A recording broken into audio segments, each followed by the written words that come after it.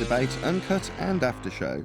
I'm your host Nathan Oakley, and if you are new to this channel, or you've not done so already, then be sure to subscribe, hit the bell notification icon and join button if you'd like to become a Nathan Oakley 1980 channel member and keep up to date with the Flat Earth debate. If you would like to support the channel, there is a super chat that runs alongside each of these shows while they premiere, and there's also a PayPal, Patreon, crypto and thanks button in the info box below the video.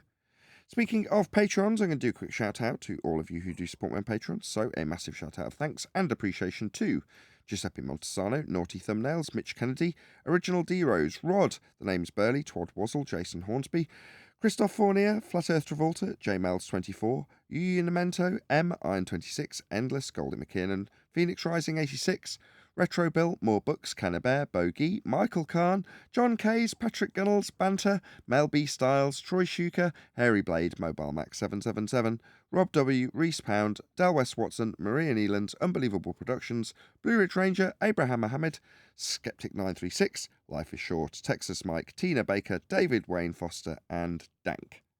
So another massive thank you to all of you for supporting me on Patreon. Now I will hand over to whoever is in Discord and Google so you can enjoy their dulcet tones while I set up for today's live show. I noticed, I looked at the logs this morning and I noticed you got the temp muted by the bot for posting, I think, a link or something. Oh yeah, I put the YouTube link in the chat. Or yeah. Good morning. Good morning. Good morning. No, YouTube links are allowed. It could have been a Discord link. I think it's because it was the YouTube link and the Discord link attached. So when I hit paste, I think it did both. So I messed up. All right. Yeah, All it's all good. Good. Good morning. Good morning.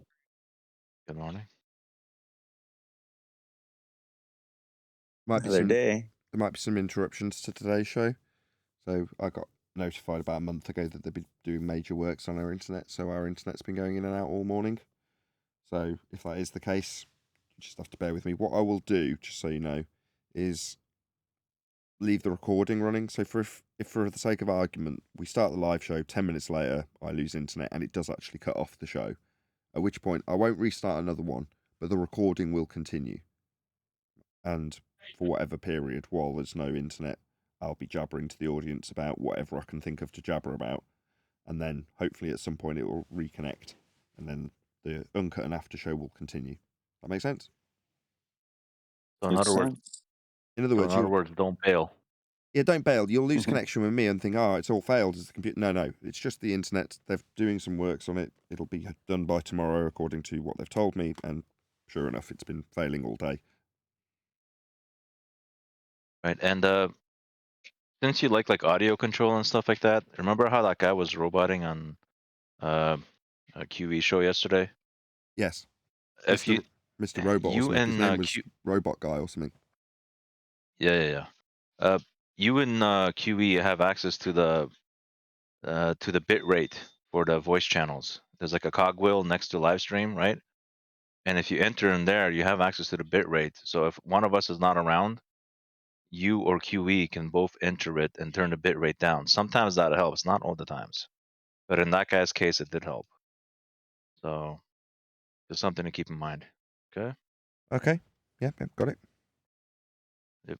So it's right next to the live stream. It says it's like a cogwheel, edit channel, right? And right there, you'll see bit rate as soon as you click once. That's that. Okay. Good morning. Morning. Good morning, 10th man. You're at the good morning. You're at the 2:30 mark. Best that I can recall on the Jaren debate. So we need to finish that before. I don't want to. You gotta finish it. Too many days. You gotta finish it. Nah, we haven't. Too many days of it. Unless there's something specific in there that you know that's you gotta finish it. I'm telling you, there's so much revelation there, and quit feeling sorry for him at this point.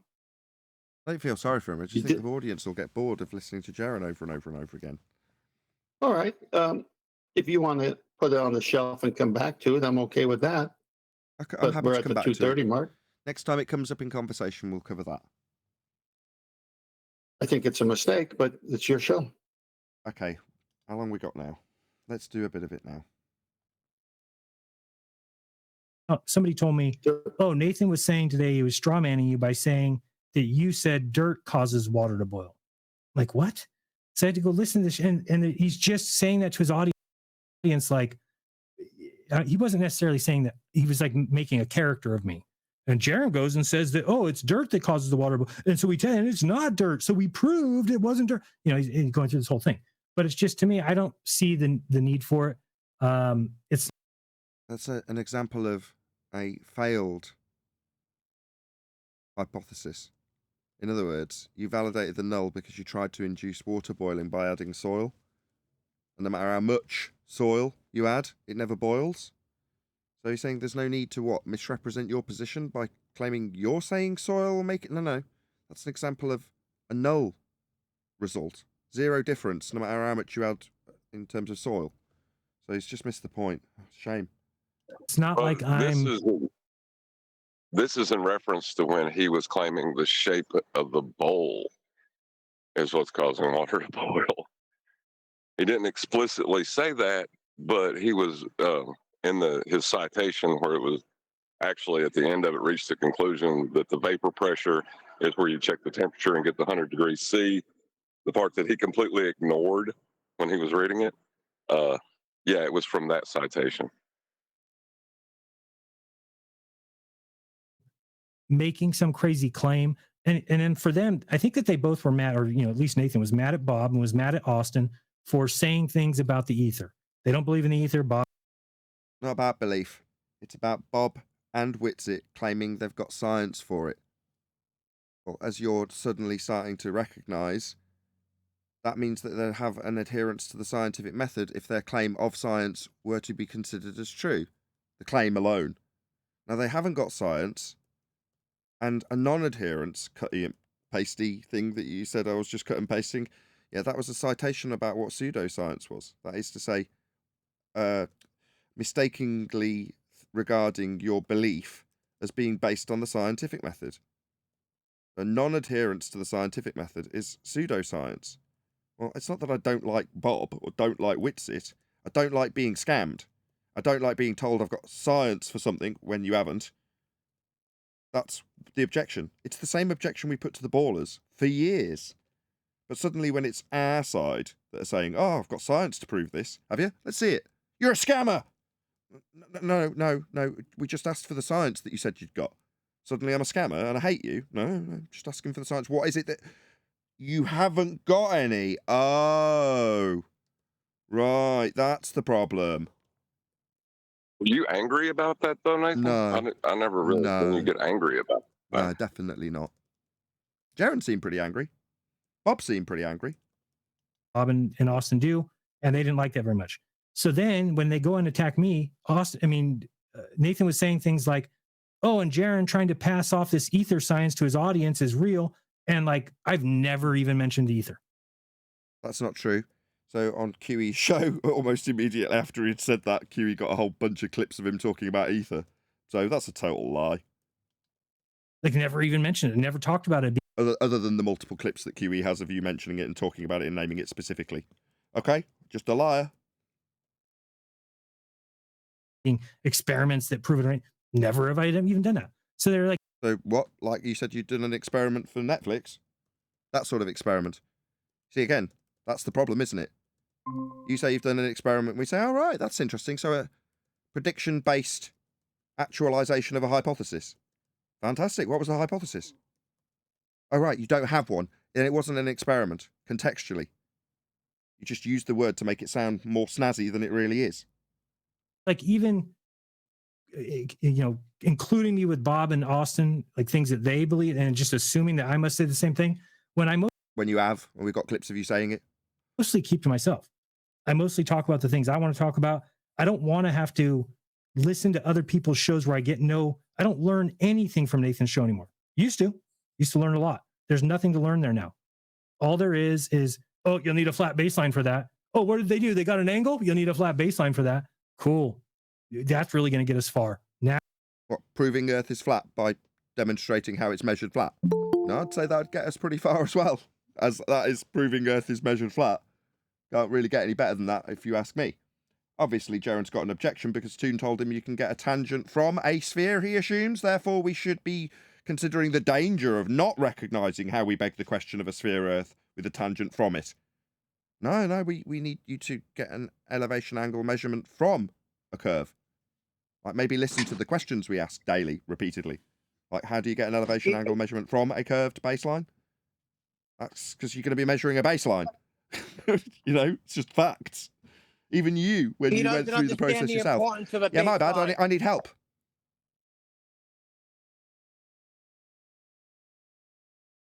This happened. That he doesn't understand the importance of a baseline. He's a freaking moron. Thank you. That's so helpful. So when Jaren went through the example, he drew a tangent to a sphere. Sorry, from a presupposed spherical Earth, and then detailed how when you're measuring a flat baseline, because the Earth's so biggy, you can just consider it flat. So even in his apologies for Toon's annihilation of him, he explained how you had to assume the sphere was flat. So it in no way works with a sphere. But he's saying, oh, it's really good that you go on and on about how flat it must be. Yeah, it must be flat, though. That's why we go on about it. Nathan, now we will take over science. Hang on. Why do you think that they always draw a tangent plane on top of a sphere and show it that way? Why is it not possible in the absence of a tangent plane, since the sailor on the boat is on top of a sphere in their fairy tale globe, to show him with a sextant using the curved portion of the sphere? Why do they need a tangent plane? What does it do? Establishes a flat baseline for your angle because you're measuring an angle. It's giving you the ground that the GP is going to meet, the ground position of the star that's miles away from you, not curving away, on that line. Right. So when he's with McToon, he can't see that McToon is drawing a flat baseline in order to get an elevation angle that he can't do if the Earth was a sphere? Yeah, Jaren even admitted to it. Yeah, once we get to the obvious assumption that we're on a sphere, dangerous not to be assuming we're on a sphere, according to him, then we can appreciate how flat it must be, and we can just take it as such, on a sphere. No, you can't. Myself and I, all three of me, struggling for words early in the morning, said Jaren's a poor researcher. All he has to do is go into celestial navigation and realize that it's never coming from a sphere, but the equatorial plane, when the sphere is cut in half and you're using a disk where the vertex meets. Yes, that's right. If it's never being done in their own methodology, and the only thing they could do is transpose the center of the Earth on top with a tangent. If Jaren did any thorough resource investigation on how these things work, he could have spotted that, but he didn't. Yeah, never on a sphere, always in a sphere. It works in a sphere, but he's telling his audience that I'm somehow in the wrong and it's dangerous to not recognize how it works on a sphere. Well, it doesn't for us, them, anybody. It doesn't ever. It's always inside it. But he doesn't understand this stuff. It's just above his pay grade. Like I say, he's the duller end of the tip of the spear that we sit on. Science, and the world will believe us because that will say to them, you can't get angles from a curved Earth. They'd be like, what? No, you can't. That's correct. Two straight lines. That's what an angle is. By definition, two straight lines. You want to explain how you can get two straight lines from one curved line? That would be the surface of a curved Earth. Answer, you can't. It's a stone cold flat Earth proof. But Jaren's more inclined to deny it. Over a personal vendetta against me. So just so you, the audience, who may be giving him money, recognise what's happening, he's turning you away from a stone cold flat Earth proof because he's got a personal vendetta with me that he's projecting onto me. Can't we just look up at the star and say what angle it is from us? Yeah. You could, when you recognise that that angle would be two straight lines, because one of them can't be curved. You understand that yet, Jaren? Maybe we'll have to drill this into you for 3 straight years. Yeah, but you only can do that on a flat plane. Well, but what if we lived on a sphere? Wouldn't the star be there? You just wouldn't be able to get an angle to it because one of the lines would be bent. So you wouldn't, as the housekeeping question suggests, be able to acquire the elevation angle measurement because it's two straight lines, Jaren. I mean, this is really basic stuff. Like straight lines for angles. So what, if I was on a sphere, I couldn't get an angle? No, you couldn't. No, that's correct. Well, I think there's a confusion between a vertex and an angle, because the angle is a type of vertex, right? But a vertex is any two lines meeting at a point. You can have a curved and a straight line, but that's not an angle. Like, it's like all Chihuahuas are dogs, but not all dogs are Chihuahuas. Oh, bless you. They're not understanding that. Making apologies for Jaren. I didn't hear him say vertex, did you? No, but that's the word he should be using. Maybe it is. Maybe a smarter person would have said that to make the equivocation so we could point out that fallacy. But he hasn't actually said that. He actually thinks he can get two straight lines from one that's curved. An angle, because that's what he actually said. And he's mistaking the word angle for the definition of vertex. He doesn't understand the meaning of the word angle, so he's confusing it with vertex. I see. So what you're saying is his inaccuracy is redefined accurately as vertex. Yeah, I'll go with that. And Nathan, before you start, good morning, by the way. I just want to address his complaints about not learning anything. Well, whether you go to a martial arts class or any type of class, there's always a regimen, a routine that all masters do with their students. You have people coming in that never heard the show before, and you have people that are part of the panel, and we reiterate that which we know in order to make sure our blade is always sharp. And considering that we do that so redundantly, as Jaren says, and we're becoming boring because we keep speaking about the same stuff about elevation angles on the flat baseline, yada, yada, yada. Nevertheless, his dumb ass still does not comprehend it. No, that's fair enough. I'll go with your dojo example. That's a very good analogy. So what you're saying is you're at the dojo, we've got the trainers at the front, and everybody in the dojo's drilled and following a drill as this story transpires.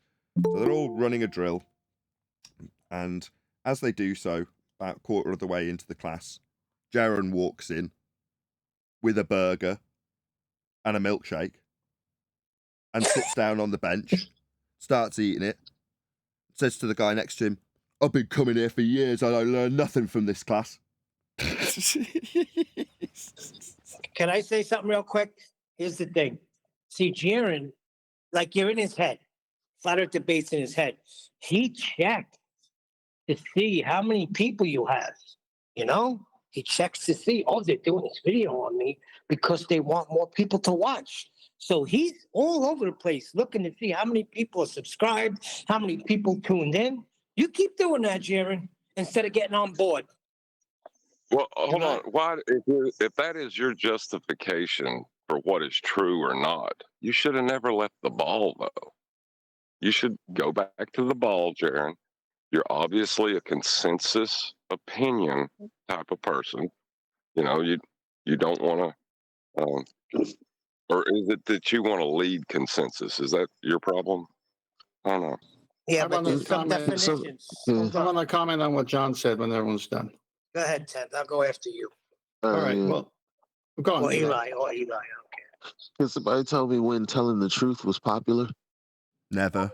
I don't know why you would boast about having more numbers. The not the very last comment from John Refractor Curvature, but the one before about vertex.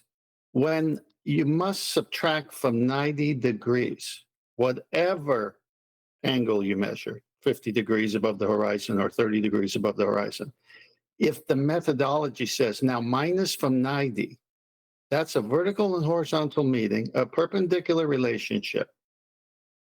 That alone, Jaren missed. You can't have that if one of the lines is curving. That's why they go, shh, don't say 90. This is so simple. But he's sitting in front of Toon and saying, well, Toon just explained you do a tangent plane on the sphere and it works. Yeah, but you're on the sphere and it doesn't work on the sphere. So you're forced to make it flat for it to work because you're really never getting it from the sphere. That's the point. You can't get a 90 from a sphere. All right, let me read this real quick. This is what Jaren's problem is. Hold on. It says, this is what he looks up, and this is why there's always a problem, because he Google searches says about science and the scientific method.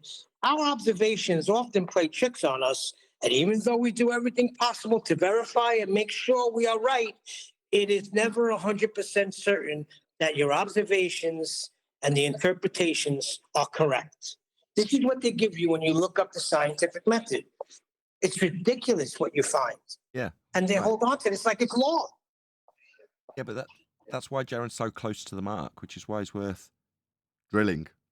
Oh, you're out of your mind. Just hear me out. Bloody hell, I don't need commentary the moment I start talking, Neil. Thank you. Right. Jaren understands that that is what the claimants of science currently use and lean on.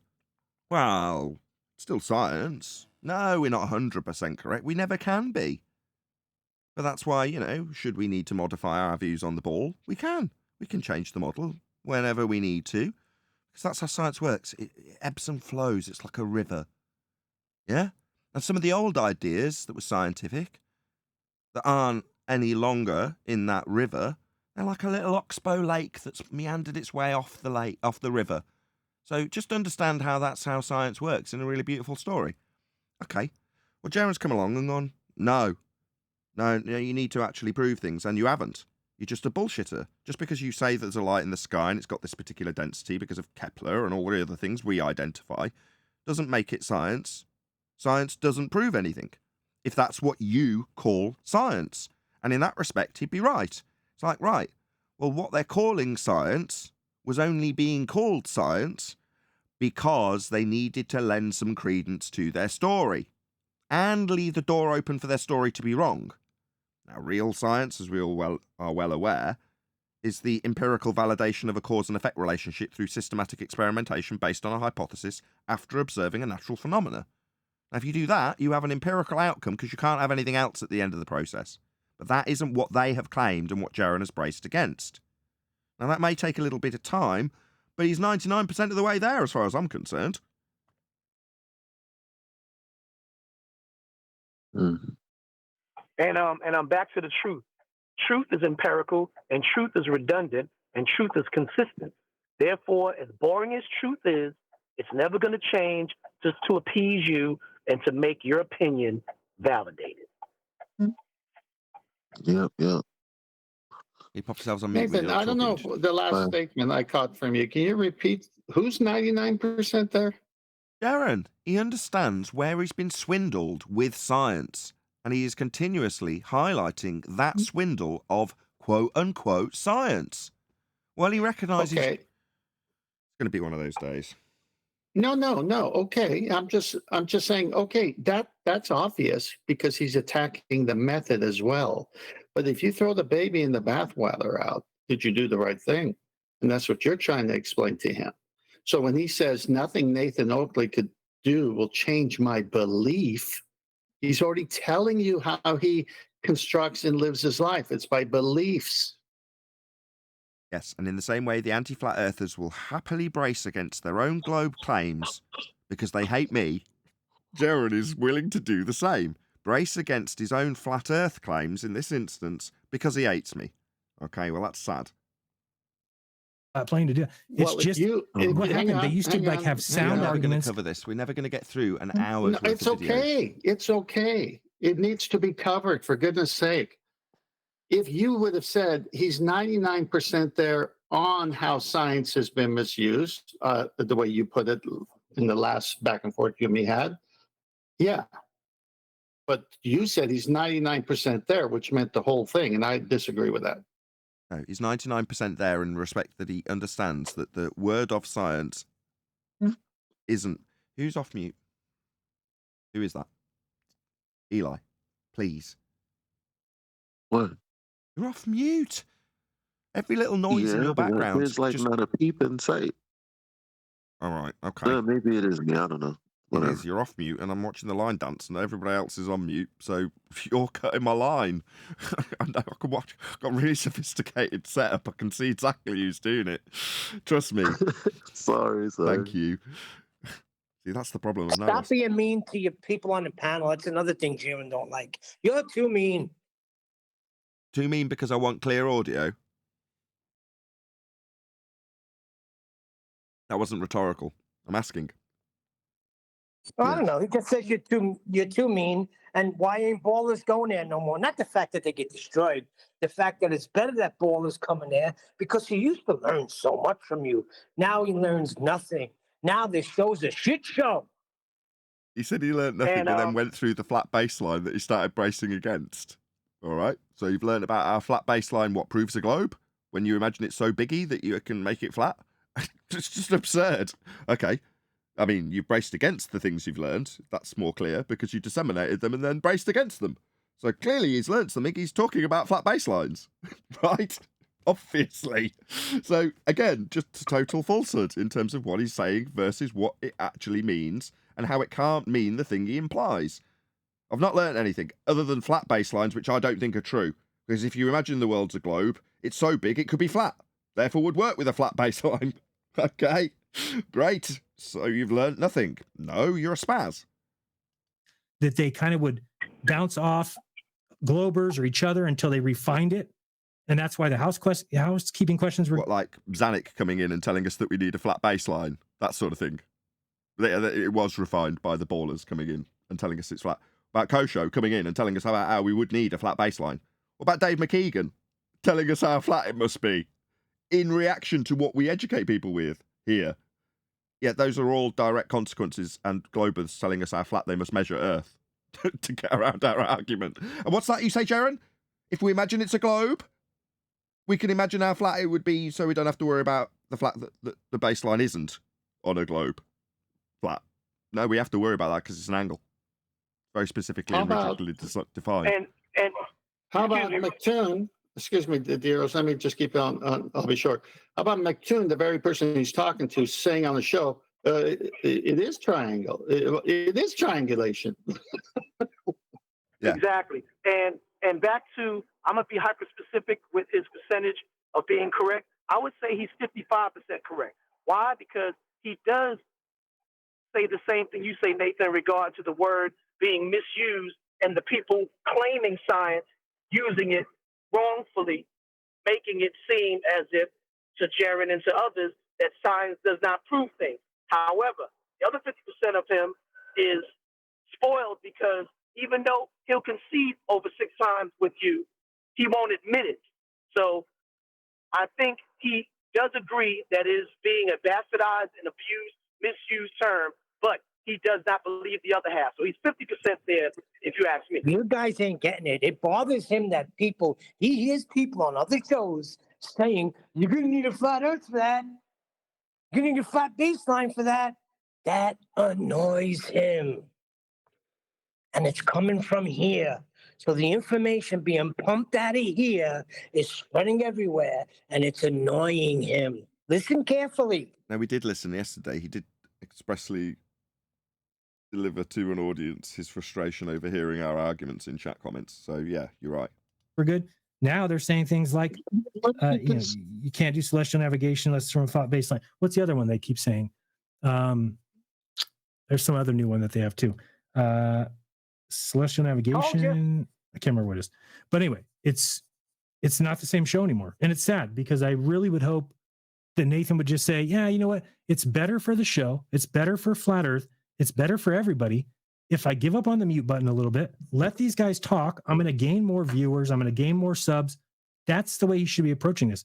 But because he's locked into the new thing over there, if you haven't noticed, is they're never wrong. When have they ever been wrong? So if you have that kind of chip on your shoulder, then by default.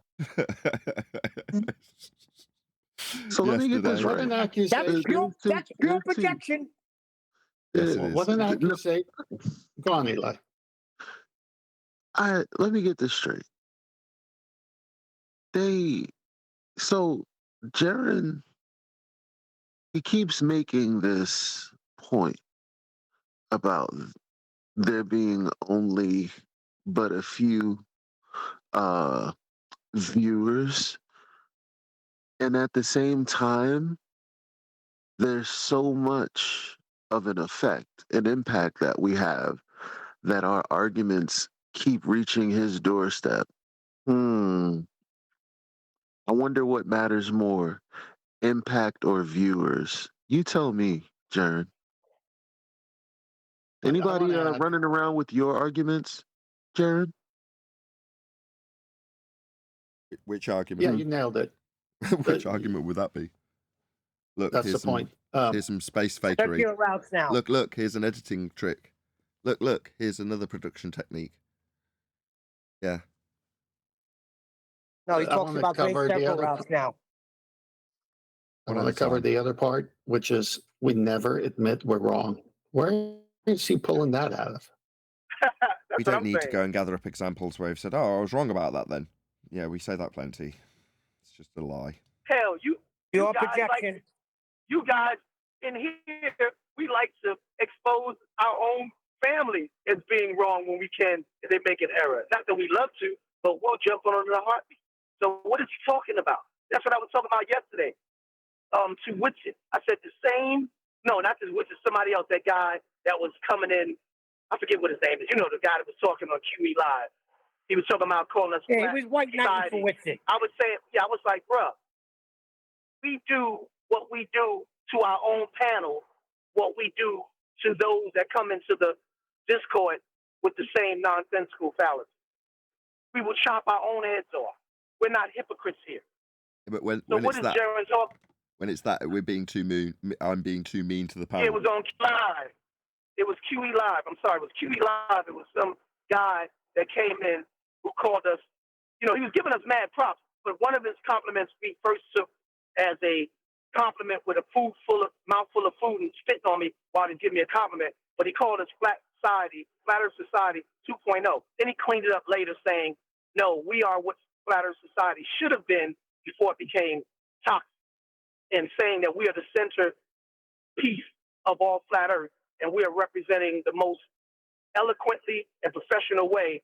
And unfortunately, some people don't like that. But on the other hand, he was talking about how people say what Jaren said. But we're not hypocrites.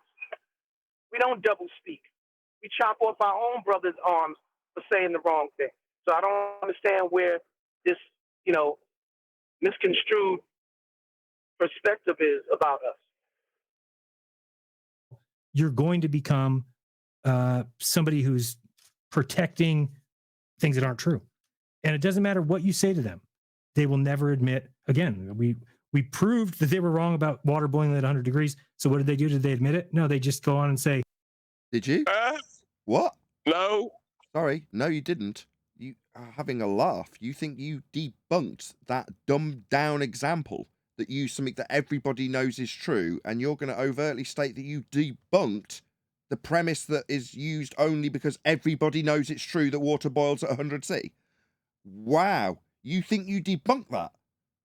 Are you having me on? Is he serious? Yes, he is. That we made that up in the funhouse mirrors between our ears. So you think we made up the notion of water boiling at 100 C? Oh my God. It's like an anti-flat earther. If we've said it, it must be wrong.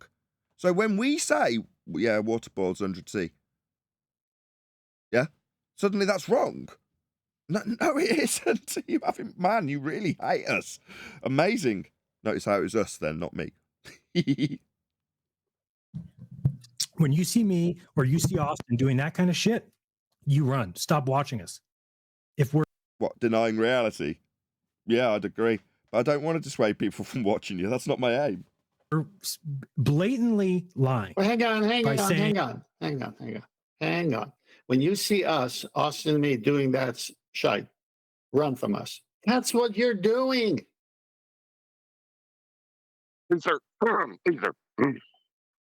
My goodness, that's exactly what you're doing. This is why after debate where he's allowed to talk, he reveals so much. Like, that's I said, okay, well, I'm going to change it a little bit this way. I'm not blatantly like, when this guy plays a little clip of me saying, and if he says science proves things, then you know he's a scammer. Okay, great. That's not the only reason. That whole video was about him being a scammer. Okay. Or it was in a response to him about being a scammer. But I don't even put his name or his thumbnail or his picture in there because I'm not about that. Why am I trying to draw attention to a fight between Nathan Oakley and I? To me, those things are hurtful. No, you just hang on. So you just make a video instead. What a joke. Sorry, who cares? This isn't important. No, I know, but what I'm trying to point to the audience, he is trying to contrast the review videos when flat earthers or uh, anti-flat earthers, whoever, when we do a review video on Sabine Hassenfelder or Neil deGrasse Tyson, we're doing the same treatment on everybody. We're just reviewing what they say. So when it's him and Witsit, it's all of a sudden off limits.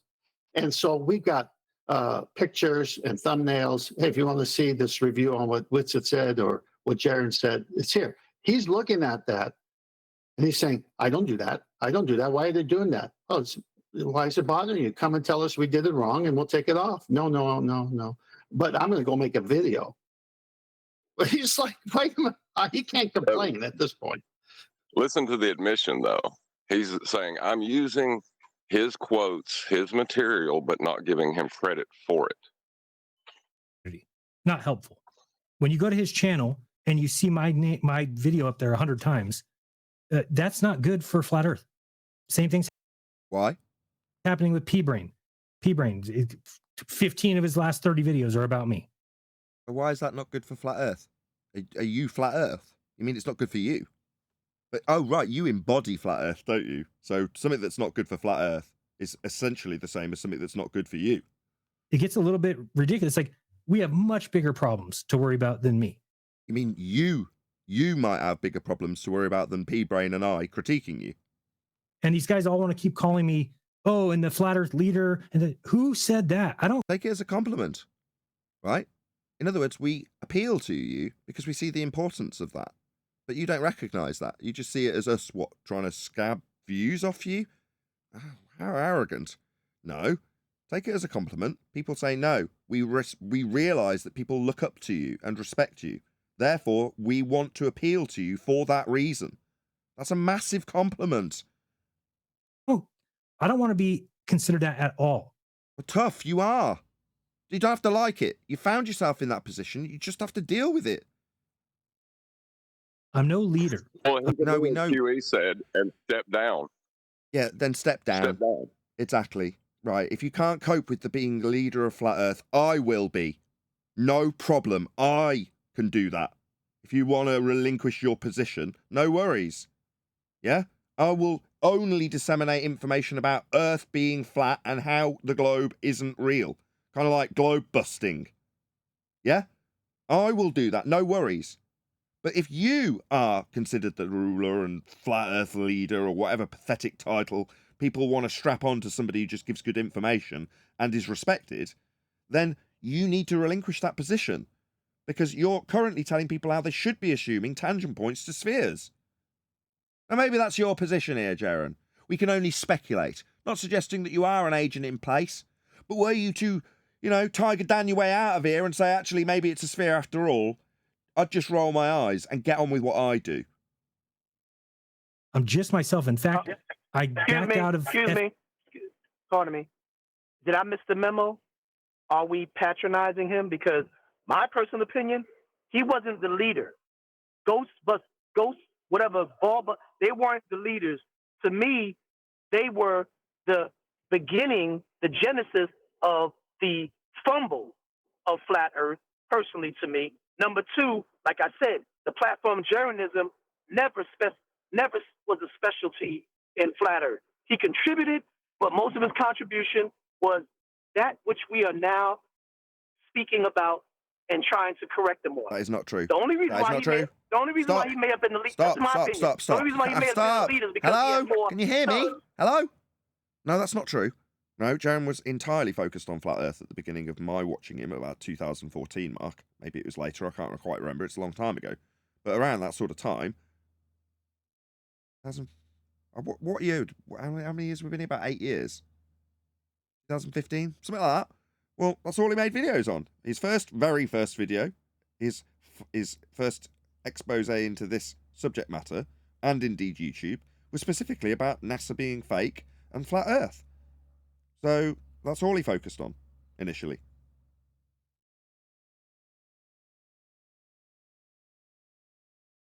You weren't there, man. You weren't there. Wait a minute. Now can I finish? All right. I didn't know him back then. I've known him since I got on. That's why I said it's my perspective. Okay? And like I'm saying, he had more subscribers than FBD. But as far as being the leader or anything like that, I wouldn't say that. And I would say he wasn't even on the level, to me, from when I got on board and started hearing, now that I am more aware of the discrepancies of the topic. Because back then, remember, I was listening to everybody, from Eric DeBay to David Murphy to OBTV. I mean, all kinds of people. So he was not any leader. To me, Mark Sargent was the leader who started off, as you even have mentioned. But as far as being the leader, no, I couldn't give that to him. But I would say he has more influence and subscribers than maybe Nathan Oakley, FED. Hey, does it matter So, how we qualify it? He's been ascribed that title by not just me, others. Does it matter whether it's justified or not? Who cares? Seriously. Yeah, but it is interesting that the people all right. In the Behind the Curve documentary, right, where they made flat earthers look ridiculous, the people they selected out of that are the people considered to be leaders of the flat earth now. Now, did they do that based on their viewer count, or did they do it for a nefarious reason? We don't know.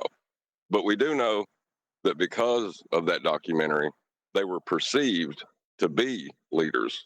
If you don't want to be a leader, stop talking about it. Tell people to go find their information elsewhere.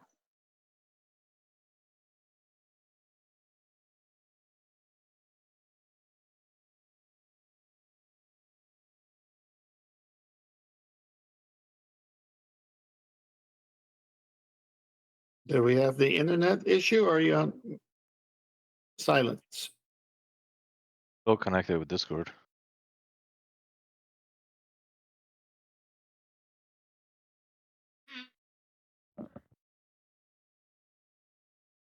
Well, would he want us to keep talking? Yeah, well, he said Wouldn't that he you has, guys wouldn't you Hang guys on. drop too? Being that if he lost connection, wouldn't you guys drop because you guys are in his Google? You step away for 10 seconds to get a drink from the fridge. And suddenly, Yeah, but you told nobody us knows how to earlier keep a that if conversation the going other internet than whether or goes not I'm down- here. Bloody hellfire. Yeah. Subtle. I thought it'd be subtle. Yeah. Subtly slope off to get my Coke ready for the live show. No chance. Oh my, yeah, but you came on the pre-show saying the internet might go down, and you're just going to record the show, and Brian then it went was here. silent. I could get a 3-course meal ready. Have a poo. You name it. I could get it all done. Well, tell us If next it's time cool, when you're leaving. because I never Kevin. wanted to be responsible for I doing. don't want to tell you that I'm leaving. I want you guys to carry on talking. And when there's, I don't know, 3-4 seconds where I don't respond to you, just go, what was the last point I was making? What was John saying? Oh, right. I'll respond to that. Where he's saying, right, where he's saying that he never wanted to be responsible just then for being the leader of the flat earth. Then why did you take that documentary? Why did you use that to, put the information out there? You accepted that position when it was offered. When it was convenient. Hold on. Right. You're constantly leaving me in these positions where I've got to defend Jaren. People approach me to do things like that. Not so much recently, but have in the past quite frequently approached me and said, would you like to do this and that? Who's off mute? Pound scissors Eli. Yep. He's just dropped when I said that too. Hope it wasn't because of what I said. Or it was out of shame.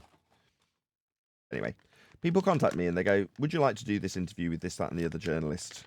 And I tend to do a bit of background research on what they do, what they've done in the past, who they've spoken to, how it's been presented, and so on and so forth.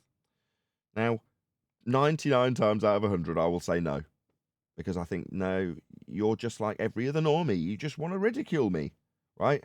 And you think you're being smart. Like, what do you think I do daily on Flat Earth Debate? Right? Try and pick through the nonsense of some idiot that's trying to get one over on you and see if they can get some lie or flat earth use through you without you noticing. So most of the times these people are pretty transparent and you don't have to actually do a great deal of research. Half the time, you can tell just by the way they talk to you that you don't want to be involved. However, there has been a couple of occasions where I've gone, tempted by that.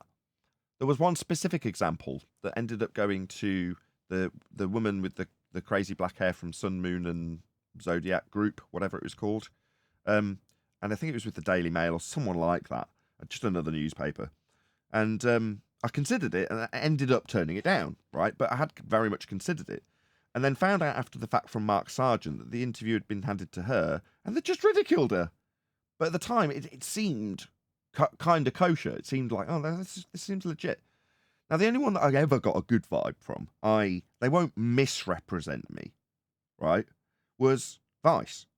Now, again, when I did the research on them, it's like, you're putting a positive spin on kooky people. So they're the tantric expert was on before me. He was the one that I looked at more closely than any of the other interviews because it was the only one out at the time. But when I assessed it, I'm like, this guy's kooky and could very easily be taken the piss out of by the people who are producing this. And they've presented it in a kind of, look how strange this guy is kind of light, but not in a, look, you need to ridicule this dick kind of light. So off the back of that, I was like, no, I spoke to the producer. She seemed legit. She put me at ease. She put me in touch with various other people that were on the production, which I thought was above and beyond what I'd asked and put me at ease. She was very, good about communication. Things like that all gave me a good vibe. So when I eventually did the Weiss thing, I felt 90% it was positive. I don't think people would go back and look at that other than them cutting in me, rolling my eyes whilst trying to say sphericity. People have used that for their thumbnail about 1 billion times. So what? I roll my eyes when I'm trying to say a word. Who cares? It's not exactly anything other than what they could have done when they were pitching it. They didn't. But everyone else who used that particular part is like, look, this guy looks a bit weird.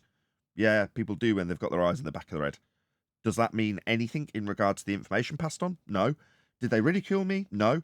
The only thing they did do that was negative was play one of those theremin or whatever you call them instruments. Ooh, over the top of me. That was it.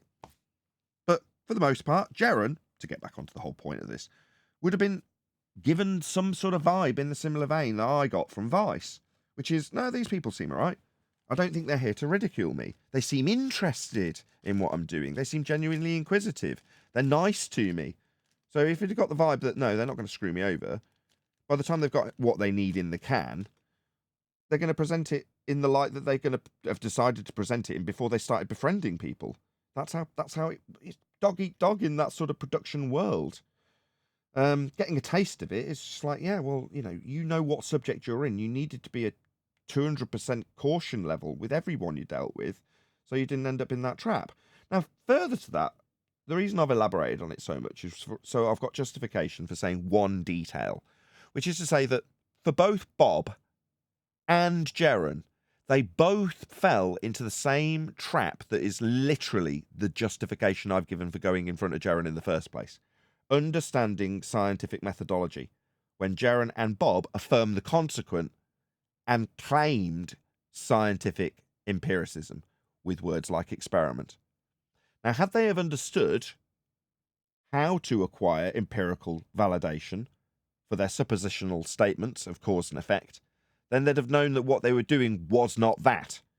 Furthermore, if they'd have understood how a begging the question and affirming the consequent fallacies were constructed, they'd have realised that their statements that they gave to the production company that were filmed, especially Bob Nodell, about his affirming the consequent, about gyro drift, yeah, that fallacy was then used against him when he apparently had a proof positive of 15 degrees an hour drift in a fibre optic gyroscope.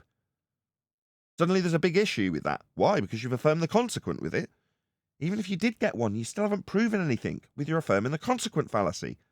But like always, our main objectives here is to understand how you've been deceived with the lies of the globe, typically with fallacious logic, and how Earth is measured flat. That's what we do here. We do very limited. Our scope is narrow, right? I know it's an evergreen subject, but it stops being evergreen the moment you veer off the beaten track. So we're hyper-specific in what we do here. And an understanding of logic and the lack thereof, that's fallacy, and science based in logic, would have saved them every little ounce of embarrassment that they suffered at the hands of Netflix in the case of Behind the Curve.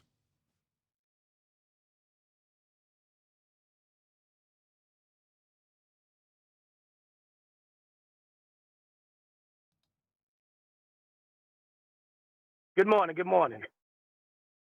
Hey, Nathan, while you were doing the intro, I was, because I think Tenth walked away and some of the guys left, but I was saying back to what you were talking about, if they would have just concentrated on what we always say, concentrate, having the Globers prove their claims versus going through all these other things of proving ours, making a mistake like who you said made the mistake. I don't drop any names, but at the end of the day, it was like when this gentleman came in on QE talking about we were all wrong.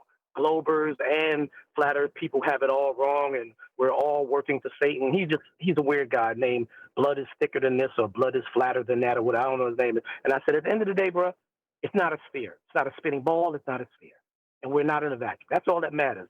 He was like, okay, well, you're halfway there, but it's not flat neither. I said, dude, you're being pedantical, bro. I said, you know what I mean? You know, and I wanted to go further, but then Brian or either Adam interjected, and then he started just raising his voice and really being a narcissistic, pompous idiot. So at the end of the day, whether you want to say the earth was created within the waters and the waters is the greater value of the creation from the creator, at the end of the day, it's not a basketball sitting in a tub. It's not a ping pong sitting in a cup of water. It's not a rock sitting in a lake, if you want to give that the type of, metaphorical model about it. It is a consistent from shore to shore, above sea level, which is leveled consistently across, and that's it. It's not like when you go to South America, you go bloop, bloop, bloop, bloop, underwater to go to South America from Greenland. So stop it. We don't care that it has peaks, valleys, and craters, and crevices, and canyons. Across the board, from the furthest end to the other end, it's equivalent in sea level. So therefore, he said land. Yes, we live on land. So the earth we live on, which is a noun, it's not a verb, it's not an adjective. It is a thing. Yes, it is considered leveled, horizontal, and flat, which is not a description of a shape, but you know as we've gone back in. Just one second. As we've gone back in time over this pre-show that we've just been doing, check it out if you remember. I want to go back to a time where lots of people were misrepresenting Neil deGrasse Tyson. So he's talking about pear-shaped Earth. I'm sure you all know what we're talking about.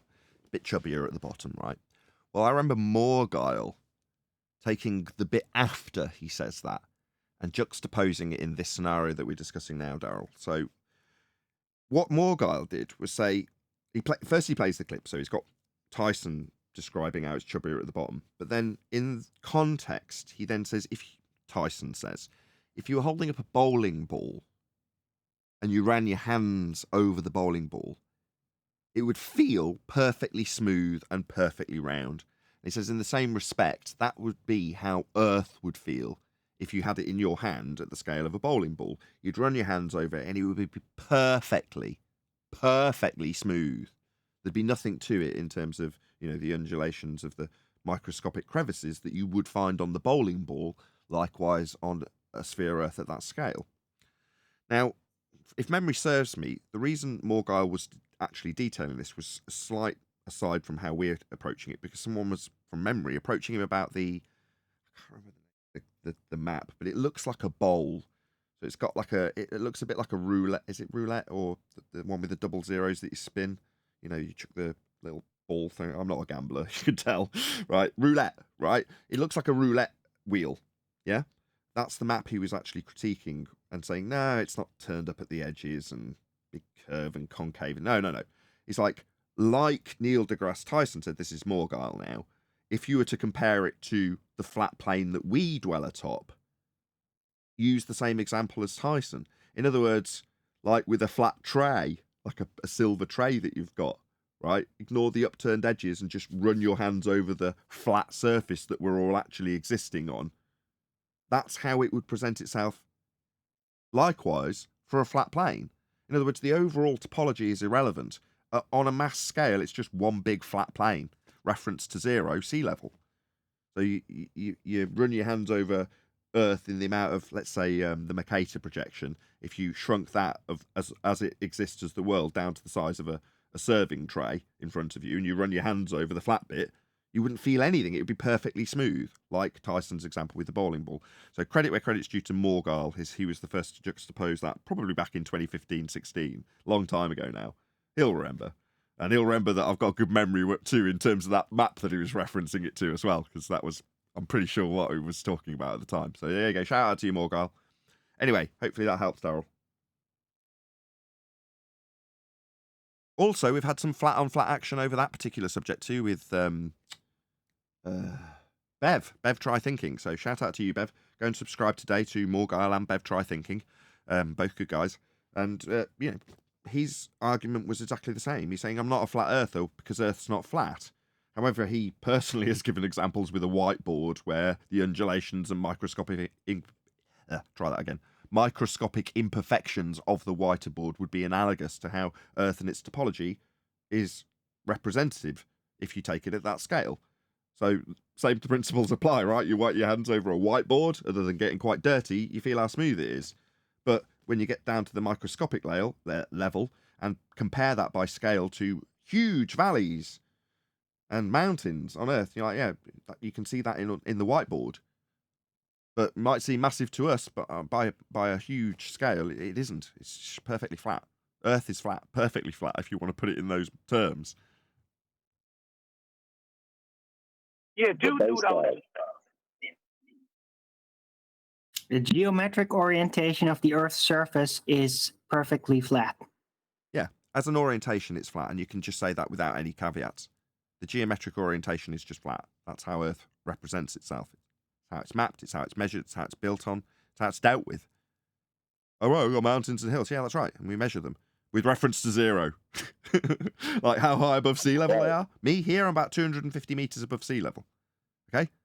Right in the middle of England, right in the slap bang centre of it. Only 250 metres above the flat reference of the sea. That's right.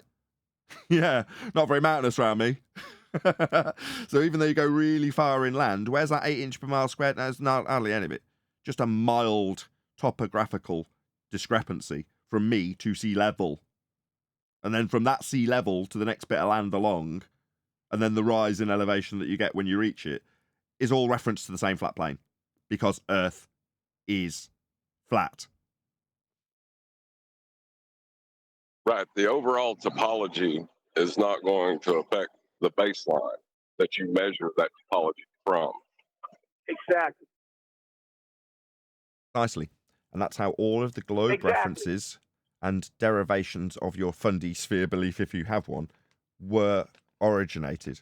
They all came from the flat baseline that we measured to take angles to stars to give us the celestial movements and the predictions therein. So we could say where stars would be over the land at a given time. That predictive capability has then been taken and turned into a spherical surface based on the arc of the tool on screen now, sextant. That arc, that's on the bottom on a sextant. It's not as good as an example. Imagine a protractor with the arc on the top. That arc becomes the ground. In other words, they've taken the arc that you measure the angle through the stars to give you a globe model that makes the arc of the tool you measured the two straight lines, flat baseline and angle to star, into the arc of the tool. So now you're standing on the arc of the tool. When you transpose these angles into hell and make a flat plane in the center of a redundant, or useless, I should say, sphere wrapped around a flat plane that you get the angles from to the stars. That's how it's always worked. Or to put it another way, the globe is based on a flat Earth. Thank you. And I wanted to elaborate with him, but like I said, he was waffling loud. No matter what shoreline, whatever continent that you get on the ship, you undock, you debark. It does not matter. That sea level we're there. Even if you get off the sea and get out of the boat onto an island that has predominant peak mountains and volcanoes, where you get off at sea level on that land right there, on that shore, is the same angular baseline differential from that zenith GP star above you as the man standing on the shoreline of the continent that you left, and his star zenith above him and his GP. That baseline goes straight across from shore to shore, all throughout the terrestrial plane. No ifs, ands, or buts about it. Okay, Nobody sails up and down sea like a hill and shit. Excuse my language, sorry. No, it's sea level. But I'm going to ask you guys housekeeping questions right out of this section of the show, potentially. But in the meantime, before I do ask the question, I'm going to ask the audience to give me a little vote. So, for the last 2 or 3 days, we've been covering Jaren in respect to what he waffled on about for hours on end after I'd left, having got my concessions multiple times. In other words, what I had aimed to achieve was achieved. I wasn't going to stay for personal attacks. He carried on talking. Now, I'll qualify this by saying, first of all, let's put a bit of bias on it, I did not want to cover this today. And I was shouted down and overruled by my panel in the pre-show. So we did cover it. Okay? So that's just so you know, right? So I'm going to ask the audience, because in this respect we are live, so you can have a say. If you still want to cover, and I will again qualify it, there's lots of meat on this bone. There is plenty to react to in Jaren's outpourings, let's call them, after I left. So there is plenty to cover. It's not going to be dull, but obviously we have covered it because there's so much of it for a fairly significant chunk now. So type 1 in the chat if you do want us to continue covering Jaren's outpourings in the, let's call it, after show. Or 2, if you prefer we dig out a new video, give us all a breath of fresh air. While they're all doing that in the chat, any evidence that you can acquire an elevation angle measurement from, let's just repeat that, from, not to, a curved baseline.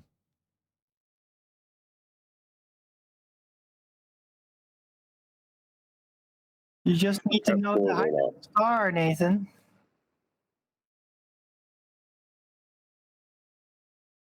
The baseline is part of the angle. An angle is 2 straight lines meeting at a vertex. It must be flat. Wow, it seems like the votes in chat are about 50-50, Nathan. Yeah, I was just counting them up. Yeah, it is about 50-50, isn't it? Didn't hear the question, says Jeff. I'll break the tie. Let me just ask the question again. If you want to cover Jaren again, his outpourings after the departure of myself, then type 1. And if you do not want to cover Jaren again, then type 2. You're not allowed to vote 10th. What are you doing? Why not? I mean, we have a 1.25 and a 1.5. We covered it in the pre-show at your behest.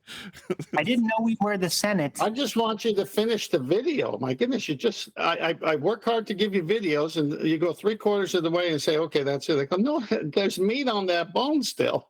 Okay. Finish your dinner, Nathan. Look, this isn't Ethiopia in the 80s, for God's sake. Okay, it's clear from the audience now that it's predominantly ones. More people want to cover it than don't by the looks. Okay, yep, fine. You're the audience. You have it your way. We're going to cover a bit more of it. Doing any kind of damage to some group, meaning that I don't want to spout off on my show and say something and then, oh, FE Core gets in trouble for it. And then I'm like, fuck, I shouldn't have said that. And so I stepped down as a board member because I didn't want to be I gave Bob the Globebusters channel. Same reason. As I say, if anything ever happens to me, because of something I say, I want it to be separate from Globebusters. You take it, you manage it, it's yours. That's just me. I don't want to be a leader because I don't want to be held responsible if I do something wrong. I say a lot of things wrong. I've done a lot of things wrong. I've messed with people in the internet I shouldn't mess with. I've taken things too far. You name it. I make mistakes. I'll admit that. But when somebody else can't admit at all that they've ever made a mistake, to believe that Nathan Oakley is perfect and that Quantum Eraser's never gotten anything wrong and that we're making things up in our funhouse mirrors and that we're just confused about things. And you never said that. It's just we're making it up when it's not the case. There's no reason why Quantum Eraser needs to toe tag other flat earthers. Like, what are you doing? It seems like shill behavior. It seems like controlled Correction off. and criticism, numpty. I mean, who has divided this community more than Eric Dubay and Nathan Oakley? The answer is pretty much nobody. So if he thinks he's doing a good job, more power to him. Again, it's his channel. He can do what he wants. I'm not going to tell him how to run his channel. I have ideas that I think would be better for everybody, but I'm sure people have ideas for me as well that would make things better, and I would appreciate if they just keep them to themselves. So I'm not going to... Well, you know... I have a great idea. Step down. Great idea. Well, that's the thing. He said he'd appreciate it if people would keep it to themselves. Is he keeping this to himself? Or is he sharing it with the audience? Okay, right. Yes, there's lots of hypocrisy in this one, but let's try and keep that particular critique, the really obvious hypocrisy. Yeah, we'll keep those critiques to a minimum. Sorry, John. Anything else? Morning, folks. Hey, Chocolate. Chocolate, let's do a roundup. Have you got anybody that you need to shout out from campaign support? In the meantime, if you are in the mod, maybe Divergent Droid, sorry to specifically lean on you to do something I don't typically ask. Can you dig out Chocolate Saying's Give Send Go link? So Chocolate's fallen on hard times recently. He's been toughed out of a job and a house that he got into to make sure his job was secure. How wonderful. By a drunk asshole that came into a job that Chocolate was doing really well in, just to write him up over and over again whilst pissed. Just asshole behaviour in a job that Chocolate had been doing really well in and been doing for a long time, making his bangs and cracks in this show for a long enough time. Now he's not in that position. After doing a previous Go for Send Go to get himself in a better position, it's all fallen apart around his ears after doing that, which is very unfortunate. So hopefully you can all contribute to one of our panel members that we all love dearly, Chocolate Saying. So help a brother out, hit up his his Give Send Go, and if you can't contribute financially, hit him up with a prayer. It's like a leave a nice comment, basically. It's a comment button, but they call it a prayer. Just leave him a nice comment, say, sorry to hear that, man. My thoughts are with you if you can't financially contribute. Obviously, it'd be better if you could give the guy $1 at the very least. But there we go. Hopefully the link's going by for that campaign right now. So, hello, Chocolate. I'm sure you weren't expecting that big blurb, just as a hello. Good morning, man. I appreciate that. Yeah, I could shout out the the people that contributed if you want. Yes, please. Give me like another minute or so. Yeah, well, while you're doing that, I can say mostly secret agent. If you want the full explanation of what's going on, I actually released it intentionally on a good video that was about a subject that wasn't just e-begging. In other words, 2/3, 3/4 of the video that I released, which is called "Why Is This Happening," contains an explanation about scientific method, why Jaren and I are at loggerheads, the outcome. It's a full conclusion video, basically, which is why I kind of didn't. I thought that would wrap it up for today, 10th. But there we go. Anyway, there was another thing that happened. Did anybody see my Drug Busters video? Yeah. So if you say, I want to see if everyone clear the airwaves. Everyone clear the airwaves. I want to see if it happens on this video in the closed captions when I say Globe Busters. See what that comes up on in the closed captions. Anyway, it's gonna happen every time you say God. Hard comes on, HOD. But I didn't know you were 5-0 when you're not doing flat earth debate. Oh, that's what you meant by 5-0. 5-0 yes. as in the police. That's not a British reference I would get immediately, Neil. But now you've said it, I get it now. I didn't get your comment at all. Anyway, check it out. It's just an interesting aside. Why do you find this interesting? Was someone's question in the comments. Fair question. I thought it was interesting because I was interested by it. I looked at it and went, interesting. That was it, basically. Anyway, check that out as well. Just a light-hearted video about a crazy mix-up in the YouTube closed captions. Anywho, where were we? What were we talking about? We were waiting for Chocolate. While Chocolate's looking for that, that really bothered me what Chocolate shared with us. And we know, like even Eli said to me when he said he was going to put me on to what he's doing, he said, he advised me to sometimes, change the TikTok account because we're scrutinized whenever we represent flat earth. And I'm speculating, but I would hate that this guy is a glober who might have somehow found out through the grapevine, inadvertently by Chocolate's eavesdropping on Chocolate's conversation with another coworker or whatever. Anything indicative to have Chocolate exposed as a flat earther. And this guy, once he got on board, knew this and just had a prejudice just for that. And wants an incentive for him to be an asshole. Indeed. Did you manage to dig it out, Chocolate? I want to focus on the positive, though, Daryl, so as much as I've given the preamble. Go ahead. Hey, I just wanted to say, Nathan, about that, the video, it was called Soft Underbelly. It says interview with a flat earther. It's pretty new, less than a week old. But, you know, Soft White Underbelly is a pretty popular channel, and they interview a flat earther, and everything's going, you know, a lot of fallacies when he's explaining himself, and then all of a sudden it turns into, oh, he's a crackhead, he was molested. You know, it's all some, you know, everything's wrong with the guy after he explains himself as a flat earther, and it's pretty funny. But you know, That's when he had Hum's just begin, showing right? you how they treat us. What was the video What was that? called? I believe it's called Soft White Underbelly. No, Is the What's the video YouTube channel? What's the channel? What's the video called? Interview with a flat earther, I believe. From about a week ago. Yeah, but the channel is Soft White Underbelly. Yeah, I'm on You'll see it there. Soft White Underbelly. Last 3 or 4 videos, and I can't see it. Oh, boo-hoo. You'll have to dig out the But link it's funny, like everything's wrong with the guy. I can put it in the Discord chat. Stop. And it's not going to be contextually validated unless I can get that link. So unless you can post me the link, I've gone to his channel, I've gone to his videos. There isn't a video labelled interview with the flat earther on Soft White Underbelly. I'm there now. Unless I'm in the wrong channel that's a different Soft White Underbelly.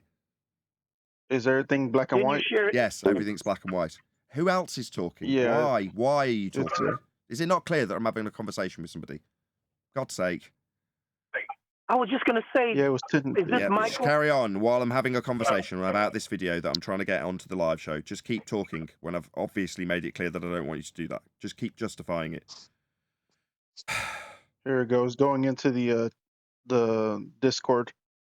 Thank you very much. Can somebody post in Master B the link to this video, because I'm unable to find it, and we'll just end up dragging out this time forever trying to find this link to this video. But it does mean that we can, you know, eventually get off Jaren. I wanted to also cover my video with WitsitGetsIt as well. QE told me to send it to 10 so he could do something. I have your video. I've been listening to it. I have the. If you work next time you put. All right, gotcha, Tim. Yeah, next time put the minute mark, because I had to find it. But I'm not done with Jaren, Nathan. I know the minute mark you paused on. Okay, yeah, but I've got it queued up, so, you know, should we get tiresome of this? Let's take a break from Flat Earther on Flat Earther crime. And go to a different... It's not Flat Earth on Flat Earth. The crime is truth versus false crime. I'm not going to do another straw poll. I'm pretty sure people want us to cover Jaren for now. How to run his channel, but I do think that having me, Dave, I mean, he's been, I don't know if you guess people don't know this, but he's been messaging me, and if you saw his messages that he says are not copy paste, ridiculous. The messages are so long, and I saw a bunch of things he was saying to Dave Weiss. I mean, this guy is just rude and calling Dave Weiss every name in the book, you stupid retard, and this, and I'm like, doesn't he? I mean, why wouldn't you want Dave Weiss on your side? Like, if you're so hurting for views, do you realize that Dave Weiss isn't on my side? He's made it explicitly clear to an audience when I was mentioned alongside you, Jaren. You were there. He shut down the person talking about me and told the audience that we're not watching Nathan Oakley. So what makes you think that he is on my side? He isn't. He keeps projecting back to we're so desperate for views. Like, it's like he's the only one focusing on that. Well, Like, Chocolate, it's worse than that, Chocolate. Dave Weiss, was a friend of this channel, I guess. We used to jokingly call him the boss. Yeah, I know. Right. We used to have fun with that, didn't we? But Dave Weiss came here and said, protect my Bitcoin, Nathan. He didn't go to Jaren to protect the Bitcoin, or Bob, or WitsitGetsIt. I thought WitsitGetsIt had more IQ than all of us combined. Why didn't he go to WitsitGetsIt to protect the Bitcoin? So all of a sudden, because that group decided to not defend their feast of nonsense, Dave Weiss says, well, I don't even listen to that channel. Dave, You asked Nathan to protect your Bitcoin from ballers. The relationship between Dave Weiss and I deteriorated quite literally at the point that I tried to take him to one side and explain the scientific method to him. I'm not even joking. He shut me down, and from that point forth, our relationship deteriorated. I'm not even joking. Let's go back. Running around Hey, saying, hey, Nathan, let's go. Jeez. I'm sorry, go ahead. Yeah, It's okay. It's all three chocolates going at the same time. All three chocolates. I mean, what was I gonna say? Because so now he could say things like, "Oh, you could scientifically prove the angular size of something," which is that clip that I heard, and it's like, not even sure if that's really science, but you want to use that word, but don't want to learn how to actually use the word. It's weird. Very weird. Anyway, I did pull up the list, Nathan, if you still want me to go through it. Yes, please shout out the people who've been supporting you. Yeah, I do want to do that. I don't do it as well as you do it with your English flair and all that, but I will try my best. So Jerry Merciel donated $100. Thank you very much. Anonymous donor, $5. Thank you very much. Somebody named AmericanERC.com donated $100. Thank you so much. Appreciate that. I hope I don't mess up this name. Ife Awosika donated $10. Thank you so much. Another anonymous donor, $12. Thank you. Appreciate you. Another anonymous donor, $10. Another anonymous donor, $7. Thank you, James Williams. A big shout out to James Williams. He donated $50, and then another donation of $200. Appreciate you, brother. Very, very grateful for that. Flat Coon, $25. Definitely appreciate that. Banta, $10. Appreciate you, man. Another anonymous donor donated $250. I appreciate that. Very blessed for that. Retro Bill, know that name. $25. Thank you, man. Appreciate you. Secret Asian Man donated $100. Definitely appreciate you for that. I've seen you around in a while, so it's good to see you back. Anonymous donor, $5. Appreciate you. Dank, what's up, Dank? $25. Thank you, man, for looking out. Anonymous donor, $10. Appreciate you. Original D Rose, $50. Thank you, man. And another anonymous donor, another $50, and I appreciate you. Just thank you to everybody who's helped me out, whether it was before or now. I don't know what I'd be doing if it wasn't for you guys, and thank you. So perfect timing. 100 people or over 100 people watching when you're giving out your thanks to all the people who've supported you. So I'm so grateful to all of you who've done that, because it was off the back of, like I say, that video with a discussion about the scientific method, followed up by a discussion in, I don't know, 10-minute format about chocolate situation. So if you want to know more details about chocolate situation, go and check that video. And you'll find out some good flat earth information in the first half, and then the second half is that explanation. Why did this happen? And that's the video that was released. I think it was released today or yesterday, one or the other. Anyway, check that out. And yeah, thank you to all of you who supported it. It backs up the point that I was making, which is that we can go after all lies and deceit when it comes to science, because we've got a community. So it's not the case that I'll just get wiped out as a YouTuber by somebody like Jaren, who tells everybody I'm a scammer, or someone like Dave, who encourages people not to watch and shuts down any discussion about anything that's brought up with my name included. Things like that don't affect me in the way that they could or did when I was on Globebusters. So now we can do this. Well, why? Well, because it's beneficial. Yeah, unfortunately, the sword does cut both ways. But for those who have a bit of humility, they can just accept that and go, all right, okay. I mean, I'll give you the best example. He probably hates these an example for this, right? But Dr. John Dee had worked in a field considered science in terms of spectroscopy. And he'd got away with, sounds worse than it is, I'm so sorry, John, using those words in the same way that we're attacking them now. Now, given that he was obviously a friendly, I, behind the scenes, approached him and basically laid that out for him. And he braced against it, pretty much in the same way Jaren did. He wasn't quite as aggressive, but we were close. He was pretty aggressive about it. Because why wouldn't he be, right? He's far more educated than me, and I had to walk a very fine line in respect terms to not just alienate him entirely immediately. And after about, I don't know how long it took, a fair amount of time, I don't know, to put it in days or hours or months or whatever, but after a reasonable amount of time, he came around to those notions, and that was it. He was just like, okay, I get it now. Now, did that mean he suddenly lost any credibility as a spectroscopy expert? No, far from it. We still lean on him all the time. Did it mean that he wasn't any, or he was any less coherent in his descriptions and his analysis of information that he's putting out online? No, definitely not. If anything, he got sharper. So it didn't negatively affect him. But initially, there was something to brace against. That magic. And it was just magic. Saying, well, I've done this, that, and the other, and it's science. And everyone go, ooh.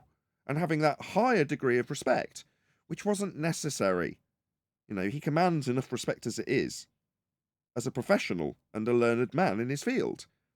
But you don't know that when you've been used to using the magic word of science and experiment, when it's not necessarily valid, and assume that, oh, well, that is why people gave me the respect, because they saw it as a science.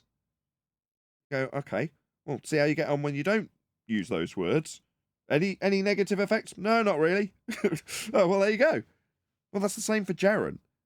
Well, in terms of Dr. John Dee, it's the other end of the scale in terms of Jaren in both aspects. It's a very stark contrast. A small YouTuber with a huge amount to lose by decrying his own scientific training that it wasn't. Yeah, he went through the door of science. Yeah, he got trained. Yeah, he got qualified. Yeah, he's got a career ahead and will always have as a result of that. But does that mean it was science? Unfortunately not. You just have to accept that. So did Adam. He had the same battle, but just not with me, with Quantum Eraser. Exactly the same. No different. Now, we have enough respect and whatever word you want to use, insert platitude here, for Jaren, to want to take the same time with him. Say, yeah, okay, yeah, there is unfortunately a slight downside to this. And that is to say that there may have been things that you said in the past that had scientific vernacular attached that weren't. Like your experiment with Netflix. On the other hand, every time somebody claims they've got science from here forth, you don't have to go through find the white paper. You can just ask them what their hypothesis was, if you understand what a hypothesis is, and then you can take it apart at its foundations based on a fairly limited understanding of just what science is. You need to know what their claim is for the most part. I'm really lazy. That's why I like it. Yeah? Cuts through all the dross really quickly. So it's a benefit. So by contrast, Jaren hasn't got anything riding on this. It's not going to affect his career if he understands why science proves and therefore why charlatans claim it when they haven't proven anything. It doesn't affect him in the same way it affected Dr. John Dee. His title is ascribed to that position being science when it isn't.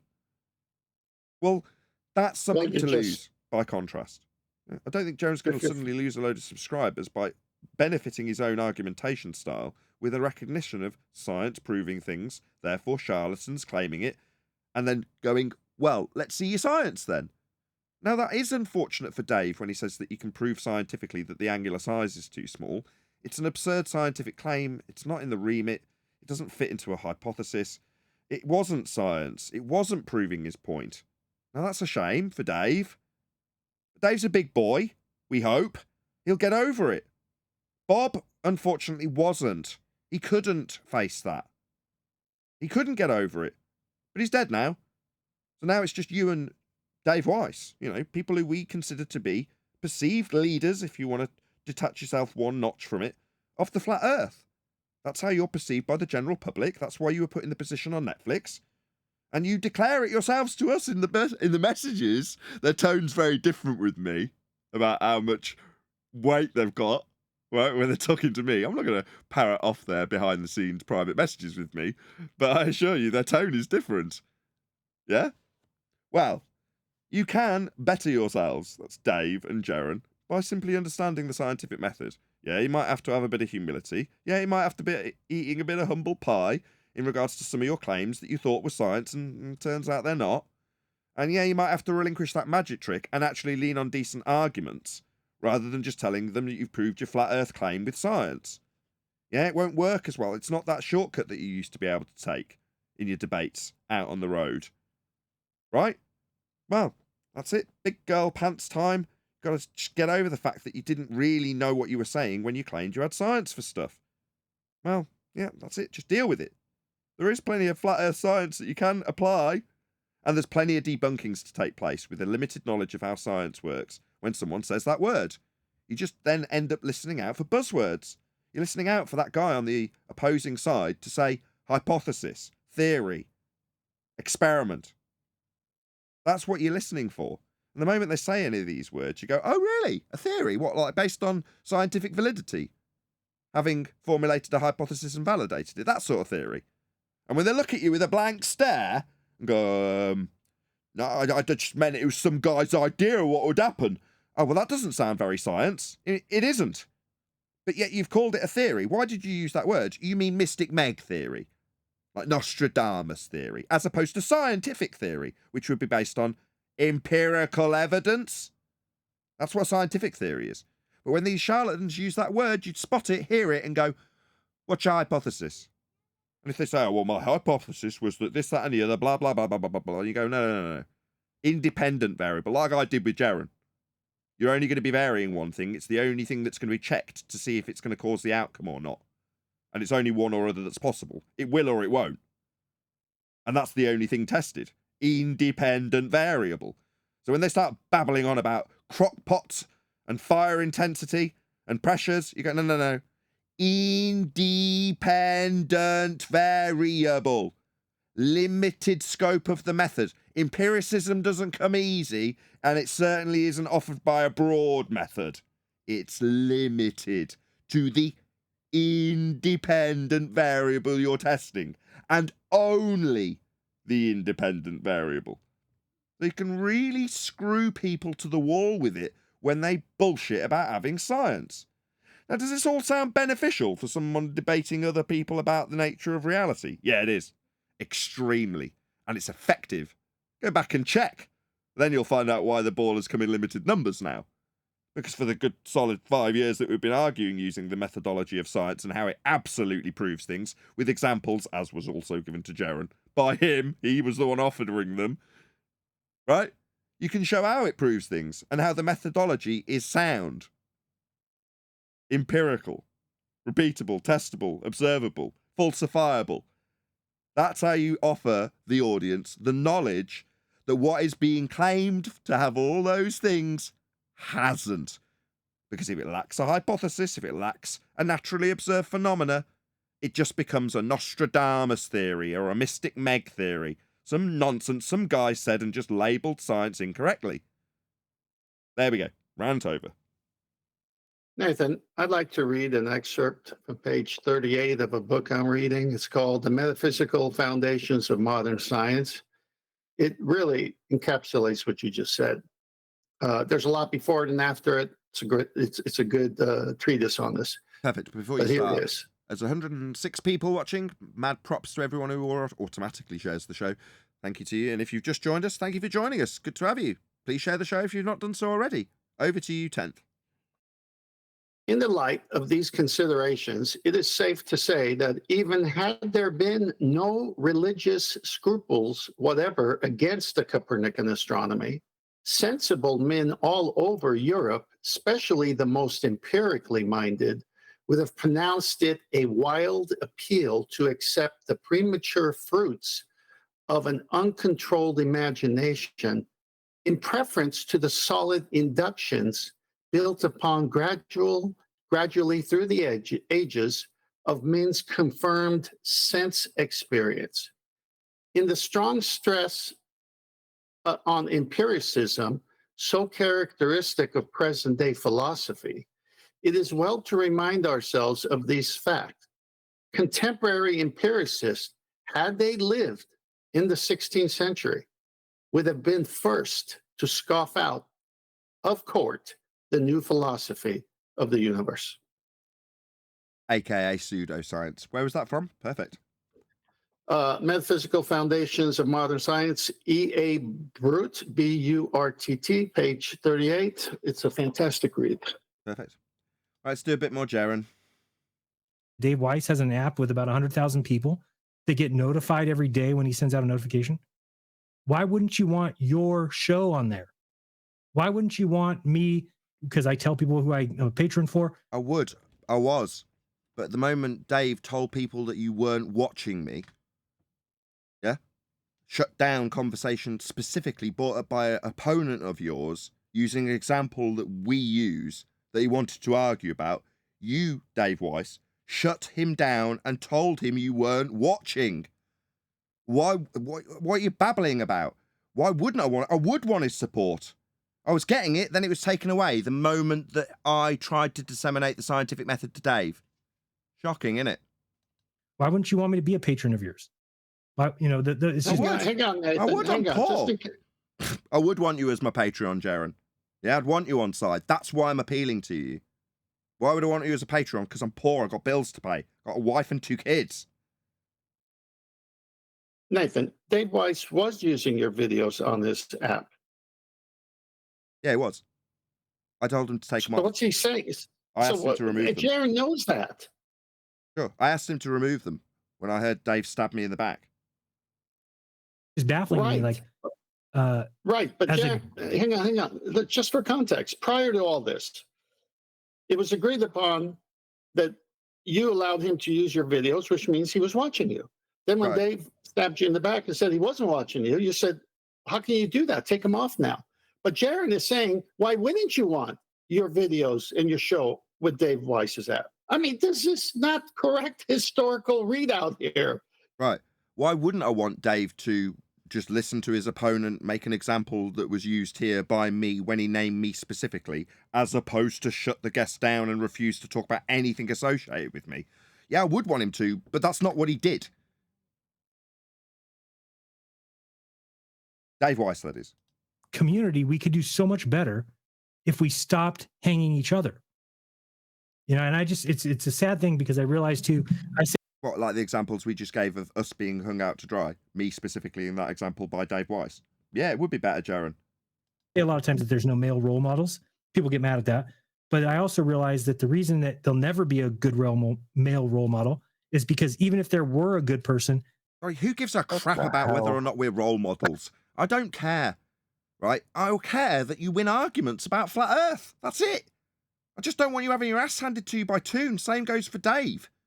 When he's talking about science and making us look stupid because he hasn't got any empiricism attached to his claims, when he's saying he can prove things scientifically. In terms of my messages back and forth with Dave, what I actually did with Dave was ask him for his science. That's what I actually did. I'm happy to prove this. While Dave told me all about his numbers and how much more popular he was and how sad I was and how pathetic I was. That's what Dave told me while I asked him things like, can you define science, Dave? That's what I was asking him. I'm not even joking either. They would get shit on by people like Nathan Oakley. So we would never. No, I went to Dave and asked him to define some of the words he'd been using. Then I pointed out that the words he'd been using were claimed to be scam words by Jaren. That's what I actually did. You know, set them against each other because Jaren's claiming I'm a scammer for saying science proves. Hey, Dave, just by the way, Jaren's calling you a scammer because you say specifically that science proves. Just out of interest, do you know what science is? Spoiler, he didn't. Yeah, he called me a lot of names instead of defining the terms he uses on these shows that he says he's got proof on. Yeah, he didn't define the terms. he went on to also call me a scammer. Couldn't make it up. That's Dave Weiss, by the way, calling me a scammer when I asked him to define some of the terms he uses. And invite him onto the show. Invite him to be educated, like Jaren was. Wow, really? Yes. I didn't even know all that. You know what he told me when I asked him to come on the show? He was too busy spending the money on the boat he bought with the money he got from all those app payers. He told me, I'm off to go on my boat. You're insignificant to me. I was inviting him on to discuss science and the scientific method, and he gloated about how much money and sent me a link to how many links he was getting, how many people were giving him money. That's what he did in response to me asking him to define a few terms and be educated by way of an invitation to discuss science. That's what he did. Are you serious? And that son of a bitch, Absolutely and that serious. SOB always says that his app is irrelevant. He just does it to educate people. He's not out to make money. He's not out to. He's out on his boat. He really enjoyed rubbing that in my face. Wow. Yep. That's Dave Weiss for you. Fun guy, huh? I'm kind of speechless right now. I had no idea he did that. That's crazy. They're all catching up. Never know they're a good person. So everything that people said about Weiss that I tried to defend were correct. I apologize for those who warned me and said he's a typical blah, blah, blah, which I'm not going to say. Tiny hat? What did you say, Adam Sandler? What Because somebody's going to shit on their name. And it's just sad. That's how we deal with in this community now. There's nobody who is like got no marks on them because everybody has thrown rocks at everybody else. How do people not realize that? Look at what science does. Bill Nye never talks shit about Neil deGrasse Tyson, who never says anything about Brian Cox, who never says anything about these physicists and Lawrence Krauss. Why? Because they're smart enough to recognize that them going after each other would hurt the entire movement of science. So we will never. That's win. smart. Movement of Even though they're science. all full of shit. Oh my The god. movement of science. That makes absolutely no sense. I mean, okay, people. No, it's smart to just be buddy with everybody as long as think about what he's everybody's saying. on the same team. Think Instead of about what pointing he's saying. out. You got these people that if they're not friends, won't advance science. I'm sorry. Truth is out there to be had, to be discovered. That's what the scientific method is for. It's for discovery, for the world that you live in. You could do that as a team, and you can do that alone. I don't know what the advancement of truth has to do with other individuals not getting into arguments or not having differences of opinion, which, by the way, when there's objective truth, there is no opinion. That's such a silly statement. Since he doesn't watch the show, he doesn't know all of the other reviews we do of fellow so-called scientists saying that Neil deGrasse is wrong, and Sabine coming and saying that. And the latest one was Michio Kaku, and the YouTube video says, lock him up, from a fellow scientist. Oh, yeah, that's true. How does Jaren just spew these things out? Where does he come up with all this stuff? That's true. That I also forgot about. In his video, 100 quotes that tell us we've been lied to. They're talking about some physicists or some philosophers not daring to go against academia. Clearly, there's some tension there. What are you talking about, Jerry? You're talking about actors on TV that are upholding a lie? That's what you want to be a part of? Broski? Let me know. I just posted the video, Mastery, of Eric Weinstein challenging Michio Kaku's claims. Let's just shout out Theo Megaworty first. Being a flat earther doesn't cure human nature. No, it doesn't, Theo. Thanks for the super chat. That's facts. I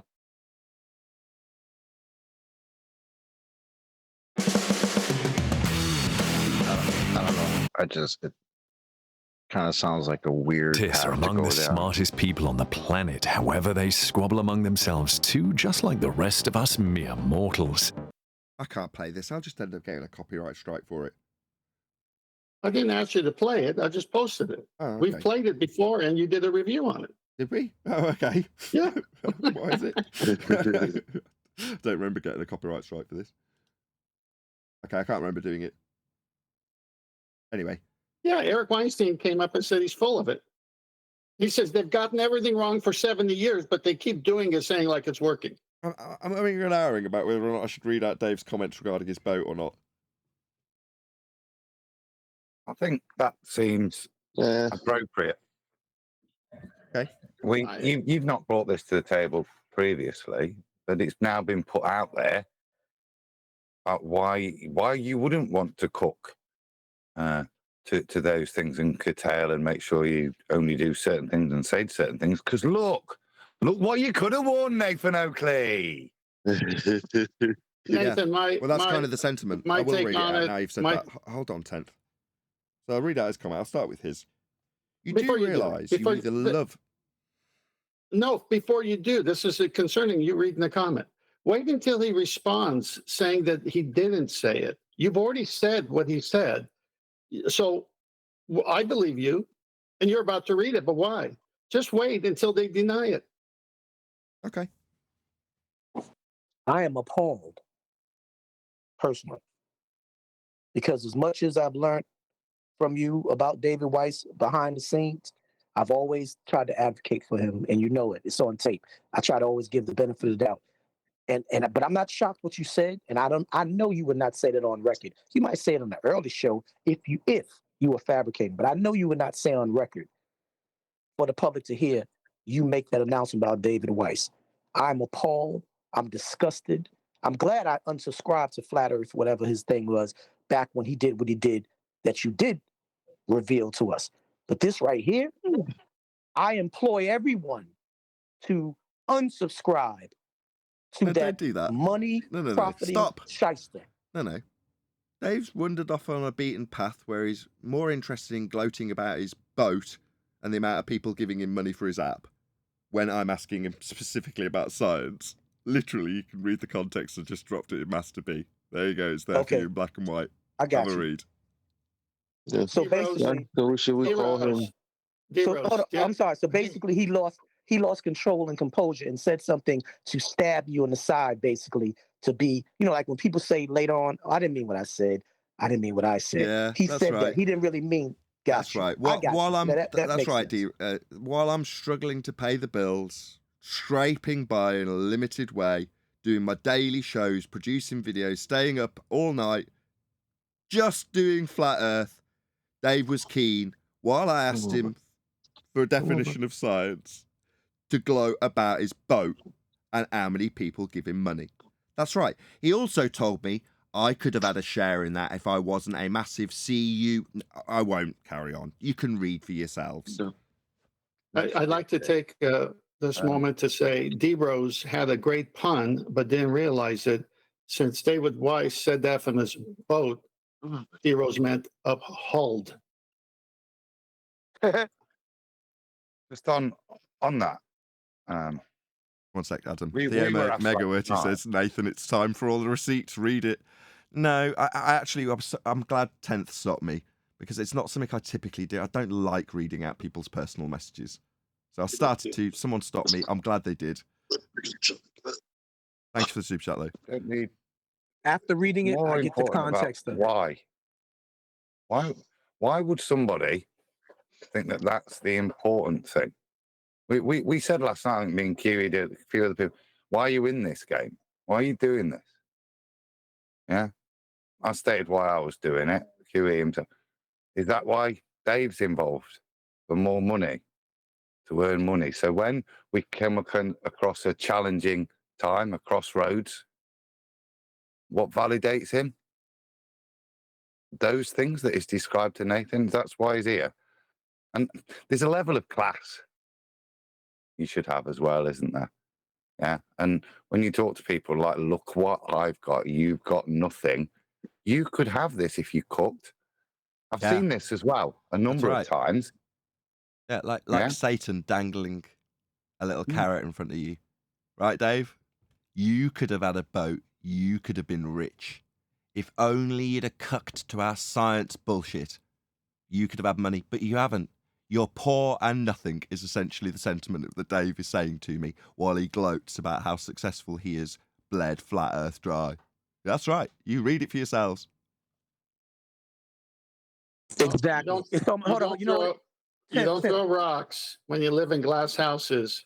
So Jared, Dave, Bob, next Witsit, they're all being exposed. Yeah. The test's been put out there a number of times. Go ahead, Adam. The test's been out there and there are a number of people have passed. Now, it's often done under the guise of being friendly and supporting and shouting. I'm now a Patreon of Mitchell from Australia. When Mitchell wasn't prepared to deny the scientific method, he was booted off very unceremoniously, very quickly from that side. And I think the same with Flatsoid. You don't curtail to those things, then you'll get nothing. You'll get ostracized. You'll get called a scammer eventually if your clear and concise message is undermining what they're trying to tell people the nature of reality is. Being demonstrated here, and I think whether you share the letter or not, the sentiment is clear and understood. That's how these guys are behaving. That's what's important to them. Yeah. And now, again, what I wanted to say, was just one more thing. I want to shout out Theo Megaweti again. He's slapping down the cash in the hopes that we'll read this out. No, I'm sorry. It's not going to happen. But he says, no, read. Okay, I'll try that again. No, read. That's it. I'm pulling my funding. Fair enough. No, what I was going to say was, metaphorically, this is like Nathan is the pastor of a small church, humble church, with a congregation that is learning the truth.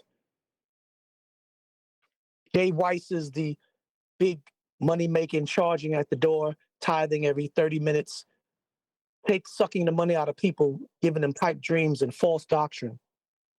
And when Nathan calls him up and says, hey, brother, you're misleading the sheep. You need to lead them in the right path. And he says, well, tell that to my Maybach and my Rolls Royce and my yacht. What are you doing over there? You still haven't got your roof leak repaired. I'm doing fine. Maybe you need to think about that. And then that kind of like makes you kind of sit back and look at the two levels of the intent and the agenda that people have. Now, when you read that, I can look at it also as maybe he was just rubbing that in your face because you pissed him off for exposing him as a scammer. But if he was humble and about righteousness, he would say, gee, thanks a lot. You know, what can I do to get better? But instead, he gets like Jaren and he takes a stab back at you and probably exposed himself, not knowing that you was going to tell on him that he is actually getting rich by spewing nonsense and making people more stupefied, which he says he's not about that. He's about science and truth, and the money doesn't matter. He always introduces his app in every place he goes, but always try to say, that's not why I'm here. I'm here to teach the truth. Dave Weiss, you're full of shit. Excuse my language. Straight Franco. I just feel like there. All right, being that I'm in the position I'm in, where I'm literally begging for money because I'm broke and my life is falling apart. I can respect trying to make money. I get that, right? I'm not gonna hold that against somebody. But that's really, it's weird because what he regards now as his enemy, who is Nathan, was trying to do was help you make more money by sharpening the words that you want to run around and have all these interviews and videos with people on YouTube and wherever you go. He's trying to sharpen your words. You're the one running around saying you can scientifically prove this and that and the third. So why, to me, I don't get why you wouldn't want that those words that you use to mean what they're supposed to mean. because it's that simple thing that has turned these our enemy, which is the Globers, right, around completely. Where they used to say science proves this, science proves that, science proves we live on a magical spinning water ball flying around in a vacuum. And now they don't say that. Now science doesn't prove anything. Why would you want to be doing the same thing they're doing when the sharpness of these words is how narrow the scientific method is? Why would you want the scientific method to just be, it could be this, could be that, we don't know?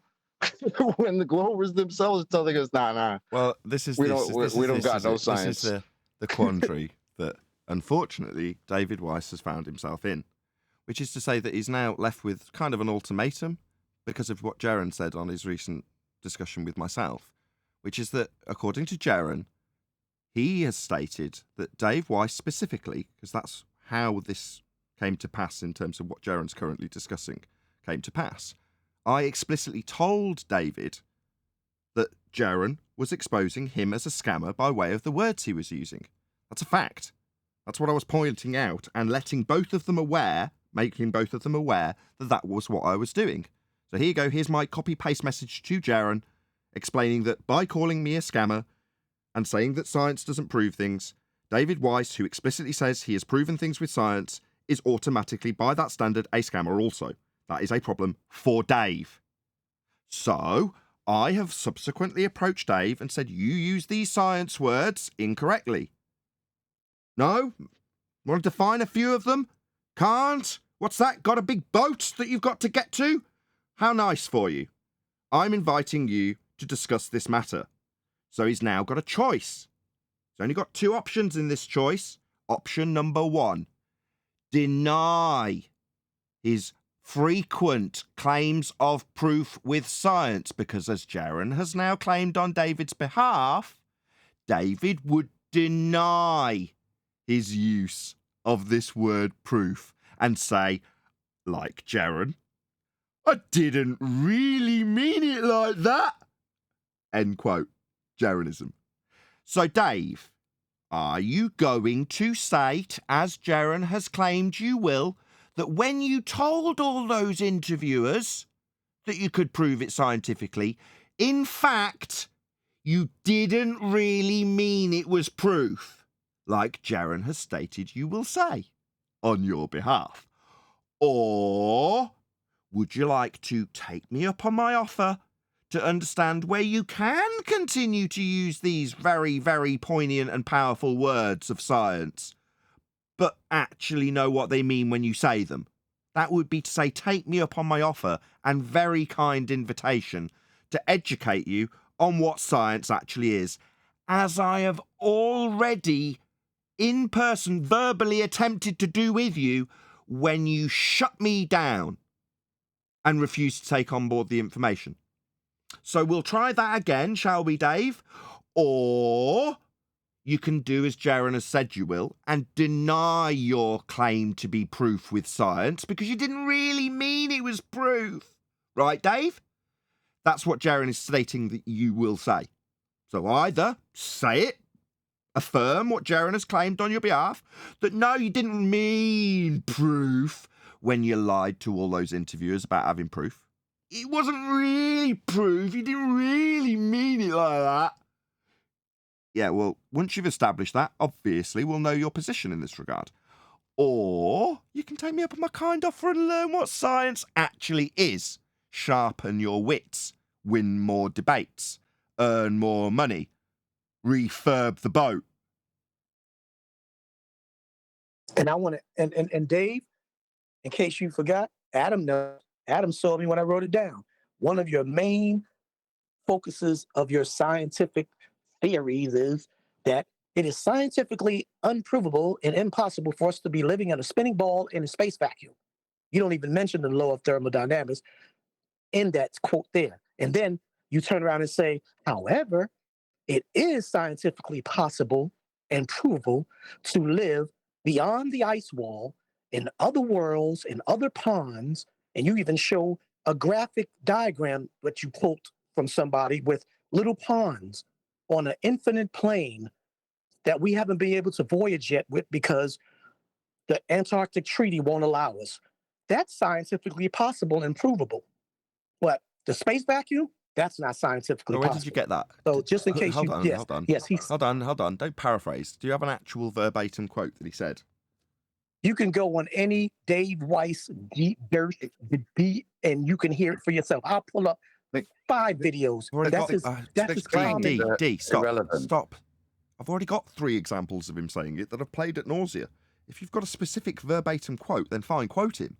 But if you're just going to paraphrase something into him saying that the scientific proof of the ice wall and living beyond it, then I just got to stop you and say that's outrageous unless you can verbatim quote him. Verbatim, he said is scientifically impossible and not scientifically probable to live under a space vacuum on a spinning ball. But however, this is scientifically provable. And he points to this diagram with ponds of different worlds. We're here, he'll point to us, which is that famous thing with the ice wall, Okay, and then fine. he'll show a bunch of other No problem. on paper. Okay, fine. So were he to affirm, as Jaren has stated he will, that he didn't really mean you can prove this little story he spun to an interviewer, it isn't really meaning proof when I say this is possible to prove with science. He didn't really mean it because it wasn't really provable with science. And Jaren, strictly speaking, is true and accurate when he says that Dave would be correct to rescind that stupid shit because it isn't science and he couldn't prove it with science. It isn't science. So either way, I win. If Dave says, as Jaren has declared, that what he was saying wasn't really proof, that's absolutely correct. Or if he sits in front of me, as I have offered to do, and educate him on what science is, he'll understand why it wasn't science. This is the trouble, isn't it? So you can look at what Dave's saying and realise that it's not science. I'm not particularly that bothered. The point I would highlight is what's been highlighted in the clips. It's that juxtaposition between the two sides.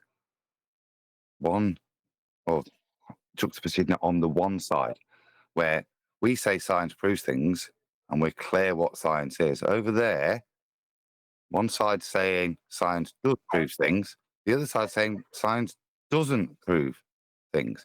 That's like I say, the juxtaposition that is nonsensical from them.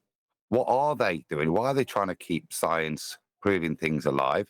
What science are they trying to keep alive and for what purpose? That's what you need to look at and just highlight that between the two of them, they can't even make their mind up in their own camp where the science proves things. We still agree with the juxtaposition. So not complicated. I mean, you can only really speak for yourself, can you not? I can speak for both Dave and I. And the nuance that's being left out is, yes, science can prove things relative to control variables and human fallibility.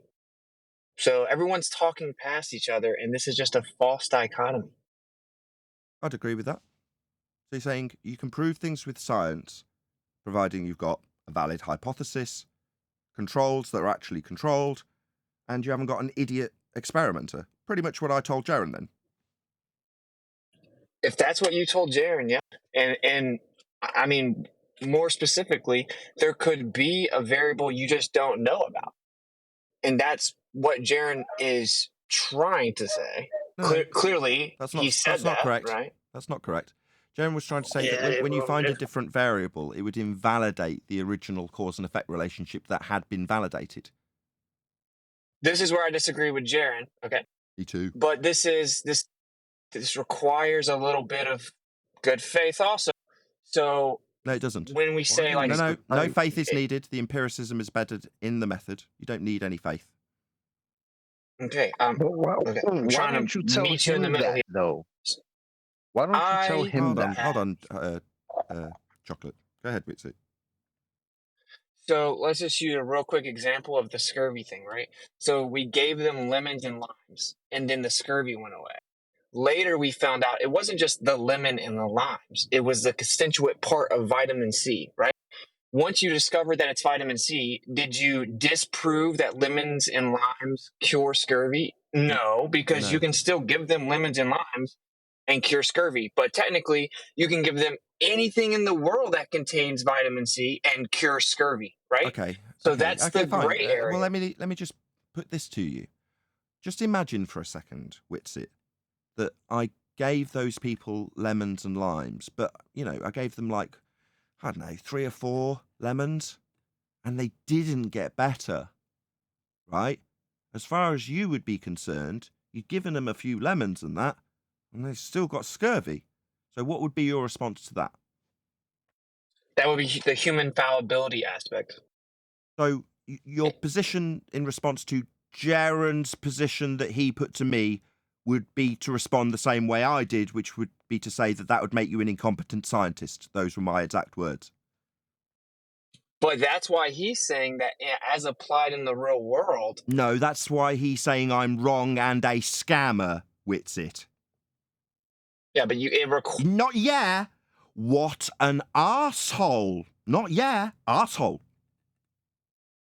No, yeah. Calling me a scammer because, as you appreciate, you can prove with science beyond the fallibility of idiots like Jaren.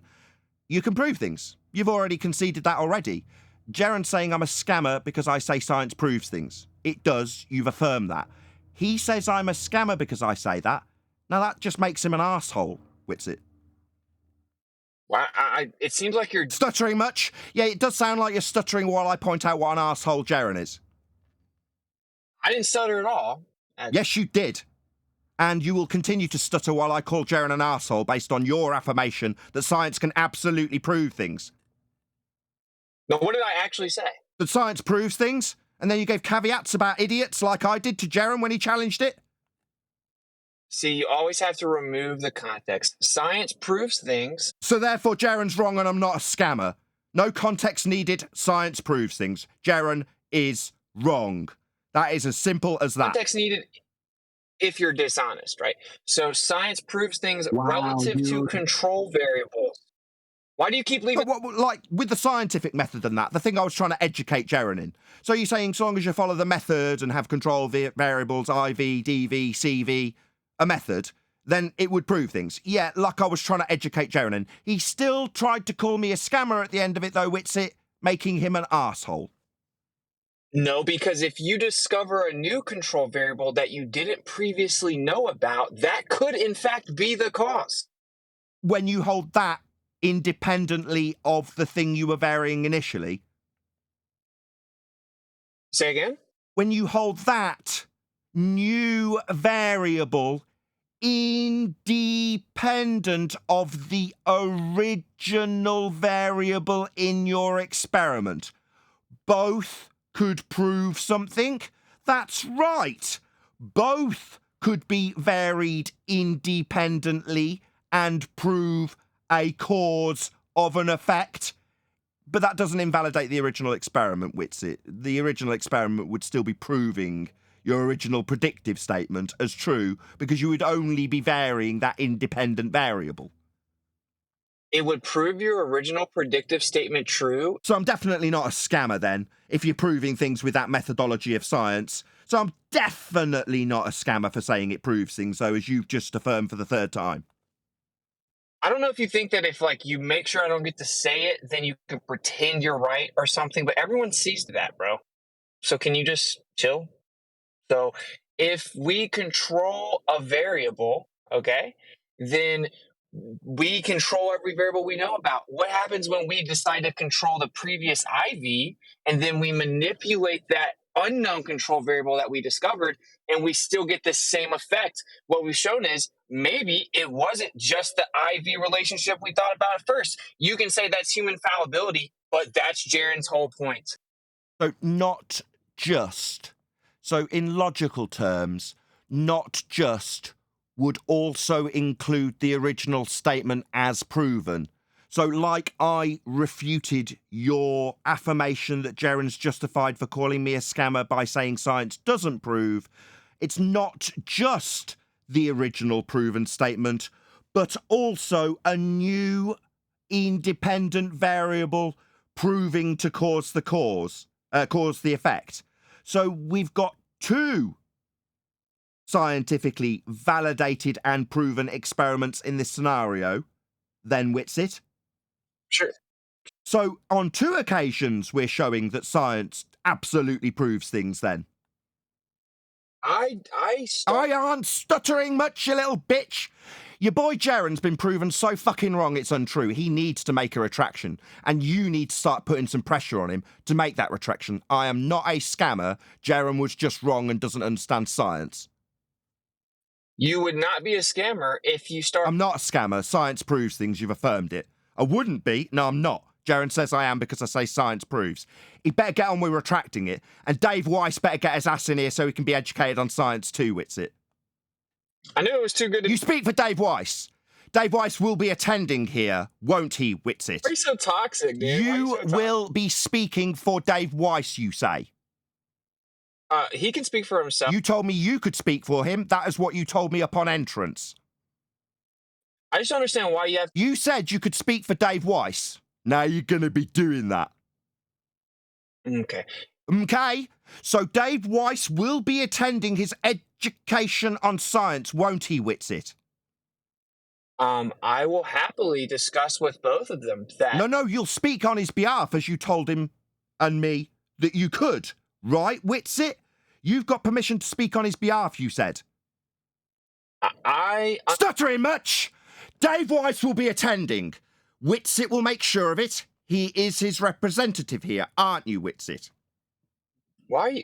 can you chill? You're not stuttering much? Now that I've got you over a barrel to make damn sure that the audience will expect Dave to be here. Yeah, they will. Me over a barrel. I started this with an immediate concession from you. Yeah, that Jaren's wrong. Yeah, I know. That's why I'm shouting at you and making damn sure that I lay down the law about what I'll be getting. I'll be getting a concession for Jaren about me not being a scammer that science does prove. And Dave, with his idiotic claims of proving puddles with science, he's going to get an education and you're going to make sure he, who you speak for, understands that. You understand that, don't you, Witsit? I understand you think... Good! Now get to getting Dave in here, because he needs to be educated on science, so he understands like you do. And Jaren will hopefully be corrected too, because you understand that that's where you and he differ, where he calls me a scammer for saying science doesn't prove when it does. Twice, right, Witsit? You could vary other things and prove other stuff. Yeah, you can. Science proves stuff, Witsit. You understand talk like that. This in real life to me, dude. So this is what I'm trying to say. Science proves things relative to control variables and the limitation of our knowledge regarding those control variables and human fallibility. And basically, basically proves things. Yeah, if you follow the method, it proves things, and Jaren is wrong. Yes, thanks. We got that for the third time, Witsit. Thanks. Now, one validated experiment doesn't negate another validated experiment. Yeah, it's still proving stuff. Eternal.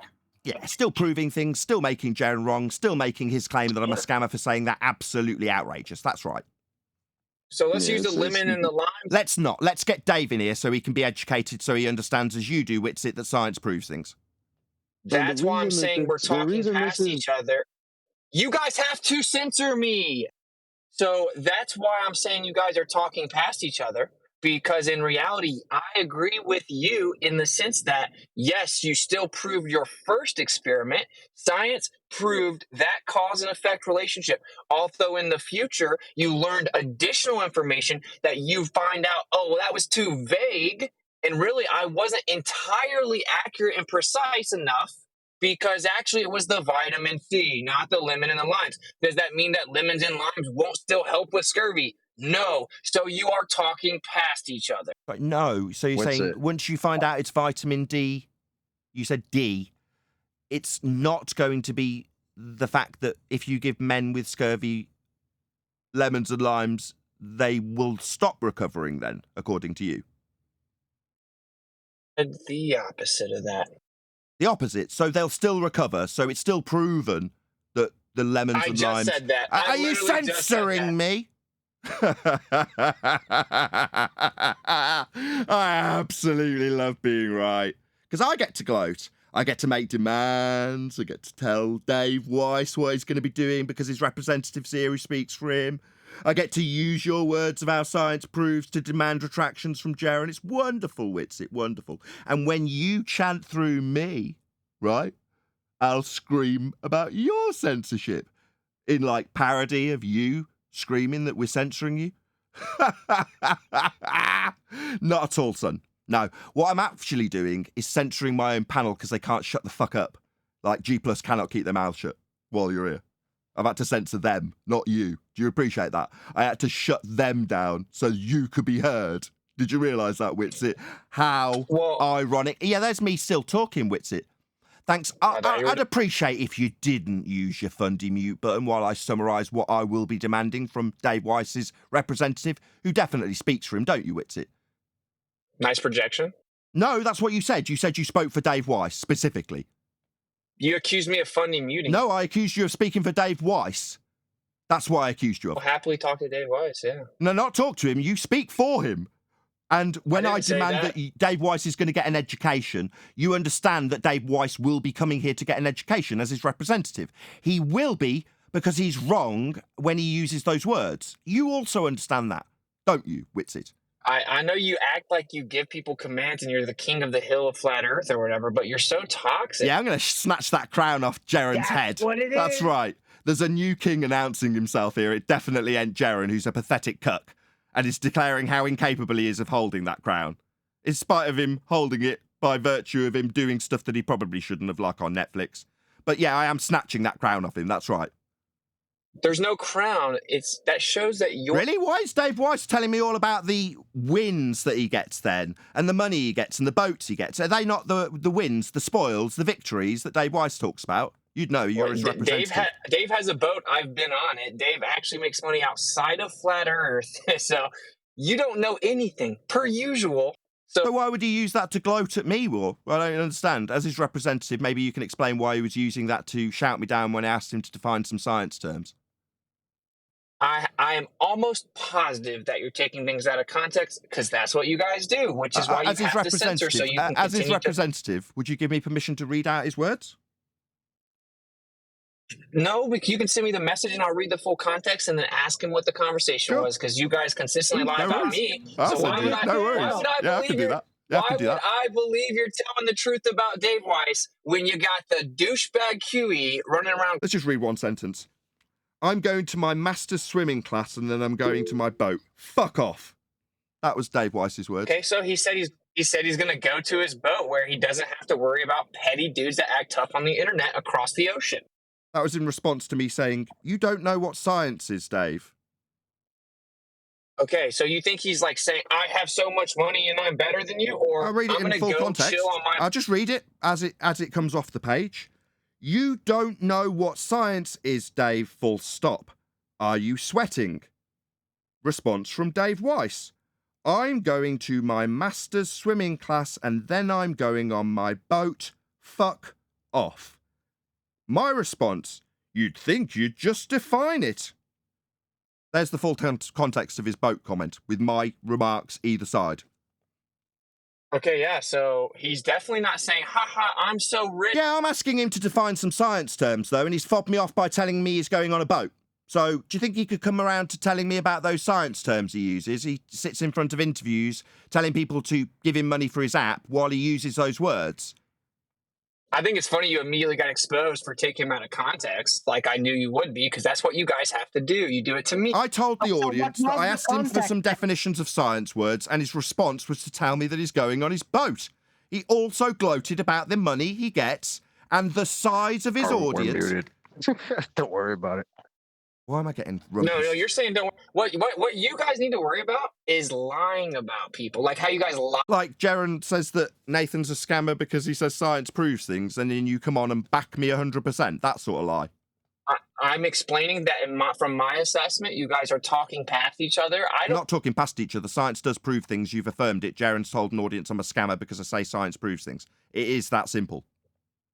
I don't have to agree with Jaren on everything, right? Well, he's called me a scammer for this that you would disagree with him with. We know you've got quotes of you saying it also. So, Witsit, you were next on the list to be coming here getting your ass spanked because you too have said that you can prove things with science, haven't you? I still say that, and I've actually explained why I say that, right? And I said that you guys are talking past each other. I bet if you guys censor me, you'll become right. You know, that'll happen. The 57 people that watch you will really believe you destroyed me today. So, hey, can you Respectfully, chill? why are you here then? If you disagree with your friends, why have you come over here to agree with us, but somehow not agree with us? What's the purpose? Surely your time would be better spent over there educating your friends who think that science doesn't prove things. Oh, yeah. Well, it's because you guys can't keep my name out of your mouth. And I'm just going to go back to pretending you don't exist. But what I get censored every time I speak, and I get it. That's what you have to do. But the reason I'm here is because I'm not a little bitch. So when I have beef with someone, I go talk to them face to face. I don't circle jerk for 5 hours a day for a year and then lie about what they say where they can't defend themselves. This has got nothing to do with whether science proves things or not. You're coming here because you're your nose is out of joint because we keep mentioning and citing you, yeah, when we're opposing Jaren, who says science doesn't prove things. You're Hey, objecting don't to us omit the using line part. you're objecting. I'm nearly done, son. Calm down, Triggerbot. Yeah, you're objecting to us citing you. Is that why you're here? You're offended by that. It's got nothing to do with whether science does things, just your nose is out of joint. Well, no, I just now addressed the beef. I'm saying that I think you guys are talking past each other and that I perfectly agree with the fact that science proves things and establishes a cause and effect relationship, as in the method itself is empirical. It's like the best method ever when it comes to verification empirically. I love it. I'm not going to stop saying scientifically proved things. I think Jaren's mixing in some emotion and spite with you, so he's going all the way down. He's not completely wrong. I think you guys are talking past each other because what he's really trying to say is what Oakley just said he agrees with, which is that it's relative to human fallibility. So yes, the method is very valuable, but in real life application, we always have to account for fallibility, potential bias of interpretation of the experimenter, and unknown control variables. We appreciate all of this empiricism you're reciting to us, but we know that here. You really want to be saving these sentences for Jaren and Dave. Yeah, go and explain to them. Because clearly you've got a good grasp. You've agreed with everything Nathan said. So I just wonder why you're here. Your time would be better spent with correcting your buddies, wouldn't it? Well, it's not that I don't entirely agree, because what happens is you guys always leave the context out, and then you say it as if you guys have the capability of having godlike knowledge. And what Jaren's actually saying is that us as humans can't have a 100. I get you guys have to interrupt me, right? But it's going to be okay. So what I don't like, before I go talk to Jaren, I just messaged him a second ago and I said, I don't agree with everything you're saying, by the way. And we're going to talk about it. It's fine. I'm not his dad. Unlike you guys, we don't have a cult. But what I'm saying is it'd be cool if you stopped lying about people. That would be cool. Do you think you guys could consider not lying? Okay, yeah, because why would I defend you if you're going to lie about me? Are you done, Why would I Witsit? go defend you? Thank you. Yes, we'll endeavour to not lie about people. Thank you for that, Witsit. Just a couple of things. You mentioned earlier about independent variable, dependent. Guys in G+, please, can you all pop yourselves on mute? You said about independent variable, dependent variable, control variables, and how it's fallible if you don't follow those parameters. I understand that, right? Am I following you? Just so I'm clarifying, you do actually understand, basically, Witsit, as patronising as that may seem, so I might as well just tell you, you're not stupid. Yeah. I want a bit more from you, just so we are in agreement that you understand how the scientific method works, but without me dragging it out of you, I just need something that suggests that you clearly understand IV, DV, CV, null, alternative. Just give me something so I don't have to labour it. Yeah. I obviously understand it all, as I've been like flat smacking people with it for like 5 years. I agree with the sentiment that they've run around being pseudoscientists, not following the empirical method. But I would put the strong emphasis on potentially unknown control variables. So in the future, we'll have a more precise understanding. It doesn't necessarily disprove our previous understanding, which is how Jaren's interpreting it, that no, you can't say it's lemon and limes now because really it's vitamin C. That's why you guys are talking past each other. So did you say doesn't? God. Oh my God! Do I need that? Is that a really good interjection? Whoever that was? No, I don't need that.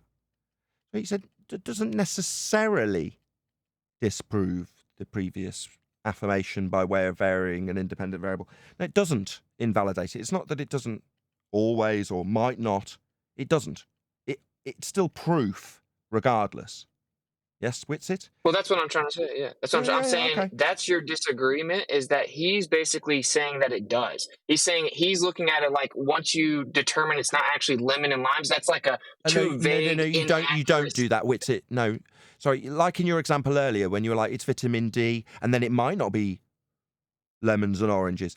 No, it will still be a lemon and orange solve tomorrow. That doesn't change, but you're inferring that Jaren might be a bit right, because like when it's vitamin D, it isn't, it's vitamin C, and no, oranges and limes will still cure scurvy tomorrow. That won't change. It was proven with science. It's empirical. That will never change. Witsit, I'm still talking. I know you need to censor me. What was your bleat earlier? You know they need to talk to you.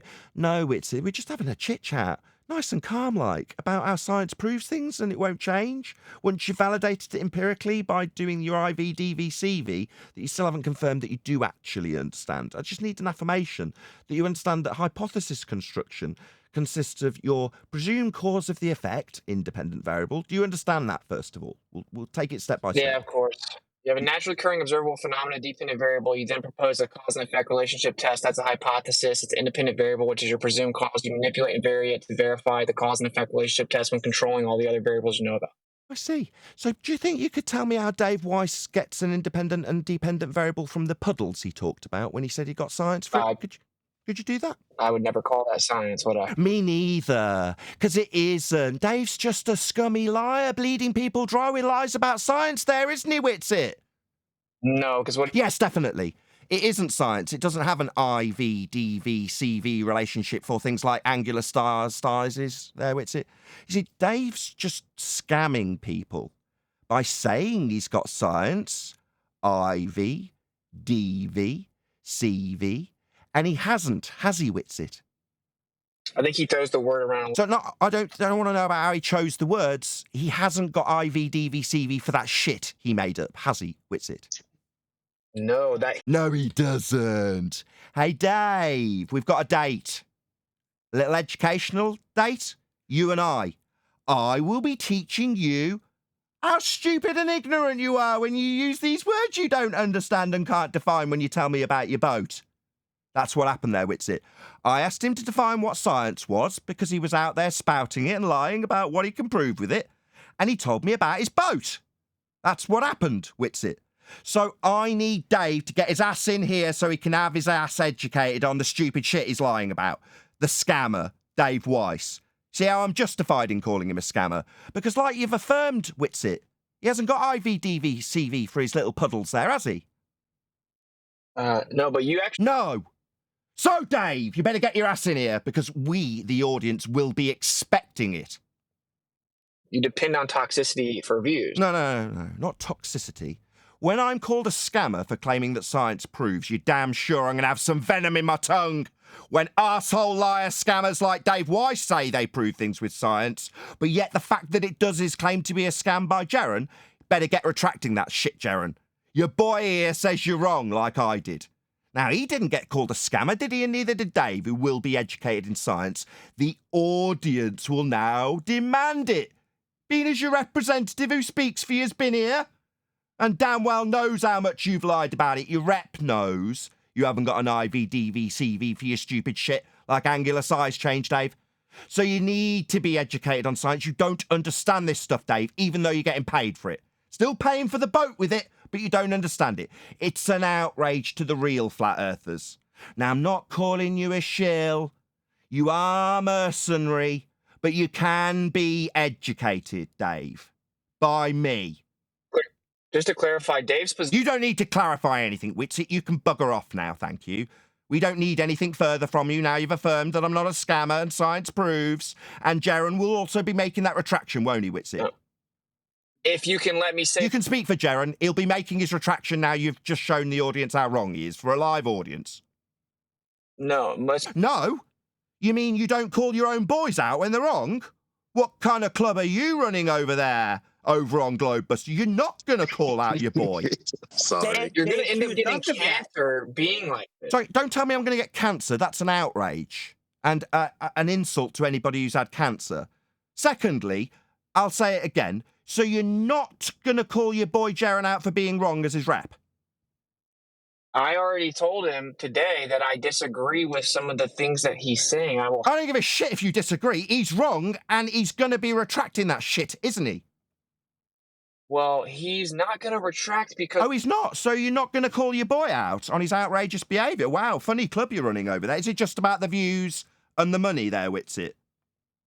No, you don't... What? So how was Dave's boat? Was it good, Dave's boat? Is it just about the views and the boat trips and the money, Witsit? Can I respond? Can you stutter? Is it just about the boats and the money and the views? It's not about the truth and calling out your own boy when he's wrong, right? No, that's absolutely not true. So you're going to go and call Jaren out about how wrong he was when he said that I'm a scammer for saying science proves, then aren't you? Yeah, based on... Good! Yeah. So we've all understood what's going to happen. Dave's gonna be here getting educated on the stupid shit he lies to multiple interviewers about.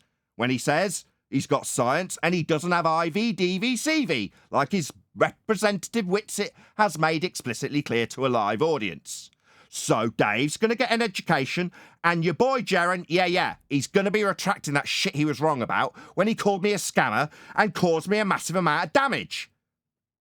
Okay, but this is what... Okay! Now get lost! I don't need you anymore, Witsit. You've done what you need to. Thank you. Yeah, I knew you would have to not let me actually talk about it, right?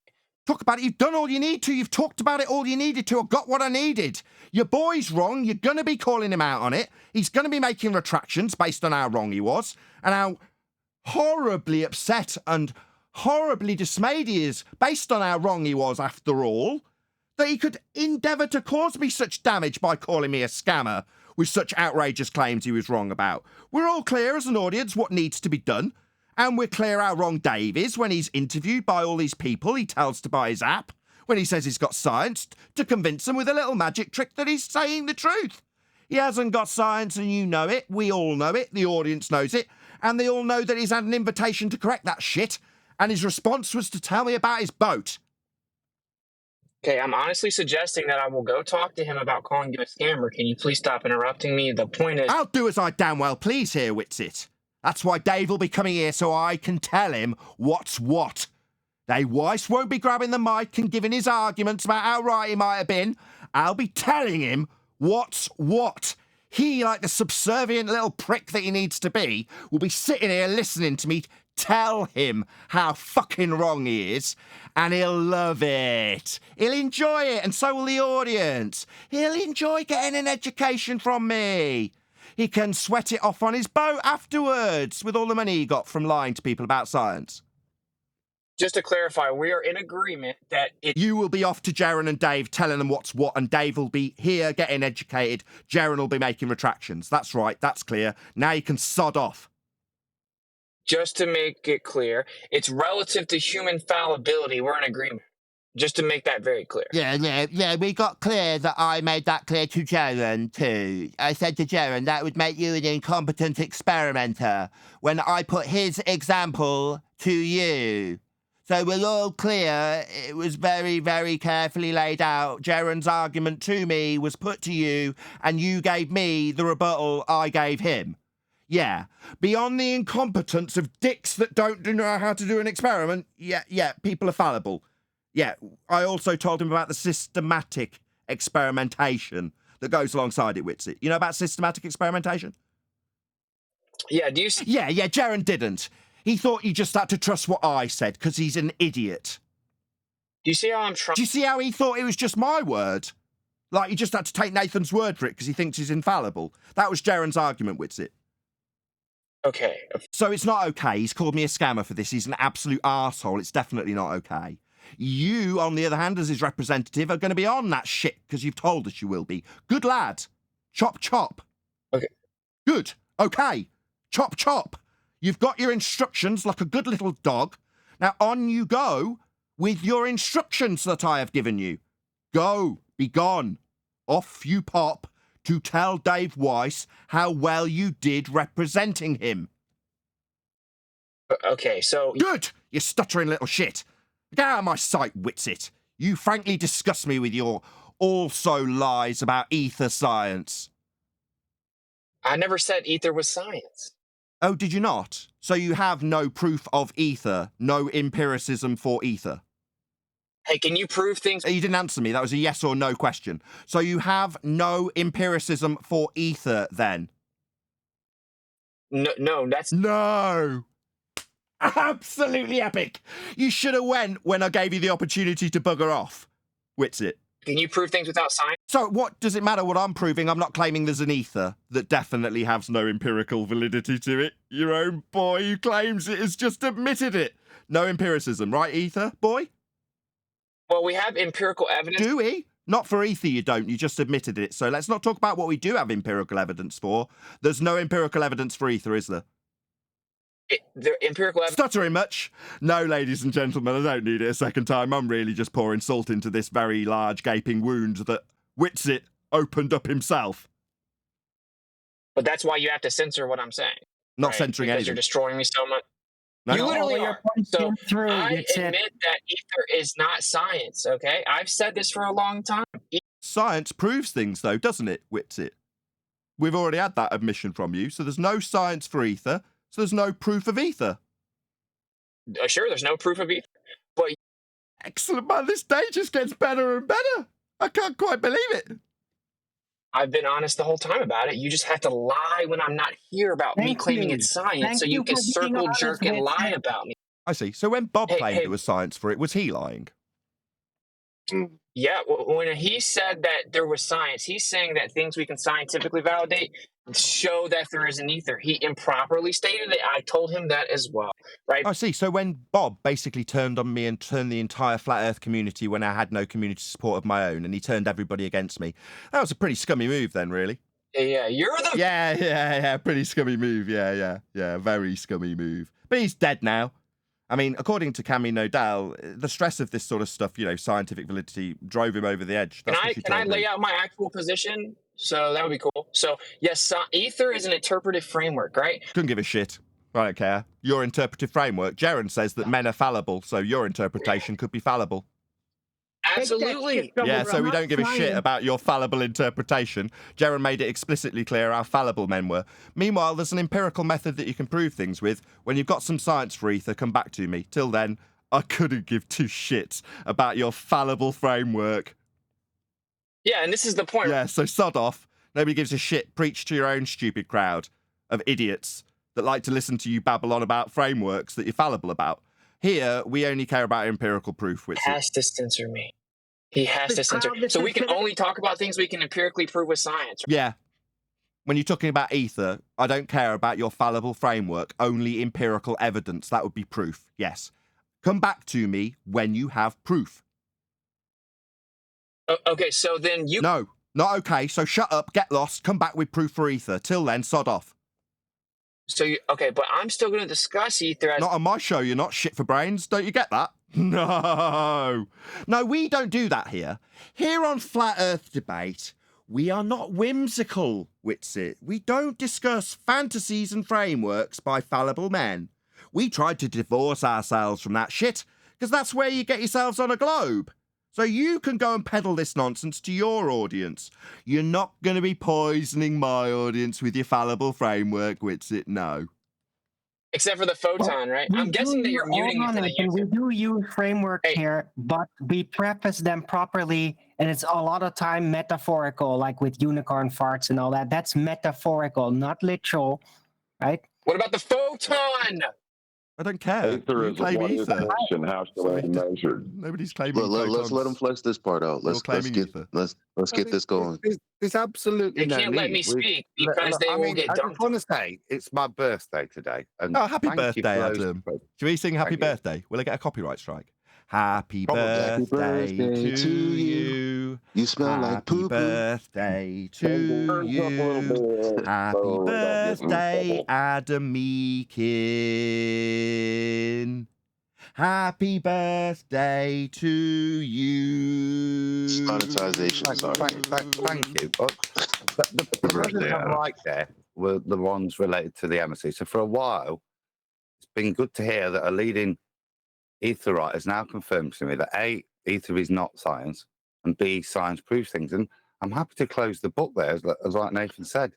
I don't want to close the book yet. We don't need to discuss ether here. It's been stated that's not what I'm trying to do. nothing to do with I have a couple science. more things that we need to discuss before I leave. So even on my birthday, you had to overtalk. No need. Sorry. Gracious thank you for those two presents and honest presents. I like them. I'll unwrap them again later and replay it. To be fair, there's no reason to discuss anything here what's because it's an said insignificant about panel. the photon. I would love for It this to is, be yeah, the next true. portion of the conversation. Go ahead, Witsit. Wait, I just want to make can we talk about a couple more? I'm actually trying to bridge the gap, right? And you seem dead set on like this hateful. Frankly, based on those gifts, Witsit, now because I'm tired of the lives. Everyone, shut up. Right, nobody is going to object because I've just told them not to. Feel free. 2, 5, however many minutes you need uninterrupted. Go ahead, Witsit. Have as much time as you need. All right, thanks, man. So I've tried to say for a while, ether's not science, right? It's not even like tangibly accessible if it does exist. So we could never empirically validate it. It's just an interpretive framework, which is why I tried to make the presentation where it's like, well, there's been two primary ideas proposed to interpret the material world. And there is atomism and ether. Some people call it a false dichotomy, offer a third option, whatever. So I'm not like real dogmatic about if someone believes in ether. I don't agree with flat earthers shutting it down. And here's why. We have interferometry. Now that's not science, but it is a measurement. Just like we couldn't say the earth is flat without measurement. We can prove the earth is flat without science because that's a measurement question. So you can prove things without science with both logic and measurement, etc. When we use interferometry, which is the most precise measurement known to man, we see that the propagation rate of light is faster in the direction that the sky moves. And when we go higher up, closer to the sky, it moves even faster. And it changes throughout the year based on the position of the sun with the seasons. This has been replicated literally millions of times. It was done over 5 million times by Dayton Miller alone. It's been done in the 21st century with millimeter precision. So we have empirical, replicated, objective measurements that refute the globe model. And we have flat earthers saying, you're not allowed to discuss those measurements. It's just a parlor trick. Okay? So that is a bit of an issue. Interferometry presupposes the speed of light. Okay, I don't I don't believe in the speed of light. What it shows is that there's an invariant. That there's a variant speed of light. So you don't understand the experiment that you just the speed of light then. No, because it shows that it's variant. Okay, do you know what variance means? So it's the speed of light that's varying and nothing else. Wait, before he feels like he gets off track, can he finish? Nathan did give him that. It's a valid point. If it's the speed of light, but though it valid it may be, let him finish so that everybody who came to hear him speak feels like he finished. Please let that happen. Listen, this is Nathan's fucking show. Nathan said he'd have 2 minutes minimum uninterrupted. Compose yourself, for fuck's sake. Thanks for showing your true colors, yeah. So in reality, this is what's not going to happen. No one in this room is going to address the measurements. They're going to keep calling it a parlor trick. So can someone address specifically the measurements? Sorry about this, Witsit. Outrageous. Did you guys not give him enough time for me to get a coffee? Bastards. No, they immediately interrupted me. Bastards. All of you. Let him have his piece. Sorry, can you say it all again right from the start? Go ahead, Witsit. Are you kidding me? I'm just saying you can prove things without science. I'm openly ready to admit that ether is not science. I did that over a year ago, right? I disagree with Bob about it. I understand why you guys don't want to talk about speculative things, and that's your prerogative. That's cool. I vehemently disagree with the notion that we shouldn't be allowed to talk about it or whatever, because Michelson-Morley, for example, has been replicated millions of times, and we've done it with like millimeter interferometry now, and it shows that light, who people think physically travels from point to point, it propagates more effective, like quicker. It looks like it moves faster, okay, in the direction that the sky moves. And then as we go higher up, it does that even more. And it changes throughout the year. What that proves is the globe model cannot be true, right, based on their claimed evidence of rotation and all this stuff. So it debunks the globe model. We have empirical objective measurements, not science, that debunks and refutes the globe model. So we have flat earthers saying we can't talk about objective measurements that refute the globe model. But where ether comes into it, which again is speculative interpretation, it isn't science, is the idea, why would this light be moving what appears to be faster in the direction the sky moves? And then people propose the theory of an ether drift, right? Which is like if you're swimming down the stream, you go faster than if you swim against it. There's something connecting the sky to us that the light moves faster in that direction. But whether or not we want to go into the speculative interpretation route, we should still all address the measurement. We should address the measurement, right? Like we should be like, wow, this is an objective measurement that goes directly against the globe model, and the globe cannot explain because this has to stay the same relative to latitude, not change with altitude, and it's changing throughout the year when they claim the orbit's a linear speed.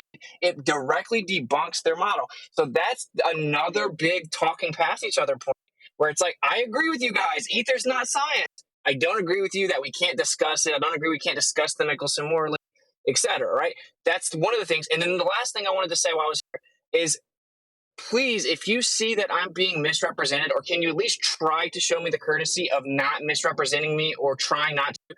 For example, QE has a clip of me, and it's me saying, oh, you can't use man-made instruments and experiments. Right? And that wait, I'm almost done. Everyone I in swear G+, I'm almost done. It's like 15 more seconds. It's Hold like on 15 more seconds. Just 1 sec. So, just guys, just let him say his piece. He's given us. I'll just read out this super chat because it illustrates beautifully why he should be getting to say his piece. Thank you, Ask Dad Anything. He gives me $5 and says, you get a concession and you get a concession. Everybody gets a concession. Happy birthday, Adam. He's just given us all these gifts and you can't even let him have a little 5-minute rant. Just let him. What's the problem? yeah, and to be fair, I'm not really conceding because I've been agreeing with this the whole time. But yes, I disagree with Jaren. So, but I don't entirely. Anyway, it doesn't matter. My point is that, for example, QE just yesterday claimed that I made the claim that you can't use man-made instruments in an experiment, right? And he has a clip of me saying it, and he plays it and claims I contradict myself and all this. Dude, that clip is me making fun of it. I do my little voice where I'm like, oh, but you can't use man-made experiments. You can't use man-made instruments in experiment. I'm making fun of how stupid the claim is. QE took that clip, claimed it was my claim, and is running around saying how stupid I am. Right? Stuff like that is a really bad look. True. That's super bad. You want to bet $5,000, Neil? Neil, can't you just let it happen? So I'm just saying. It's not here, right? I'll tell you what you would. If you're saying that clip, I get what you're saying. Contextually, you're saying if I was to take up a devil's advocate position of a glober with a funny voice, and go, well, of course you can measure elevation angle measurements with a curved baseline, and then Jaren went and trimmed that out and went, look, Nathan admits that you can get an elevation angle measurement from a curve. It would be misrepresenting me, right? Right, and it would be frustrating. Right. That's all I'm saying. Just on that subject. So it's not on subject. I'm pointing out that that's happening a lot. Yeah, Jared's also told the audience that it's dangerous to assert that we can do celestial, that we can't, get it correct, do celestial navigation on a sphere. It's dangerous to say that. Even though they don't actually do it on a sphere, they do it in a sphere. I'm just a bit confused. Maybe as his representative, you can explain what he meant when he said that it's dangerous to deny the fact we can do celestial navigation on a sphere.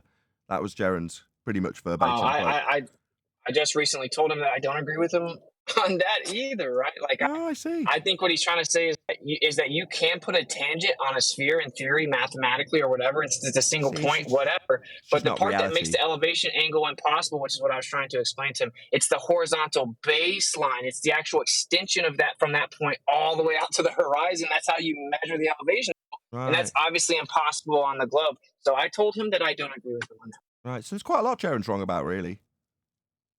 Sure, but I don't gatekeep so based on all this crap that he and said, I mean, just to, as a one reasonable man to another, if you had said a load of stuff that like QE misrepresenting that, you'd expect a retraction over that, right? If he's got it wrong and misrepresented you, and you were actually playing devil's advocate, you'd expect a retraction, right? Yeah. Right, me too. So I get where you're coming from. Me too. It's weird I get that. It's weird that because I took quite a lot of. It's weird that. It's weird that because I took a extensive chunk out of my life to kind of explain to Jaren how wrong he was, and instead of getting the retraction, he doubled down and called me a scammer and gave a whole list of new excuses that he said were ultimately always the excuses, and just carried on calling me a scammer. Amazing, that, isn't it? Well, it seems like now you are I mean, I'm not saying you didn't already do this. I don't really know, right? But it's like you are addressing the human fallibility issue, and that's one of his main things, which is why I was trying to, in good faith, make sure we're in full agreement before I go talk to Jay. So we agree that the empirical the method is infallible. The method is logically bulletproof. It is when it's applied in real life with humans that fallibility is introduced. So we can never just claim that since some guy did an experiment, we can close the book on it because of potential fallibility with the individual who did it. If we're in agreement on that, I will happily go tell Jaren that and be like, well, technically, you may be misrepresenting what he's saying. And he's not a scammer if he's admitting that the method is empirical, but the real life application introduces fallibility of man. So we can never claim to know 100% due to somebody else doing something. Oh, well, we absolutely can. You know, if we validate it by causing it systematically, like every time you vary the independent variable, it always causes the effect. That's infallible. That's proven. That's what you get by following the scientific method. Proof at the end of it. We already covered this. It's not 99%, you little weasel, trying to imply that Jaren was a little bit right with his 99% wrong. No, 100% proven when you prove something with the method. That's what it does. It offers proof. It's specifically proof. Not 99% proof, not a little bit of maybe it won't be the cause of scurvy tomorrow. Always. Once validated with science, Witsit. Jaren was just flat out wrong. There is no 99%, as you seem to be trying to weasel in on his behalf there. No, I'm literally not doing that. I'm trying to say, like, I think I will happily tell him I agree that I've told him this. Science can prove a cause and effect, not necessarily the sole cause and effect because of the fallibility thing and maybe not knowing variable. It can prove a cause and effect relationship definitively. And if you learn something more in the future, like a constituent part's actually the primary cause, that doesn't nullify the first one. It just means the first one wasn't specific enough. In that sense, it wasn't accurate because it wasn't specific enough, but it doesn't actually mean it's disproven because... No, accuracy is wrong again. Again, it doesn't matter about how accurate you are when you say that it's oranges and lemons. Well, it wasn't accurate enough. It wasn't vitamins. No, they still cured scurvy. Yeah, I agree. Yeah, but it's qualitative as opposed to quantitative. Doesn't matter how accurate either. Like if you peg down the vitamin C versus the citrus fruits, that doesn't matter either. It's qualitative. Jaren didn't understand the difference between quantitative and qualitative, Witsit. I mean, again... Well, I think where you guys were missing there is that he was saying, well, once you apply it in real life to actually manipulate the variable, it requires a quantitative, denotation. And then, like, when do you cap off? Yeah. And your response is good, but that's just the incompetence of the scientist, right? That's correct, and that's why I think technically you guys don't disagree to go there. And no, we do. He called me a scammer. We do disagree. It's not like technically Jaren didn't call me a scammer for specifically disagreeing with me, right? You're like trying to rewrite history here, Witsit, or what? He has and does disagree with me and based it on how wrong he was, Witsit. Those are the facts currently. You're not going to get to rewrite history here, son. It's a master B. That's what you're trying to do. You're trying to rewrite history. It seems like you're trying to do.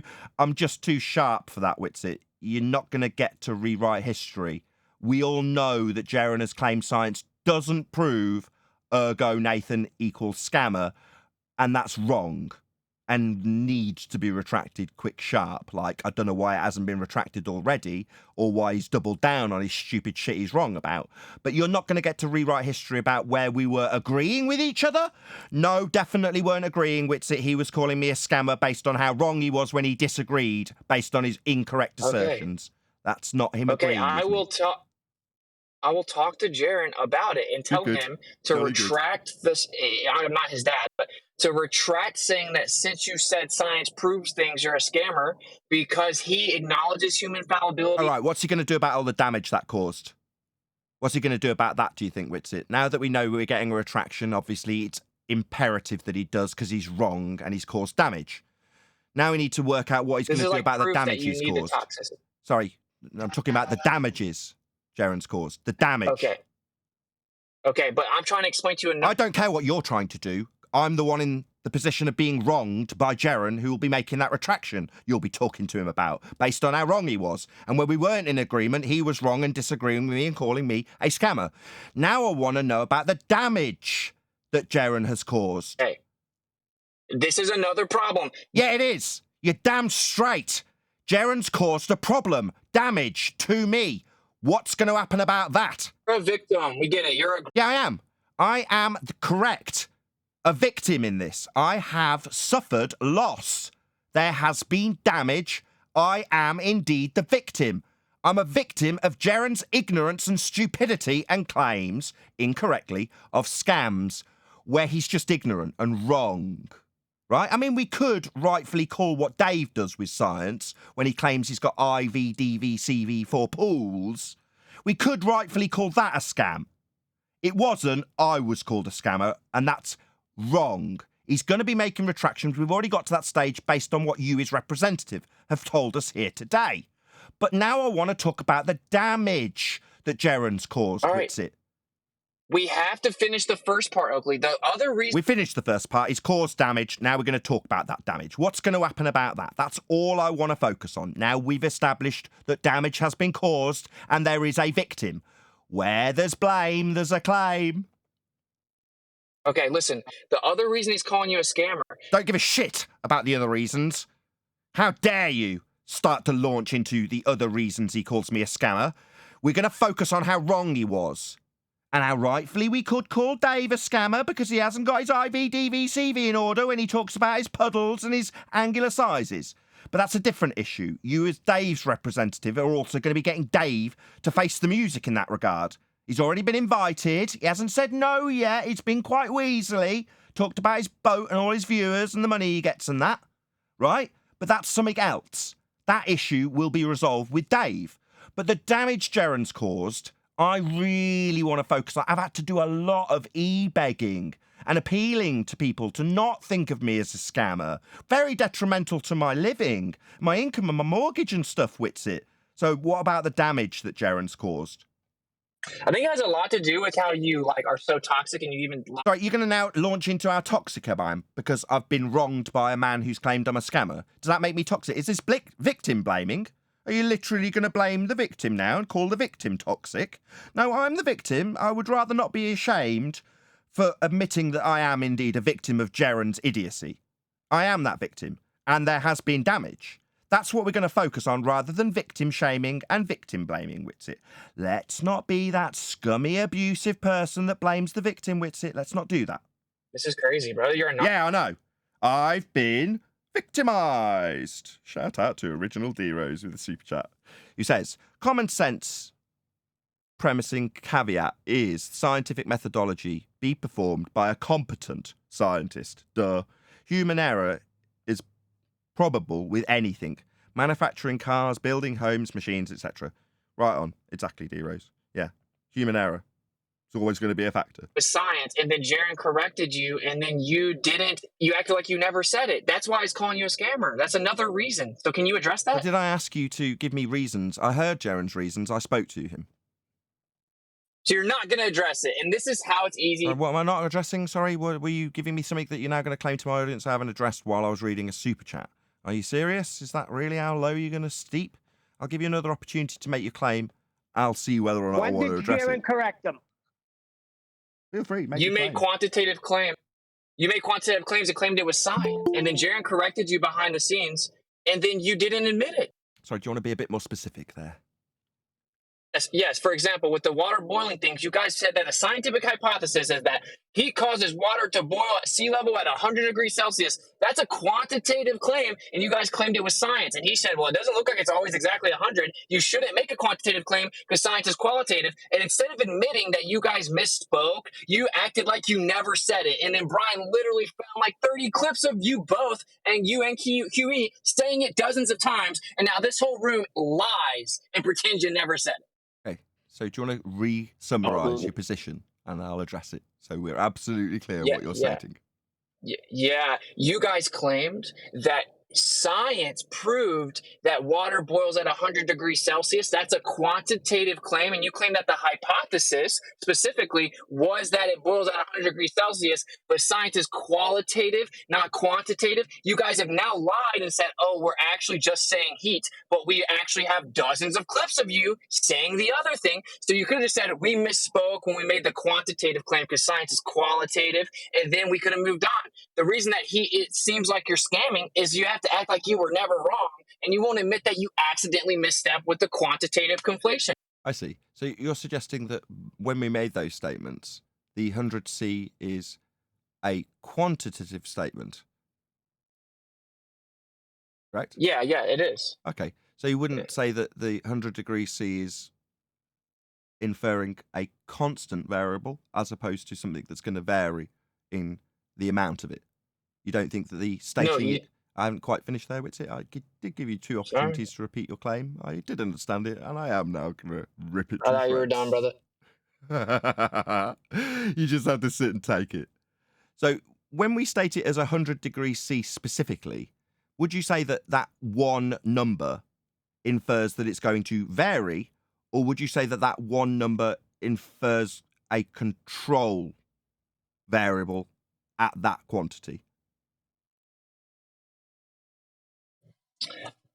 No, because you're invoking that actual temperature as the cause. Oh, so it would actually infer a cause and effect relationship with heat then? Yeah, but it can't be... Yeah.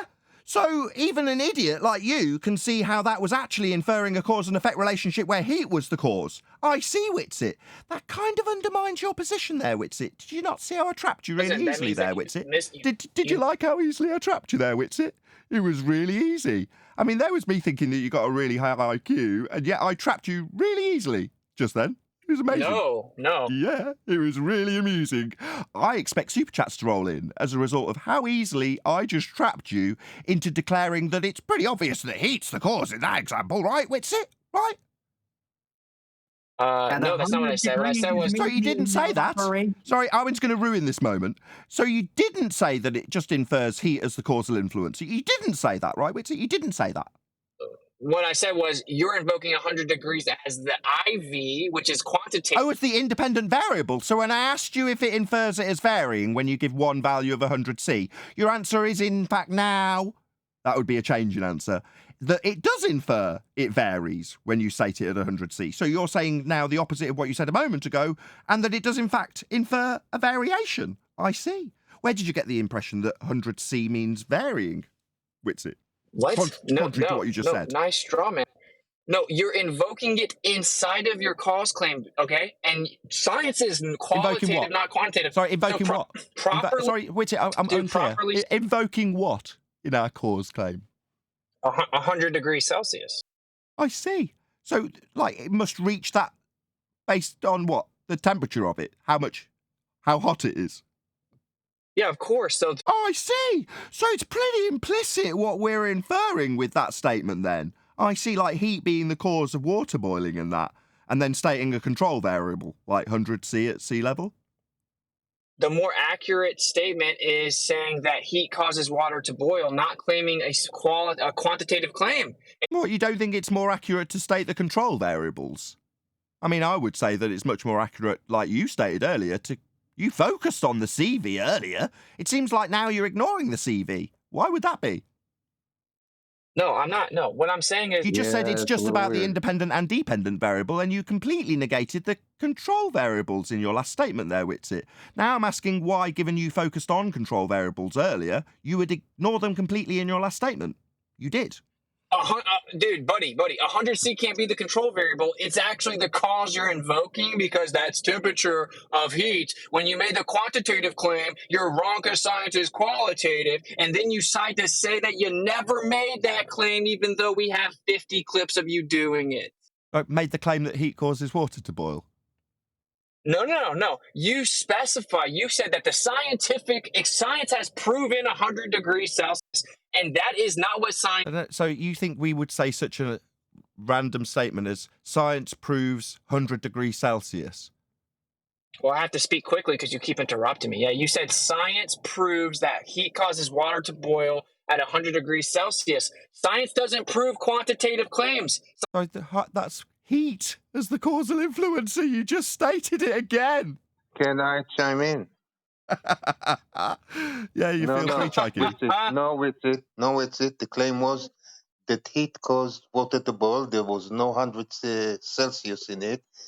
However, Do you want to bet 5,000? No, there was no number. That was the Bet hypothesis. $5,000. With it, I was talking. 5,000, you're doing And I pretty good, showed haven't you? Nathan that he was wrong because I made an experiment and the water did not boil at all. Not at any temperature. On Yeah, well, Jupiter. you shouldn't put it in your oven then. No, you put it on Jupiter, I think. No, I put it in a lab which is very high pressure. On Jupiter, yeah, the very high pressure was 100 times the atmospheric pressure. You beg the question that Jupiter could have a lab on it, and that lab would have 100 times the atmospheric pressure that we experience here on Earth. In fact, you specifically clarified as 100 times the pressure. I asked you where the lab existed, and then took that stupid crap argument. Yeah, of course the lab exists. 2 pieces. Fundamentalist religious zealot muting ensues. Hey, Jaren, should I just let him rumpus straight through the middle of me taking apart his argument based on La La Land going through the wardrobe to get this pressure from the lab? The diagram, obviously, they test. See, it's him chanting through me, mute button, right? No, me winning. Because when he infers that we're going to go to a lab on Jupiter 100 times the pressure of Earth, I would infer that that's a different variable, because that would be you varying the pressure. Oh, right, but then we're going to see how hot it boils at what temperature. Now, you see, that's got 2 variables, even though one of them's in a lab in La La Land. You see, but what the fundamentalist religious zealot who's being defeated does Yesterday we is did it, chant and the water straight boiled. through the middle of me. So I- And what I do is I just close the line, so that the audience can actually hear me take apart his argument. Now, obviously, if you're a fundy zealot, you'd much prefer that you chant straight through anybody taking apart your argument and showing you to be wrong. A bit like Jaren did. Like when I'm trying to explain to him the scientific method and how it proves things, it was far easier for him to claim that I chant through everybody and use my mute button while he does what Chikey is doing now, chanting straight through the middle of the example being disproven. Because this proof you're a scammer. See? And what he actually had to say that whole time when he was chanting through me was because you're a scammer. Also, exactly like Jaren needed to do through the top of my examples that showed how wrong he is and how his representative's going to be having a little word with him about wrongdoings and the damages they cause that we now seem to be not talking about. I mean, I don't know how we got off that subject. I gave up 5 minutes to Witsit so that I could talk about the damage Jaren's caused. Okay, so can we just real quickly agree though that like when QE made his little presentation and he said that science proved the 100 degrees thing, science doesn't prove quantitative because technically there could be some other. The 100 degrees thing. Again, now you seem to have gone back to leaving off the qualifying statement of heat being the causal influence, the IV being heat still.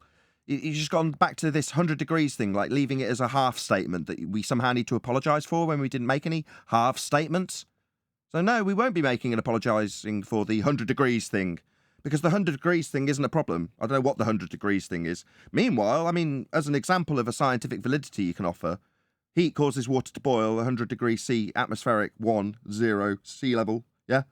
That's what you can state, because it's a fact, scientifically provable, and you can qualify it however you like and say that what we've got it wrong.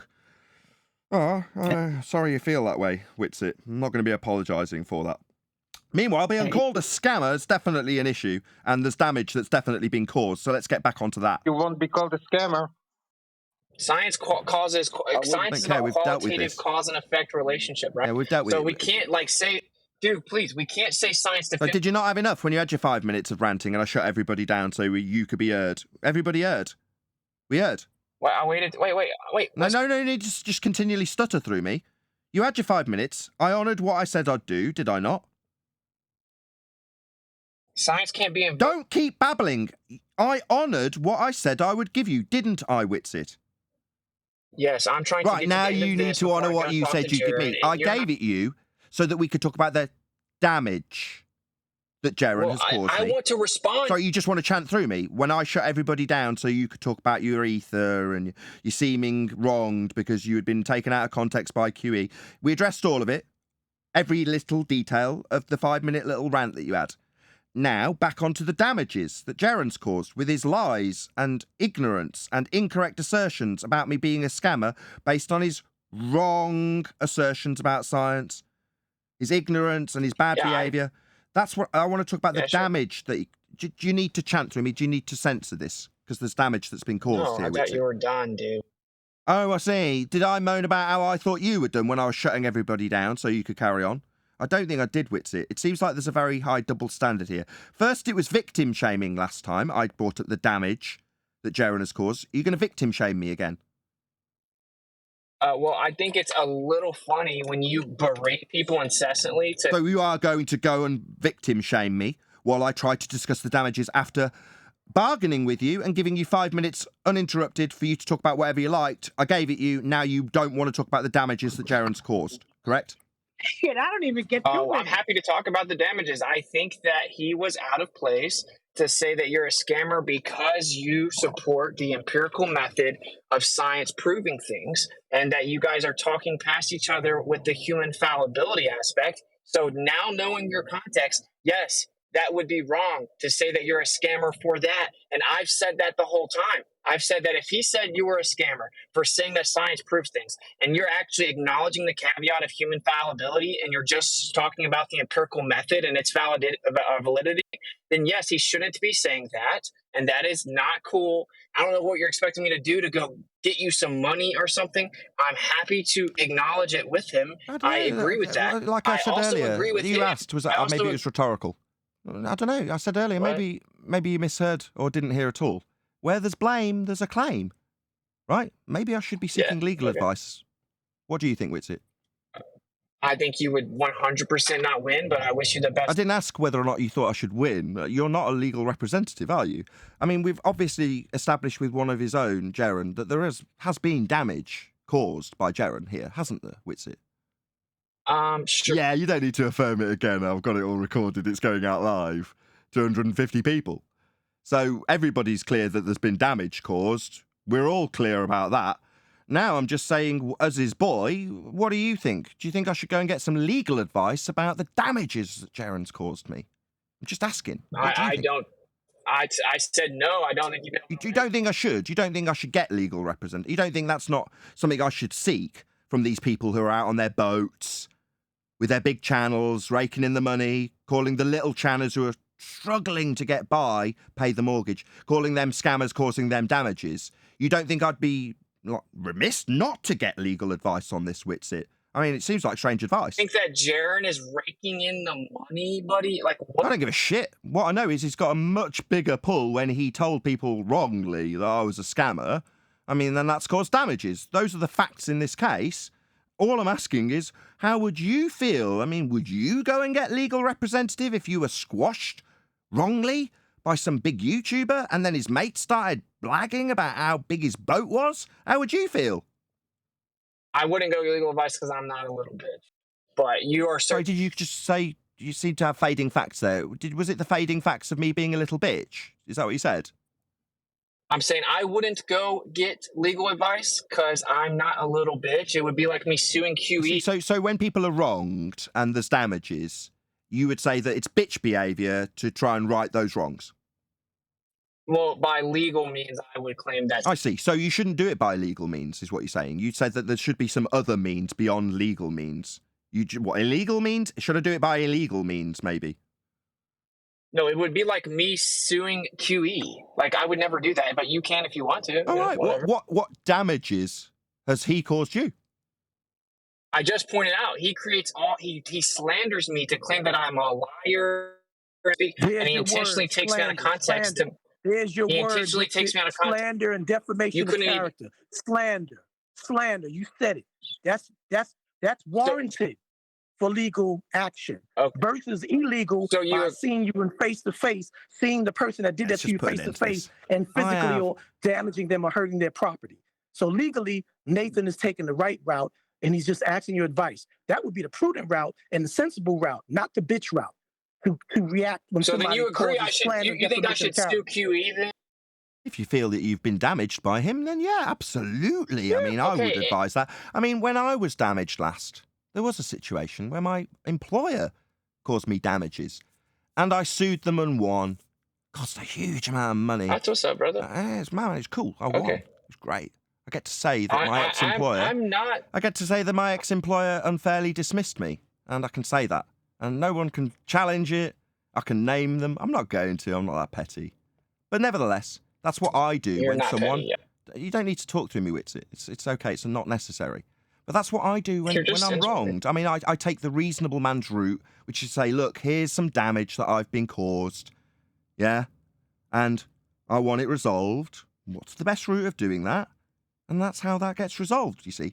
I'm just making it explicitly clear to people like Dave and people like Jaren that, yeah, you probably aren't best going out there and making incorrect assertions about people being scammers. That's probably not a good idea. You know what I'm saying? Okay, yeah, I agree. I agree. Yeah, I do. And there may be some very severe consequences to you doing that. Well, I'm not going to stamp any, like... No, you don't need to, Witsit. I'm stating a fact. Well, I wish you the best of luck, brother. You don't need to wish me anything, dipshit. Why are you so toxic, man? Like, I'm not toxic. I'm a victim.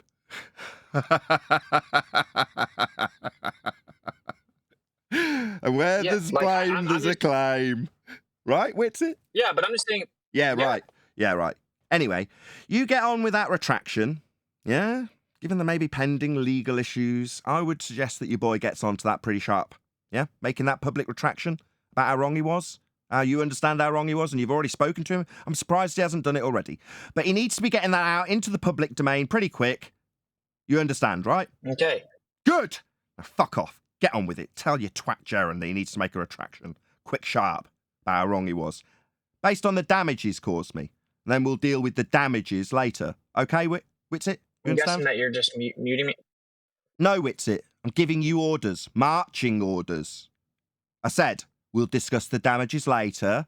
Meanwhile, you need to pop on and get on with that retraction that Jaren's going to be making, based on how wrong he was. Okay, so... Good. Marching orders. That means get lost now.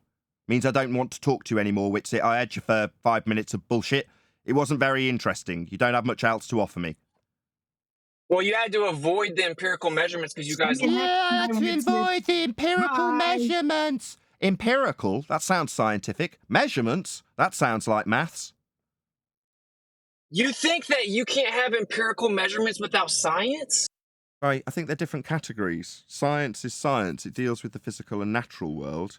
Mathematics is an abstract language to describe things with. Can you have empirical measurements, yes or no? You can measure things physically. Okay, yeah, and it can be empirical because that uses senses. Yeah, it uses your senses and tangibility to physically do something and verify it, like measurement. Like we can empirically measure the Earth. How do you test a measurement?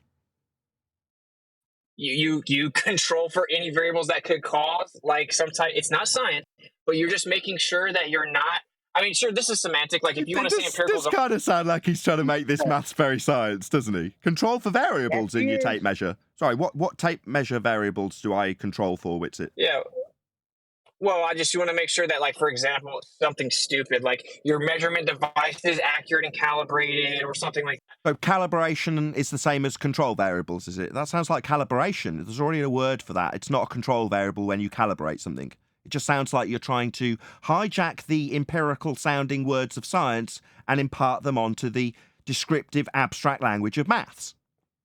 No, I'm not. I mean, so we can disagree that there's no such thing as empirical measurements because technically there's different definitions of empiricism. Some include the scientific method.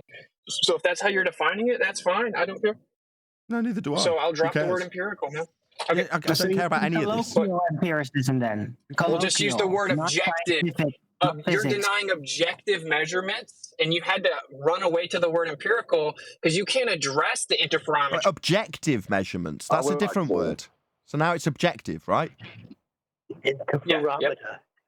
How is that objective? Well, hold on. Measure Earth? Did Hold he on, say guys. measure Earth? He's saying he has measurements of ether. All he's invoked is for interferometry, not shown us any measurements of ether. You've not shown any measurements of ether. You've invoked measurement. Now measure ether.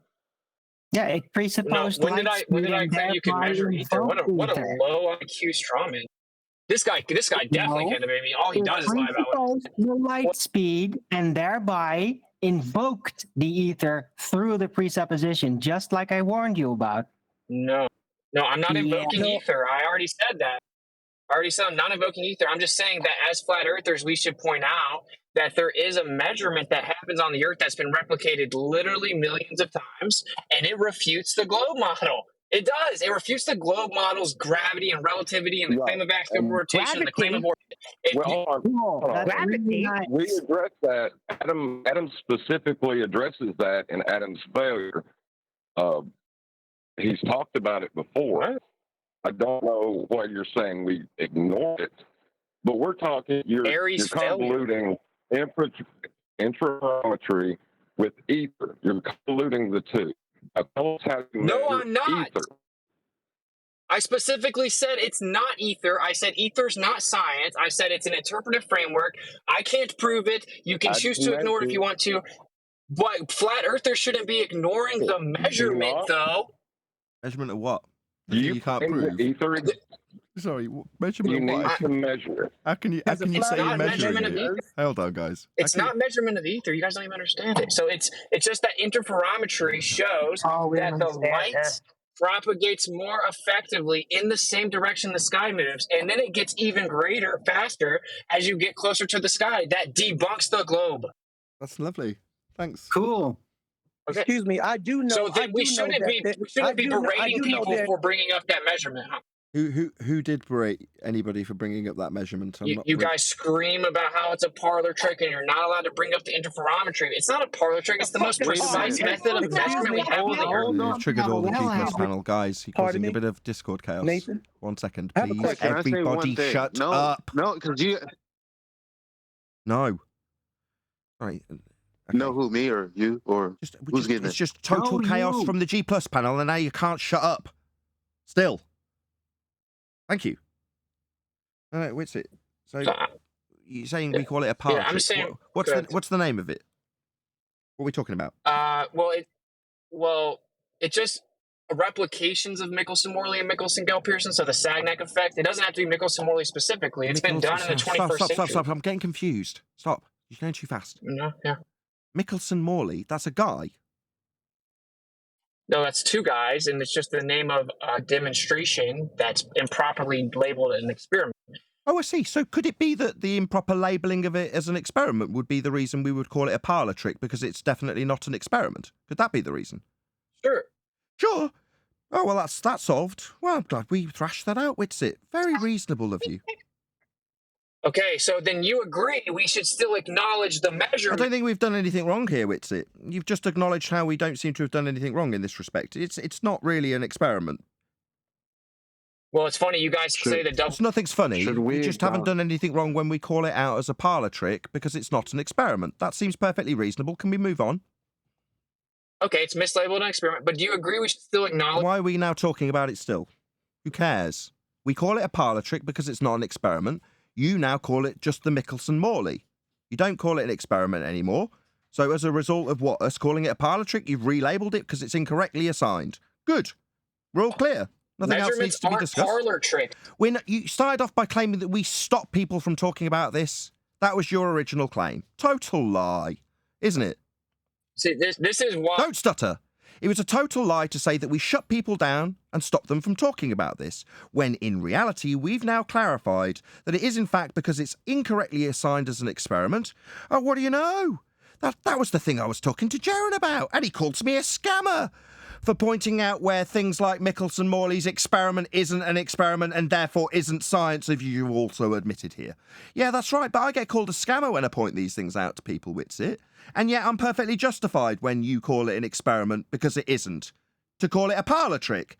It's not as shutting you down and not stopping you looking at it. It's that you call it an experiment, making it seem like science when it isn't. We're all clear. No. Okay, I agree that it's not. Good! Shut up about Michelson-Morley. We're not stopping anybody doing anything, as you incorrectly claimed, you outrageous little prick. We point out it's not science, don't we, son? Yeah, but then you... Good!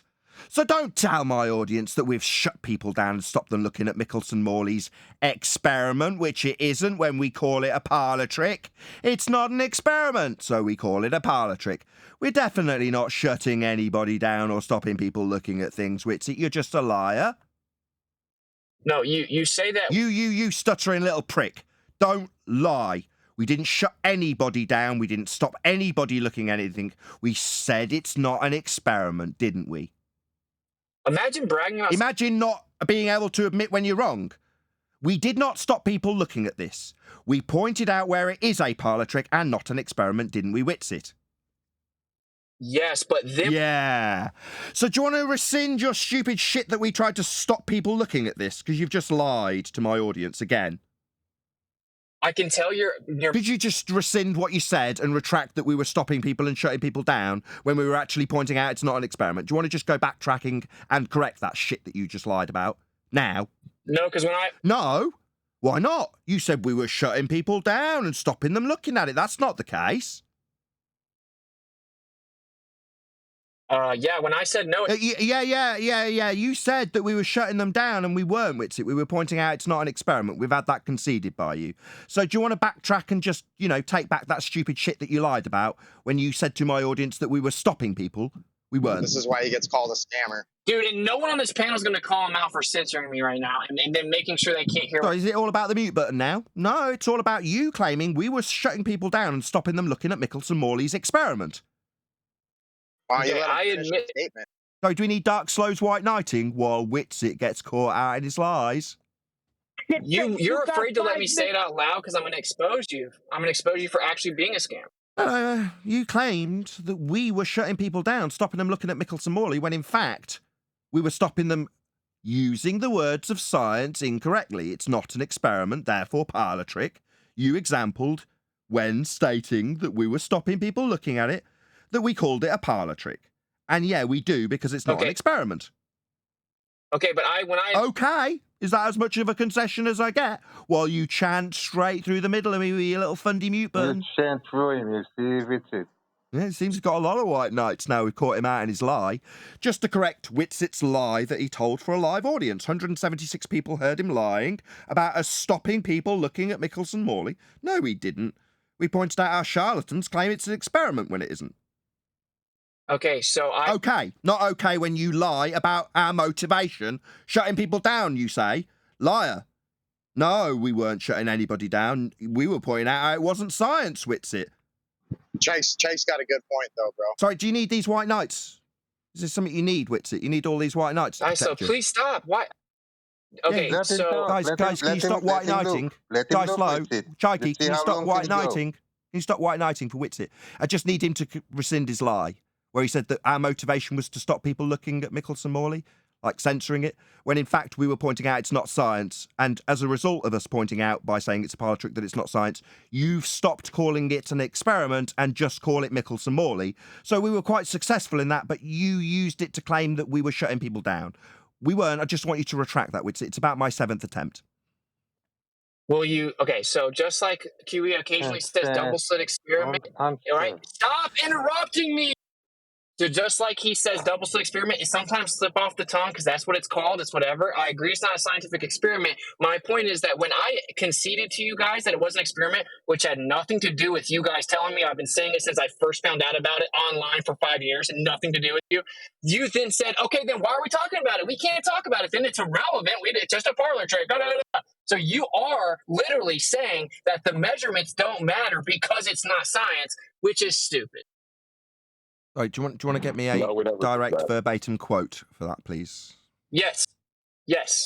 Absolutely. Whenever I said, no, it's not an experiment, then you immediately interrupt me screaming, saying, then why are we talking about it then? So that's shutting it down. Yeah, because it's not an experiment, it's not proof. You can prove things with him. Sorry, don't tell me what we can prove. Just address my last statement. It's not an experiment. An experiment provides proof. And it isn't proof. So why are we talking about it? It is a measurement. So you seem to be stuttering. I say it's not proof. It's implied to be proof with the word experiment. Once we establish it isn't proof, why would we be talking about it? It is proof via... Oh, I see. So it's got empirical evidence. It's science. It's got empiricism behind it. It's got the methodology of the scientific method to invite the empirical proof if validated. It's got that, has it? No, it's not science. No, it's not science. Science provides proof. It's shocking that this little ambiguity is the reason I'm being called a scammer, wouldn't you say, ladies and gentlemen of the audience? Don't you find that interesting, this little ambiguity that we're having to debate about right now? About whether or not it's empirical, science, experiment, therefore proof, or whether it isn't. And in this case, it's claimed to be proof. It's used to claim the ether. It's called an experiment, but it isn't. So it isn't proof. You can prove things with Who cares what you can prove? This isn't. That's the point. So we're not shutting people down. We're not censoring them. We're not telling them what they can and can't talk about. We're saying don't be a charlatan, shyster scammer and claim you've got an experiment which infers proof when you haven't. I specifically say for years that Nicholson-Morley's not a scientific experiment. It's just... Then it isn't proof. Why are we talking about it? We only care if you can prove it, and you can't. It isn't. It's a real phenomenon. FED has to... What's a real phenomena? Michelson-Morley? You think Michelson-Morley is a phenomena? Hey, let me ask you this. Why? No, you've claimed we are deceiving people, restricting their limited ability to look at this stuff when we censor the Michelson-Morley. Pause for breath while we don't say the word experiment. And then you give an example of how we call it a parlour trick. I point out to you that is you lying about our motivation when we call it a parlour trick. We're not shutting anybody down. Your further example is to say, my asking why we'd be talking about it then is in direct reference to us wanting to prove things with things that are claimed to be science, aka experiments. From there, where are we going? It's your turn. Ball's in your court. Yeah, this is back to where the conversation started, where you conceded that you can prove things outside of science. And so what this proves is that there is an objective measurement that the light does a certain thing that's a real phenomenon. Now, whether or not we can figure out the cause of science is a different conversation, and I agree we cannot. But we still know it's a phenomenon that's real. And just so happens that measurement refutes the globe model. So flat earthers should talk about it. And whenever I say it's not an experiment, you start saying, oh, well, then we don't care. Why are we talking about it? Because it's not proven, blah, blah, blah. Oh, you can prove things outside of science. Well, because if we've got a phenomena, that would be an effect observed in nature, then you know what we've got? We've got an empirical method to prove the cause of that there phenomena. It's called the scientific method. Now, if you're saying that this experiment, oh, well, it didn't go through that method to give us the proof, then why would we be talking about it? I mean, obviously, it's a bit of an issue if you're going to infer that this experiment is giving you an empirical measurement and then go on to babble about ether for 20 minutes. That we find objectionable. Because when you say experiment, we're going to ask you for your independent and dependent variable. Now you're saying, well, we've got a dependent variable. Well, who cares? There's loads of phenomena out there. Science proves the cause of it. That's quite useful. But you want to tell us about your logical framework that goes alongside your phenomena, Yeah, we're right? not currently capable of varying any IV for that. All we can do is manipulate our altitude and our position on the Earth and the time of year and get That's not the IV, though, because that's not the cause of it. So it's not science. Cause of it. It's What's just it? a measurement. Be specific. What's it? What's that? What's it and that? Interferometry. So you're saying you're trying to find the cause of interferometry. So that which you say is it is interferometry. We're trying to find the cause of interferometry. You're having a fucking laugh. No, it's the variant. So it's not the natural phenomena then. So you seem to be lying. While we ask you what the dependent variable is, you told us we got a phenomena. It's not interferometry then. What's the phenomena then? Dude, what the? It's the variant propagation of light in a preferred direction relative to altitude. That's your phenomena. What's it look like? Yes.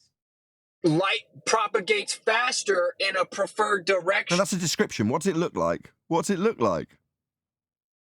What does light look like? No, the phenomena. The DV in this case. What's it look like? What is it? That the light gets to the receiver faster in a certain direction. No, not your description of what happens in an experiment. Just the DV, the occurrence only. Don't give me your explanations or your suppositions of cause. I don't need your logical framework. Just tell me what the observed natural phenomena is, please, Witsit. Variant propagation of light relative to direction. What the hell does that mean? that the light, quote unquote, speed varies in a specific direction, and it's been done millions of times. Okay? Sorry, hold on. Stop. It's been done? Do you mean men have done this? Do men do this? Yeah, because stop. I don't need anything more. It's okay, Witsit. Just calm your pants. That's why I said it's not. So it would be men that cause this then. So it's a very much a man-made effect. It's not a man-made effect because where do I observe it in nature? Based on... Okay, fine. Where do I observe it in nature? Well, that's what I'm saying. You could look at the sunlight and try to measure, does the sunlight actually go faster or something like that? But that's super difficult. Asking a question about what it does isn't observing a natural phenomena. It seems like you don't seem to understand the difference between just telling me what the effect is and supposing the cause of something the sun does. I don't need you to give me your logical framework for what the sun might or might not do. Is it the sun that is the natural phenomena? Is that what we're looking at, the sun, right? No, I'm saying it's not science. Why are you finding... Oh, I see. So we can get proof from this. It's got a dependent variable, you say, and then when we try and peg you down on the bits that could be put through the scientific method, you just tell us it's not science. So it's just bullshit, basically. No, I said... No, well, you said you got a dependent variable, a phenomena. You told me you got a phenomena. Now we're at the sun. Is the sun the phenomena or not? I didn't say a naturally occurring phenomenon. So, right, well, it's unnatural. So why would we concern ourselves? We are realists here. Unnatural. No, we're only interested in the physical and natural world. We're science lovers here. You see, Witsit. The physical and natural world is all we're interested in as flat earthers. We are true flat earthers. So therefore, the physical and natural world is all we're interested in. You want to go and talk about the unnatural? Piss off. Get lost, you stupid tosser. Go and wank somewhere else. You stupid idiot. No, we are only interested in the physical and natural world. That's what we do on Flat Earth Debate. You are a wanker. Go wank somewhere else. No. Yes, wanker. Go and have your philosophical musings and your logical frameworks elsewhere, wanker. Hey, do we have man-made measurements? Do we have physical and natural world to concern ourselves with, gentlemen? Not rhetorical. Yes. Do we concern ourselves with it's not science? It's engineering. It's something. Not science. Unnatural. No. The world, the Earth that we dwell atop, that's natural. No, it was like 30 with it. Natural only. We're only. This is crazy. Go to a technology forum. We got some super chats. I said it's not science 20 times, and then Gollum comes in here talking. Yeah, we know. We heard Witsit the first time, and we told you you're in the wrong place. Here on Flat Earth Debate, we are exclusively interested in the physical and natural world. That's all we are interested in. You aren't. That's fine, son. Just go to a different forum. Okay, got it. So you guys ignore measurements. Cool. No, we're interested in the natural world. That's all we're interested in. I keep telling you. Physical and natural world. That's what we're interested in. Okay, so we can't take measurements. You can do whatever the hell you want, stupid little boy. What part of this aren't you getting? I'm not censoring you. I'm not shutting you down. Saying that we, here, on this channel, we're interested in the physical and natural world. You are interested in your philosophical musings and your logical frameworks for phenomena that when asked what is the phenomena, we get to the sun and what it might do. But you don't detail an actual phenomena, and you go on to talk about what science could prove over and over again. Yeah, inferring that you got some science for this shit. No, Dumbo, go away with your musings. You're a wanker. I said it's not science, it's just measurement. We know it's not science, so sod off to a different forum. Science is the study of the physical and natural world. That's what science is. So don't talk about photons on here anymore then.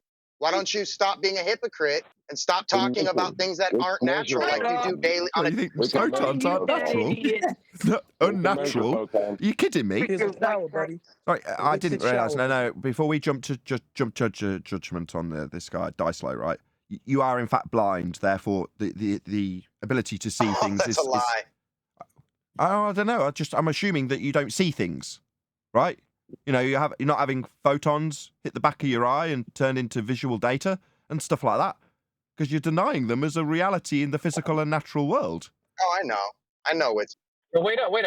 Okay, I'm just saying the way that we know the Earth's flat is with measurement, and measurement is not science. So if we're saying that flat earthers can only talk about science, then you're saying we can't even prove the Earth is flat.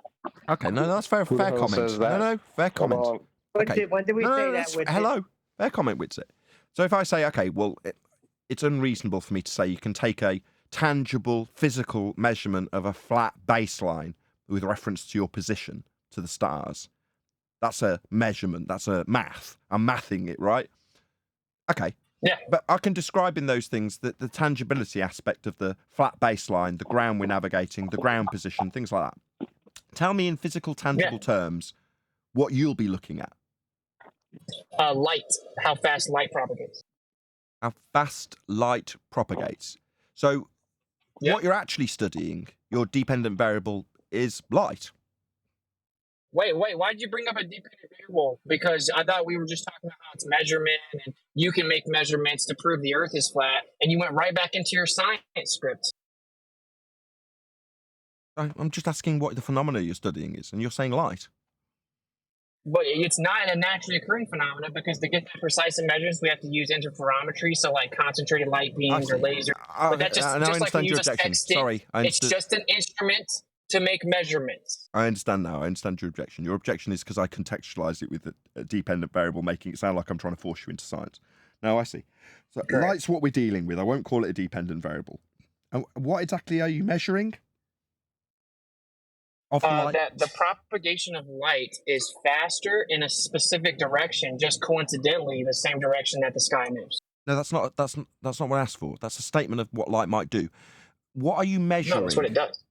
That's fascinating. Oh, we're measuring. Fascinating stuff. We're measuring. Fascinating, but we were actually indeed talking about a measurement, were we not, Witsit? Did you not follow along with the conversation that you were saying about qualifiable physical measurements in the physical world and that?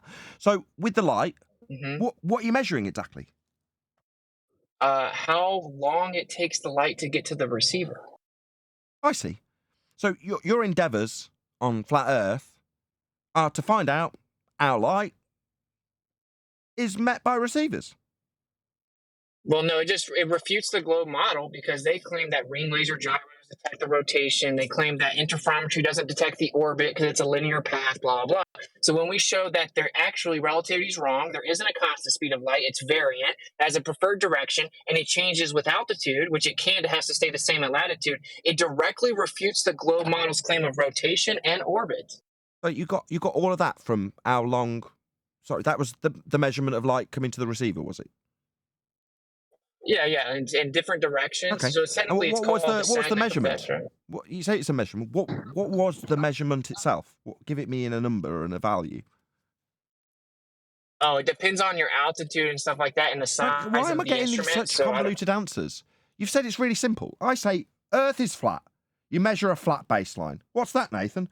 Well, it's the ground position that will meet the star. It's like the point on the ground below the star. Well, you've got a flat line that goes out along the ground to that position. Flat Earth, that's the measurement. It's you measuring the angle. Well, what's being measured? Well, the angle between that flat baseline and the star, like the two lines meeting at a vertex. That's what you actually measure. So the physicality of it is the ground. That's what you'll be navigating. And the star, that's what you'll be measuring. And the angle between them. So I've got a qualified physical measurement on the ground of Earth. It's really easy to understand. I'm asking you what you measure, and you're telling me about what light might do. And you're not just saying, well, it's 10 of these. What's the measurement? It's just not what light might do. It does it every time, millions of times. Sure, but this is in answer to a question. What is the measurement that you said you've got? It's really simple. It's just measurement. It's not science. You haven't answered. You haven't listened to the full question, Witsit. You said it wasn't science. It's just a measurement. I'm like, okay, we're interested in physics, physical. You're like, oh, well, don't convolute it with science. And I go, okay, well, let's not convolute it with science. Let's just convolute it with how we can do this in physical reality, what we're measuring. Now I've given you an example of something physically being measured. Now you give me the example and tell me what it is that you're measuring when you talk about the light. Okay. When it receives. Okay. So when still not quite finished with my question. You've told us already, we've got already that it's light being received at a receiver. Okay. So what's the measurement that you took, and what is it? It's the time it took the light to get to the receiver, and it gets there faster when you shoot it in a certain direction. And when you get closer to the sky, it gets there even faster. It has a direct relationship with direction, altitude, and season, and it's been done millions of times. But when it gets to the sky, where is this receiver? Yeah, as you increase that. Well, it's like, well, it's normally just like you have a little mirror and then it intersects the light and then it comes back and recombines and goes to a little electronic receiver. Okay. That's the question. Action path, correct? Damn, I got in there first, John. Shit. Sorry. When you go on top of a mountain, it goes even faster. Hold on 1 second, Witsy. I'm really sorry. To... Just 1 sec. I think Eli wanted to ask you a question. Go ahead, Eli. So you said that it travels faster when you point it in the direction of, I guess, what the celestial bodies move. Faster in relation to what at one altitude? At one point. Faster in relation to what? The light at a different altitude or in a different direction. Like literally, if you take the light at the same altitude and turn it perpendicular to each other, one goes faster than the other one. When they claim the speed of light is constant, it's provably not. It changes with the direction that you shoot the light, and it changes with altitude. Okay, thank you. Is that the first pattern changes with altitude? That you're saying? Do I? How was it measured? The waveform seems to be changing. Is that what you're saying? I can't hear you. Say it one more time. The waveform of the light seems to be changing with altitude. Is that what you're saying? The quote unquote speed, yeah.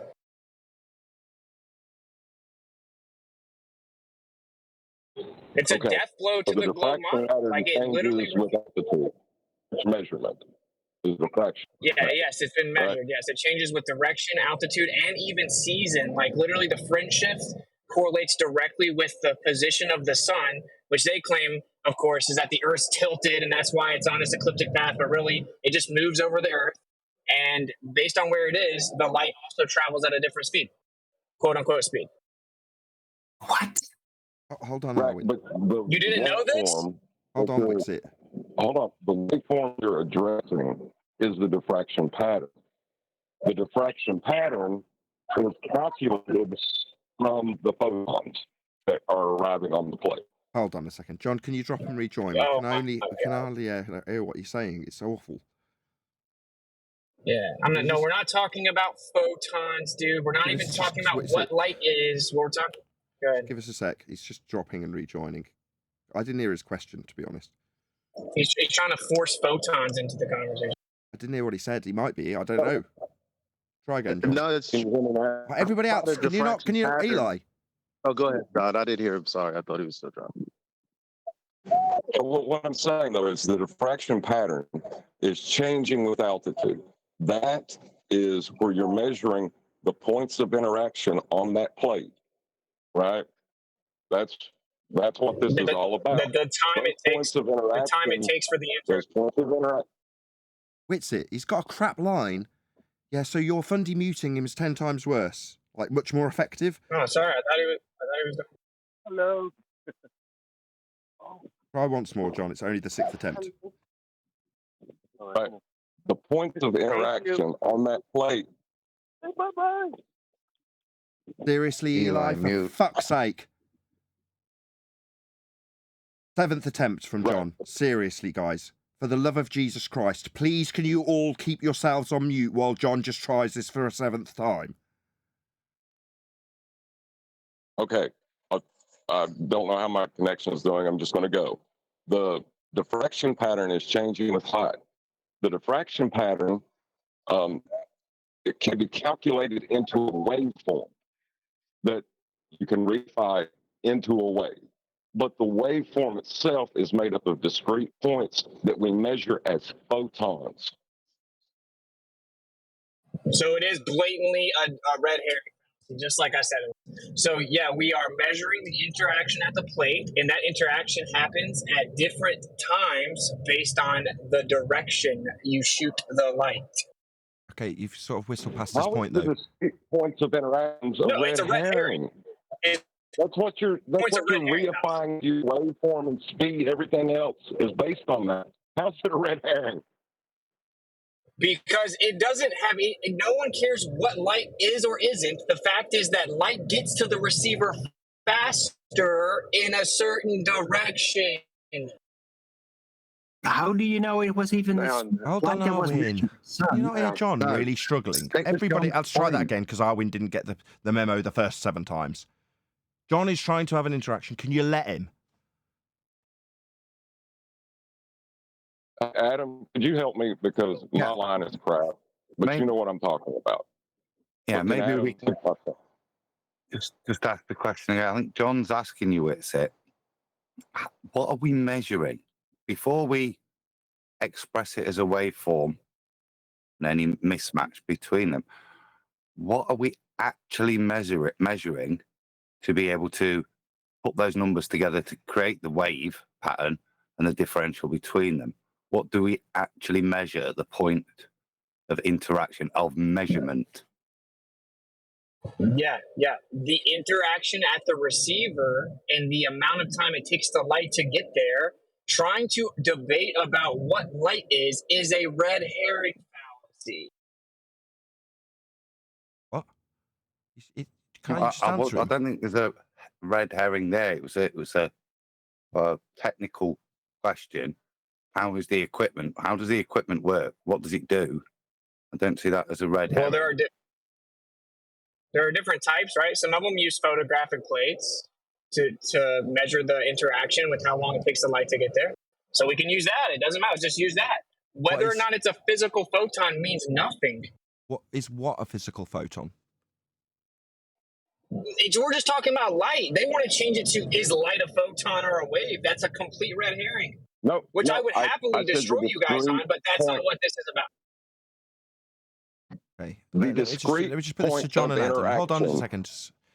So the position, as I understand it, John is saying the interaction when you're assessing the diffraction pattern on the sensor is made up of quantized chunks of light. That's what you'll derive the wave function, i.e. wave, from, right? You don't disagree, I'm pretty sure it's it, right? But you're saying that isn't the point. So John and Adam, his response is, I'm not detailing the interaction with the plate. I'm detailing the journey for the light between it's being fired. I don't understand what's firing it, but it doesn't matter, I presume. And when it does actually interact with the plate, it's that journey and the differential between how long it takes to actually get to the plate that he's detailing, from what I understand. Correct, Witsit? Correct. There you go. Adam. I'm not sure why it wouldn't be relevant what's having a journey and how we detect it.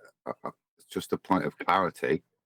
So we could maybe understand any mismatch that we're seeing in this setup. Yeah, it would seem sensible to realize how we're making this measurement, what it is we're measuring when we take these numbers and move forward with them, what it is actually doing. It's not a point of rebuttal, it's just a point of clarity I was asking for. What is it we're measuring? Yeah, but Oakley just clarified. So, No, this is what I'm saying. This seems like an attempt to not address the measurement again. This is what I'm saying. You guys are always responding with a way to not address the phenomena. I'm just talking about the measurement. Well, you guys know I disagree with you on light. You guys know I disagree with you on light. So you're trying to bring that up. And I will happily debate anyone on the panel about light at a different time. I can't be here much longer. I just want to talk about the fact that light gets there. Please, both of you stop. I don't think he is trying to. He's just trying to get a point of clarity. I don't think he's actually challenging you or critiquing in any way. He just wants to clarify what we're discussing. I think that's all he's doing. Okay, fair enough. Go ahead, Adam. Fair enough. I think you did a good job, right? So. Can I ask a point of clarity too? Witsit, you keep on talking about quote unquote speed when referring to light. So does light have a speed or does it not? It has a speed only in the sense of it's a rate of induction, but I don't think it physically travels from point to point. It just looks like that to us as it's illuminated, and I'm not trying to change the subject to a different debate right now. Okay, so thank you for that factor. Hold on. So it's the rate of induction on the sensor then? Well, yeah, like how quickly the sensor detects the light it changes based on what direction you shoot the laser or light beam. Okay, maybe I'm a bit confused again, because my understanding is it's a very much a binary thing. I thought, but maybe you can explain what you mean by rate of induction. See, that's what I'm saying. Okay, yeah, I think that light is the excitation of the background, and when it gets perturbed, then it is excited and illuminates, and then it induces back to its original state once the perturbation ceases.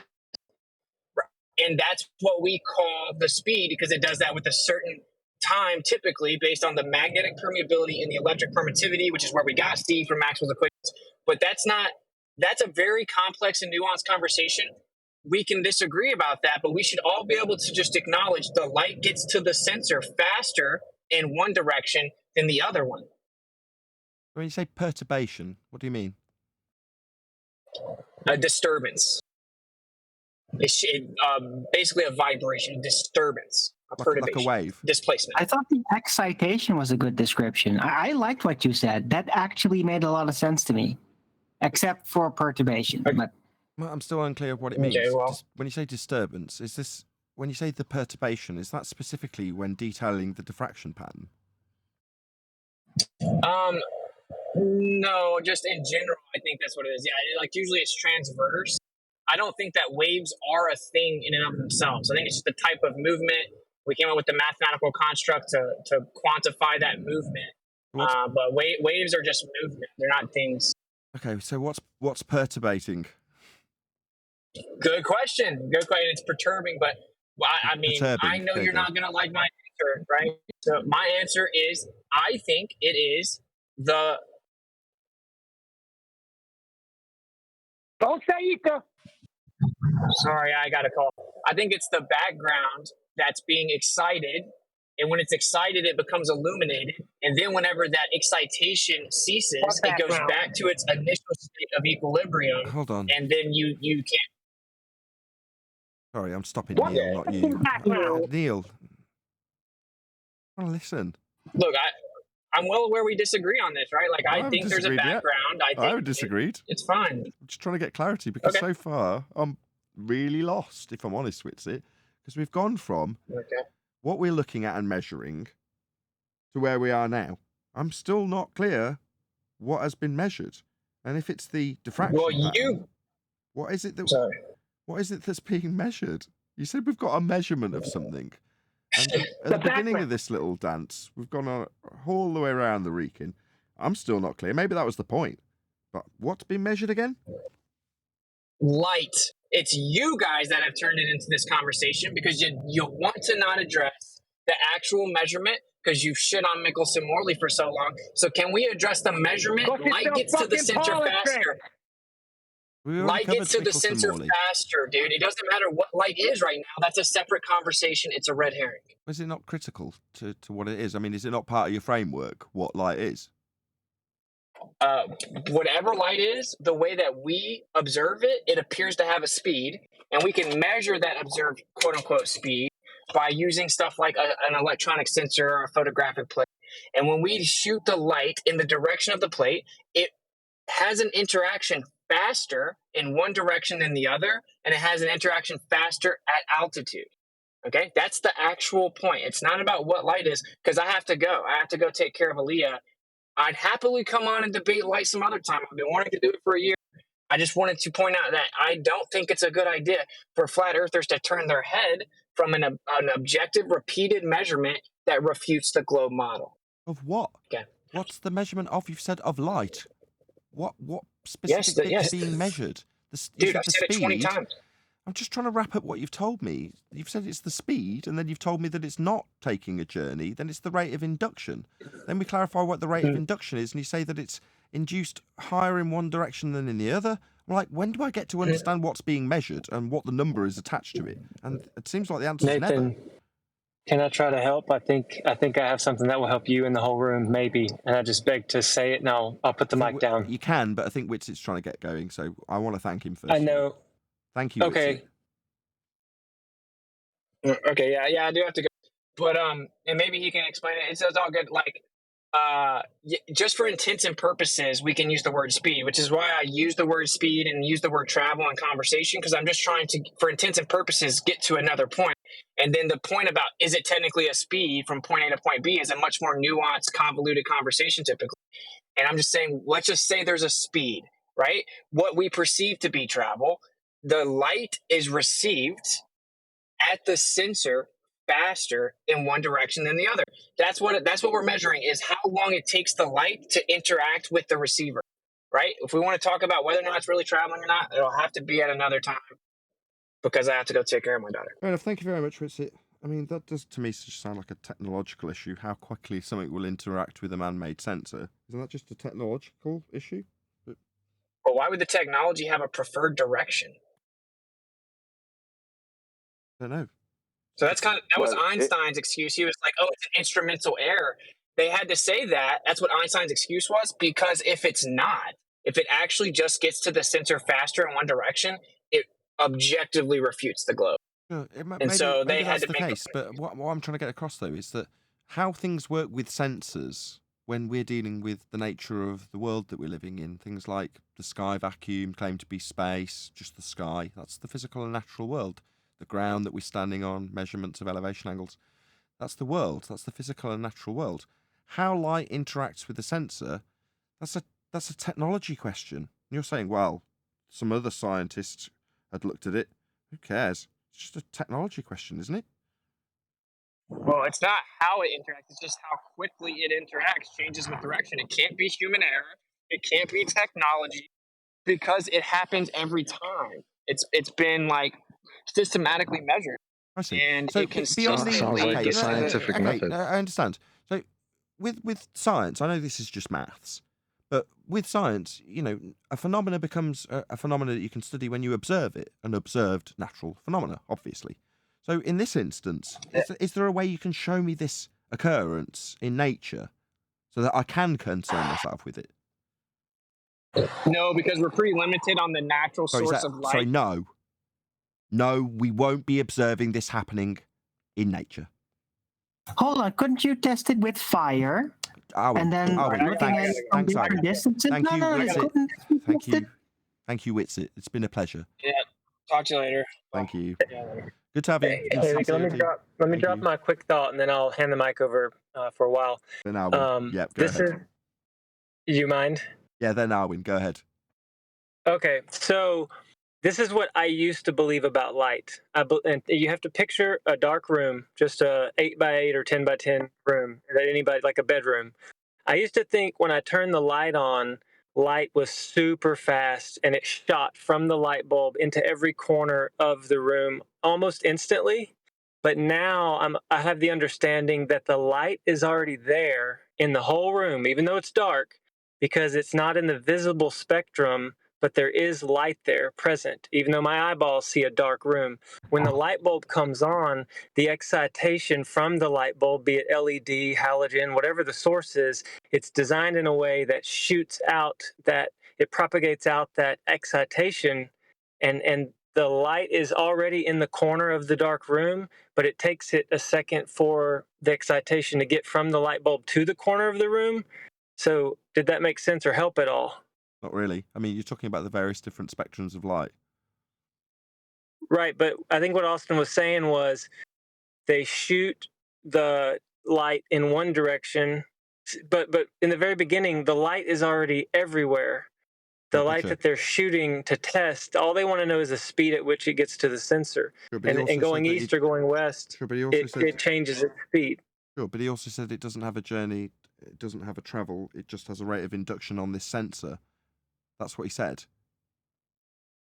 Well, right, like the bedroom analogy where it's a dark room, the light's all there. Sure, you understand.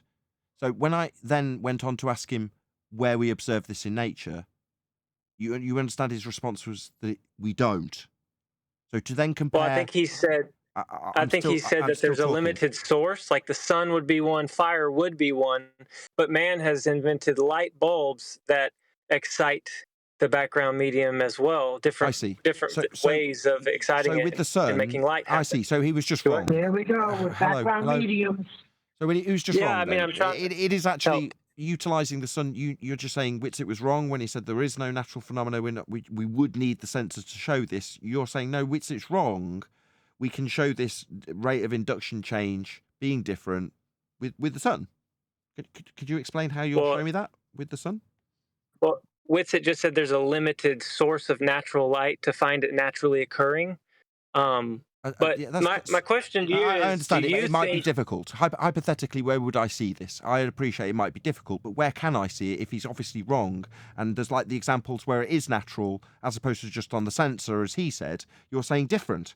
Well, do you want to just give me the example where I will see it in nature so I can concern myself with it like I asked Witsit? He said I didn't need to concern myself with it because it only occurred in this piece of technology. But you were saying different, so just give me the example where it happens like on the sensor. Okay, I guess the only example I could give you is if you could not have fire and then turn fire on, because I believe that you need the firelight to be there before you could test how fast the excitation happened. No. Because the sun comes up and slowly illuminates. No, you're not understanding me. Right, Witsit Go will ahead. present the sensor and say, look, there's a difference in the rate of induction. Here it is shown on the sensor. Right. Okay. Right. Now show me that in nature. The only way I think this test could be possible is if you could not have fire. No. It's not a test. Well, you're talking about an experiment. You're talking about a test, correct? You want really? to test it? Sorry, no, we're not. That's the bloody point. Witsit told me I was shutting people down. No, this is not an experiment. It's not science. It's not proof. Did you not hear Witsit say all those things about it? It's not an experiment we're talking about. We're trying to tie down merely the phenomena that we're observing. Witsit's conceded only exists in this technology. You're saying otherwise. So now you just need to show me where it occurs in nature. That's it. What I'm talking about occurring is man doing tests, though. So it's and having only conclusions. okay. So it's only induced by man then. No, man has found that this is happening naturally. So where's it happening naturally then? Everywhere. Do you want to show light it me? Is everywhere. Show me. Light show me. Is everywhere. Don't just say everywhere. Show me Then where why- I then see. why aren't the photons- Why are you babbling through me? I'm so tired of this hippie shit. Yeah. Just show me where the rate of induction change, as described by Witsit on the photographic plate, can be observed everywhere. I've got a cup in front of me. I don't see a rate of induction change on this cup. That was absurd and stupid. Don't do that again. Now, for the seventh... The Stop! rate of induction only Stop! has to do You're with really the propagation irritating of me. the light Stop through the medium. interrupting me. You know what I'm saying? Stop doing that. I tried to Stop. help. Okay, I'll stop. I heard your answer. Everywhere. Looks at cup. Does not see rate of induction change. Do you want to try again by telling me where, according to you, everywhere? No, that was a total fail. So do you want to give me a minute ago, it was really difficult. Then it's everywhere. Do you see how you're kind of double speaking and contradicting yourself? You just need to give me the example that contradicts Witsit when he says it's only man-made, only induced by man, pretty much what you said a moment ago. But apparently when men induce this, it's indicative of nature. No, you'd have to show me it in nature first. Not tell me it occurs everywhere. So, let's try that again. Where do we observe the differential rate of induction of light naturally occurring, please? Nathan, may I make a comment to you before we continue? No, you could just show me where what you say is something that we'd be finding in nature actually happens in nature rather than asking me something. May I please make a comment before we continue to talk? No, just show me where the rate of induction change a moment ago is everywhere, therefore it should be very easy. It would have to be a conversation. Can we talk? No, you can just show me this natural phenomena. I mean, it sounded almost science-like earlier. So you've said it's natural. Well, You've said everywhere. I'm not a professional debater. And now you're talking straight through the middle of me while I re-highlight your stupid shit that you parroted from the idiots like Witsit, who also double-speak and contradict around their stupid nonsense when describing mathematical measurements for things that only occur in man-made devices when man induce them. No, that's not going to be something that we'll concern ourselves with because we concern ourselves with the physical and natural world. You, on the fantasy side of ether belief, like to concern yourselves with the inductions of effects by men. Then you go on to tell us that it's actually induced everywhere in nature, so I ask you to show me where, and you told me that it's got to be involved in a conversation I have. No, it's the point where you just show me this naturally occurring, my friend. You don't understand what light is. Oh, I don't understand. Or how it travels and what it travels through. We're all trying to... Witsit said it doesn't travel. It's the rate of induction observed on the plates, he said. Not travelling. So you're now completely contradicting Witsit by saying it's got a journey when he made it explicitly clear that it doesn't, and it is, in fact, the rate of induction on a man-made plate. I can explain that. You can talk straight through me, too. And maybe you can blame a mute button when I rip your asshole through your own throat.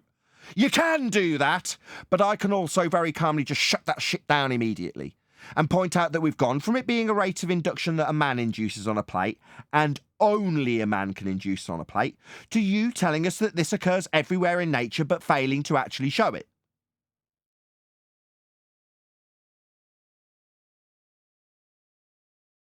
Are you going to show it? Do you want me to try to explain it again? Not explain, show. Okay. Explanations come from the scientific method. You explain what caused the effect when you vary your independent variable to make damn sure that it does cause the dependent variable that you can't seem to show me in nature, and Witsit made clear was a man-made induction.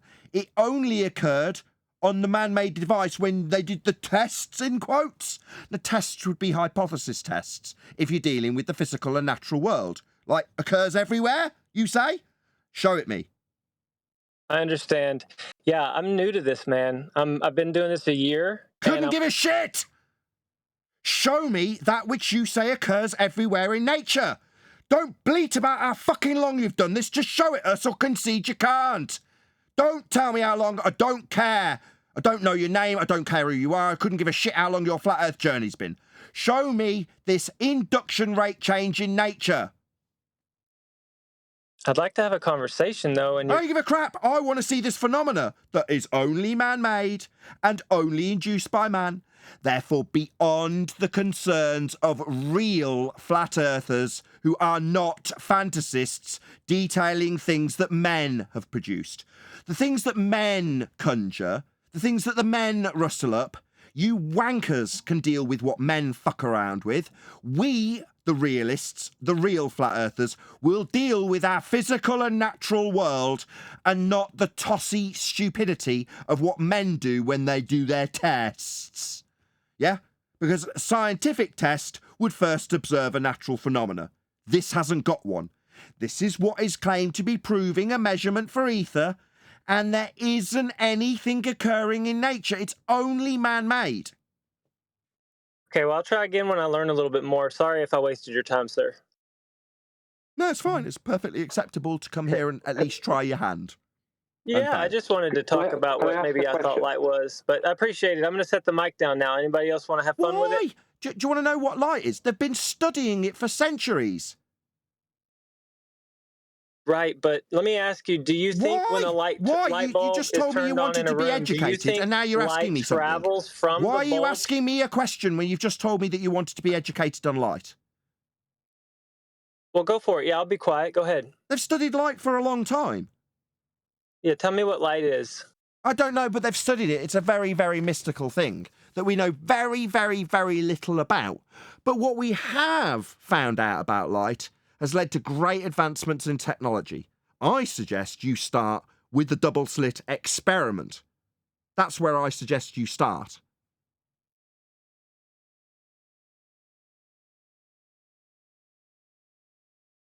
These are things that occur in nature. So when someone says, like, what's your phenomena? I go, light diffraction. It says, like, 2 words. Not, I need to take you on a journey of logical frameworks and flawed men with their musings on what they think light might be.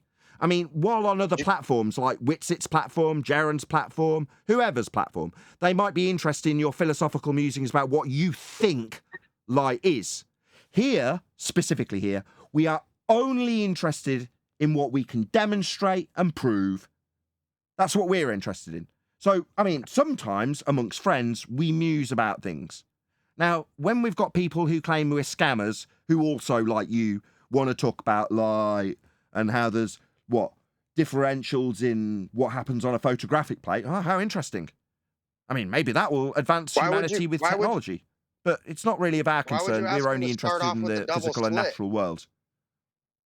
I thought you're only interested in natural phenomena. Why would you interest him in the double slit experiment? Because the natural phenomena would be light diffraction. And you've got this effect where you can actually induce that, i.e. you can stop light diffraction. You can stop the phenomena occurring. Yeah, with branches this is an experiment? Sorry, this is an experiment. That's right, Dicelo. It happens in nature. It's a natural phenomena. Yeah, that's right. Natural phenomena, diffraction. You can vary and manipulate knowledge of which path the light travels through. You know that? Which path the light travels through? Where do we see this natural phenomena of this double slit? Everywhere. Like walk under a tree in a hot day, and there's a good chance that you will see light diffraction as light passes or traverses between a slit between leaves. Diffraction's really common. Uh-huh. Yeah, you see how what I say in terms of the journey of discovery for light with science, when someone asks me what the phenomena is and where it's happening in nature, just like, easy. Yeah. Yeah. Now, when you need to talk about ether, you need to take us on a little journey of logical frameworks. From the flawed men who might get stuff wrong that Jaren objected to, we need to listen to their stupid, shitty stories about this stuff and how they might imagine how it might work and how they've got measurements of real phenomena. That's not science, but, you know, the phenomena really only happens on this photographic plate, therefore man-made. But this could be the background medium for everything in the known existence of the universe. So you better pay attention and not shut it down when you point out that all of that crap came with a claim of an experiment, that it wasn't. Therefore we call it a parlor trick and what, are censoring it? No, it's just these outrageous shitheads that like to call us scammers when we point out that they're using scammy terms like experiment for stuff that isn't. That's what we do. It's projection. They're the scammers. Listen to that whole shit that I had to endure about backgrounds and bullshit. Tired of it. Yeah, it's okay. Witsit's all over it, man. He's got Dave coming here. He's got Jaren making his retraction video for the damage he's caused me. He's all over it, man. Witsit's a good guy. Oh, all that stuff was great. Can I, Nick, can I Hold ask a question? on, before you go, because I know you got a good story, Brian. But I think it's a shame because if all this stupid infighting nonsense, which you can classify this as, even though we have a legitimate position, if it wouldn't happen, then we could have very interesting journeys of discovery together and talk about. Oh boy, all we got to finish, man. Like, what is that actual nature of light? I am interested. Yeah, me too. But now we're all just bickering back and forth because they're falsely making a case and we're making them look like a fool, and that pisses them off. And it's such a shame. We could have actually gone on to a discovery if all of this hadn't happened. I'm not blaming you guys, or it's just and you can join the Witsit crew. No, I'm not joining the Witsit crew. No, okay. Brian can go next. Brian will obviously take a while. Sorry, Brian. No offense. We know it's true. Arwen can join the Witsit crew, but you can't, Neil. You hear that, Neil? You're not welcome. I want to join that dumbass hippie shit. Okay, right. Well, they all start ranting. I'm going to read out a few super chats. So, Joe Vilcomer, thank you very much for the super chat. He says, you deserve dollars for this. Thanks. Gives me cash. Thank you very much. I'm not going to read out the amounts. I'm sorry, guys. I'm just going to tell people that you've super chatted. Okay, Nicole Blue Jacket says, Nathan is happy you are here, Witsit. It's good for views, and he's hoping it will bring income. The negativity is toxic, though. It's called operating in sin rather than through the fruits of the spirit. Not the Witsit choice, not the wisest choice. Yeah, I agree with your sentiment there, Blue Jacket. Yeah, can't disagree. And I have as much toxicity in me. It's not wrong when he says that, and I'm being toxic because I feel wronged. You know, you sense it and it's right. And two wrongs don't make a right, so I'll agree with your sentiment. Okay, Eli, thank you very much for the super chat. It says, glad that's cleared up. I'm not exactly sure when that super chat came, but he's obviously referencing something that was said there and then when he paid his $2. Sorry for not shouting it out in the moment, Eli. I was probably telling you to shut up at the time. Really, really sorry about that. Anyway, shout out to Blue Pill Devolution. He says, hey, Witsit, we want to prove FE, not the ether. It's not that complicated. Thank you very much for the super chat. Really appreciate the support. Shout out to Godzilla37. I'd feel guilty if I didn't super chat this show. One of the best on record. Thank you, Nathan, and panel. Really appreciate the support, Godzilla. And D Rose again. Thank you very much for the super chat. Did I miss the memo? There's an empirical Earth measurement claimed by flat Earth proponents debunking 3959 radius and 24,000 miles circumference. I don't know if you did hear right. Black Swan. Shout out to D Rose again. He says, Witsit said there are empirical measurements. For example, of Earth. It's on recording. Thank you for the super chat. Really appreciate the support. 4 more hours, says High Score Boy. Really appreciate it. Thank you very much for the super chat. Another super chat from D Rose. He says, I haven't heard an empirical measurement of Earth. I don't know if we got there or not. I'll have to go and review it. Banter, thank you very much for the super chat. Witsit, does light have a speed or not? Shout out to you. Really appreciate the support. Another shout out to D Rose. Only Earth measurements purported by Flat Earth are measured distances by celestial navigation using elevation angles, which empirically prove horizontal level. Thank you very much for the super chat. Really appreciate the support. Also, Crockett, who gifted 5 memberships out to Nathan Oakley 1980. So thank you very much indeed, Crockett. And last but by no means least, Liz, the Iron Maiden, who smashes the super chat and gives me a little winky sunglass wearing smiley face. Thank you very much, Liz. Thank you, all of you. Really appreciate the support. Right, Brian, don't feel like you have to keep this brief. Knock yourself out. No, I don't. I'm not going to. I was going to just say something there about what Armand said, but I'm not going to even go into that. The question I have, and if Dyslow can answer it, or whoever is there, who knows, is this phenomenon ever observed outside of interferometry? Like even with another man-made apparatus, is it ever observed outside of the likes of the ring laser gyro?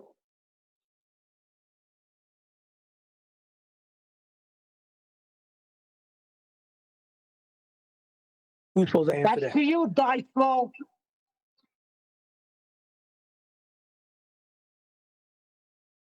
Right. Look, in case you don't know, that's to the guys like in Discord, the Dyslow or the other guy that we're talking about, Ether or whatever. Well, I'm that's thinking, to you guys. I'm thinking I've been on the Earth for like 57 years, and I don't. D Rose, not you, D Rose. Sorry, go ahead, Brian. Yeah, I'm just wondering, is it observed anywhere other than interferometry? Like, example of interferometry, ring laser gyro. If there's a claim it's observed within the use of a ring laser gyro, but that's the only, within interferometry, that's the only place it's observed, then I don't know why it's getting such press. Because it's not, obviously, as admitted, it's not a natural phenomenon. And if it's only observed within that apparatus, or those apparatus, or that, that system, then how can we build anything upon that? We can't. There's nothing to build upon. It's something that's happening, it's claimed to happen. I don't know what the story is, whether I haven't looked into all the details. But this phenomenon that's created within these man-made devices, if it's only happening in this one man-made device, then you could spend years building a case, right, for a claim of ether or anything else, and it could just be an issue with the process that goes on in interferometry. Rather than jumping straight to something else, look at interferometry first. Because it seems to me that like something is happening in interferometry, and they're jumping to there's a background medium. You know what I mean? It's a massive leap. How do you go from that to that when there's no other? Yeah, well, there's no other phenomenon, even in another man-made voice, and there's no natural phenomenon. Right, so they just use a model that presupposes the light speed and then get all technical and measuring with it, basically. That's what I try to tell Witsit. Like every time, where is the speed of light involved, even in a device? They basically make you presuppose that it's the speed of light. That's what happens. Well, rate of induction is a speed, rate. So that is still a changing, because rate is speed. So regardless of what way you describe it, the claim is still that there's a differing speed. Well, you know what I mean? That's still the claim. In something, in the light emission, in the actual expression, in the induction, you could say, right? But it's not the light, but in what the light does, perhaps, right? I'm just still baffled about when I'm in a dark room that the light is really there. It's just that I'm just trying to get my head wrapped around that. That's all. There's no such thing as dark. There's just light that you can't see.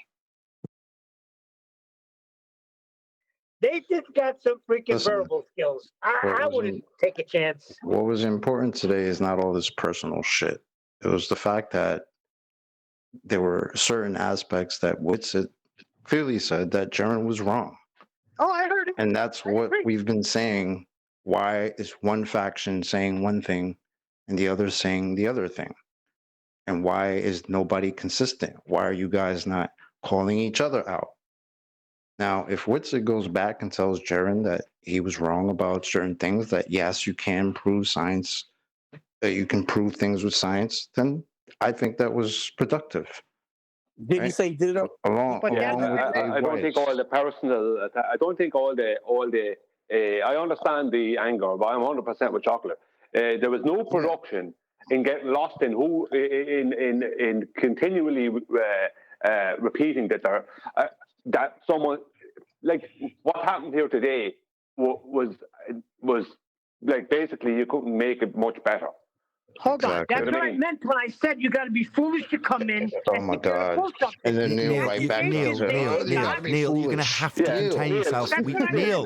Neil, I know you're excited, but you're making it inaudible by reaffirming something we've already heard you say. So by saying, well, that's what I was saying. We heard you say it. Thanks. But it would also be nice to hear someone else say something. Thank you. Yeah, yeah, I'm with Brian on that. Like, it was productive to have that happen because it needed to happen. It's the same thing I always say with the ballers, right? They got their own things they got to worry about. Well, it's the same thing with these guys. They got their own things to clear up and worry about before coming dealing with us, right? And if those things are pointed out, if Witsit does go back and tell Dave Weiss, hey, might not be using the word scientific the way you should be, and Jaren, hey, you're a little bit wrong for saying that science doesn't prove things, and to say that is a scammer, because I'm saying it. Science proves things. Prove it. Now, yeah, it comes with a caveat of control variables and fallibility of men. I don't know why that has to be stated every time. That's a weird thing to me, especially when we jump to empirical measurements that apparently don't come with that same caveat. I don't know. I'm just saying that's a little weird. But other than that, I think it was very productive. Okay, and that's what I meant by coming in and trying to challenge Nathan on that. He's going to get the confessions he wants, and he did. So to me, you got to be foolish to do that. Now, maybe there's a reason why he came in. Maybe subconsciously he's starting to realize what's happening. Fine. But why are you condescending it? Why does it have to be foolish? Maybe he just wanted to come in and have the conversation. Right? It doesn't always, Neil. Okay. I get it, bro.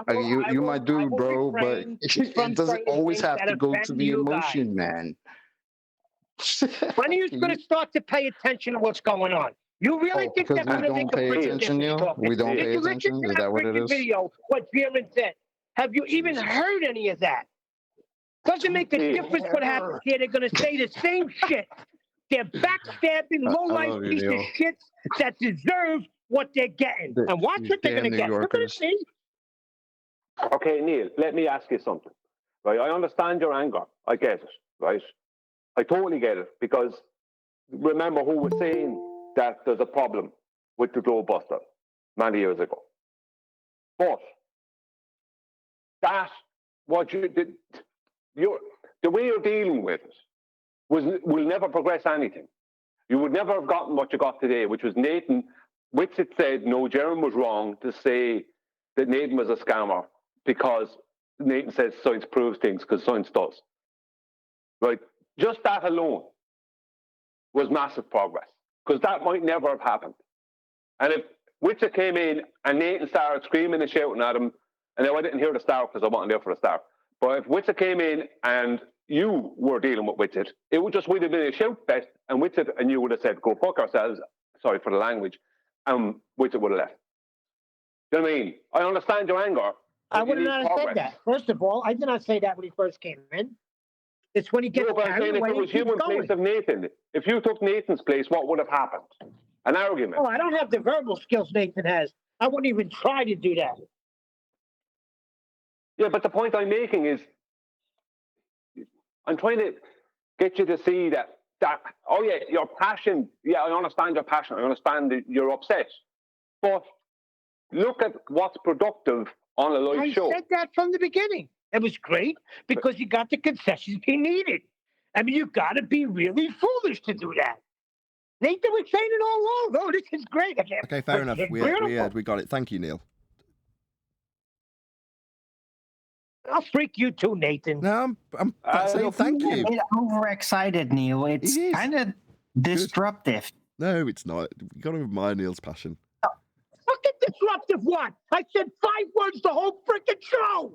Yeah, and it becomes kind of unintelligible. Don't antagonize them. Don't antagonize them. Come on, Alvin. Listen, don't do that. Right.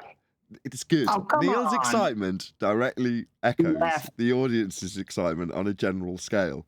So if Neil's exasperated and wants to interrupt and scream things, typically what I get in the comment section after the fact is people reiterating what, admittedly, Neil has had an outburst to interject with, but the audience echoes the sentiment. You don't know how often people are saying the exact same thing that Neil's actually trying to get through in exasperation or irritation or frustration. Normally those are the circumstances that Neil wants to interject. But like I say, he's echoing the sentiments of the audience. So he's saying currently, Neil, that why would you be so stupid as to come in and give Nathan exactly what he wants? I don't know. Who cares? Let's not divide his motivation. Yeah, well, I mean, I think Neil is actually left. I get him too. It's just that if he gets so rowdy, then his mic is not clearing up any when he does that, and it just makes things like messy, right? Yeah, sometimes you complain about it too. I mean, there's you, Arwin. I get the sympathy, but it does make a mess out of things sometimes. Okay. Well, Neil got drunk at Adam's birthday party. As much as I had my hand up, which is a shame. As much as I had my hand up and remained silent, I heard quite a bit of you, including Neil, interjecting during the thing. So we're all guilty of that. And I'm on Neil's side with the passion about it. You know what I'm saying? That's why Nathan said my panel keeps interjecting and rumpusing this, that, and the other. So we're all guilty for doing that. However, I'm always fucking forced to do a super chat to say something, which I don't mind. But I wanted to ask him a question pertaining to those super chat. Ask Witsit something regard to it because of what they were just talking about, empirical measurements and empirical scientific methodology and all that stuff like that. But didn't get a chance to. But I'm pretty sure everybody knows that he's just like Chaka just said, there's going to be fallible human beings creating these devices, which means devices are not flawless. And that means the interferometry measurements and this whole experiment is done by fallible human beings. So what was the point Witsit was saying? All he was doing was he didn't make any points. He didn't make any points. That was my only point in saying that. Was just I didn't understand why bringing up the scientific method had to come with the caveat that we need to control and fallibility of humans. Okay. Isn't there the fallibility of humans in anything we do? Yeah. So then how do you jump straight to empirical measurements that doesn't come with the same caveat? That was the only thing that just confused me. Why does that not come? But not only that, Chocolate, I'm talking about empirical measurements. And he said, like, for instance, measurements That's of what Earth. I mean. That's what I mean. You know, but listen, when he said measurements of Earth, anybody listening from the outside that doesn't know anything about celestial navigation, elevation angles, they would assume like, what you mean, like 3959 radius, 706? I mean, you mean like 24,000 miles circumference of the Earth? Yeah, there are scientific empirical measurements of that. NASA says it. That's what I'm saying. He right there, by saying that, he wasn't specific on that and just threw that out there vague, like there are empirical measurements of the Earth. Yeah, but there's a problem there. Yeah, exactly. Just 1 second. There's a problem there.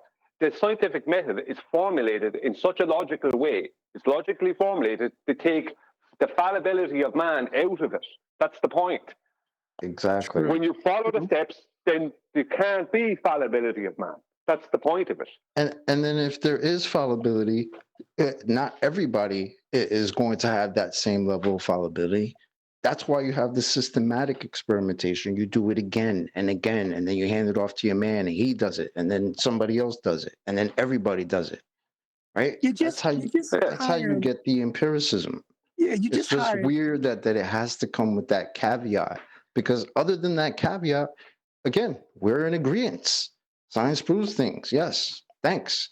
But the problem is we got a dude over there called Jaren who wants to call us scammers for saying that very thing. And of course, again, if Witsit goes back and tells Jaren was what, then cool. This was a good thing.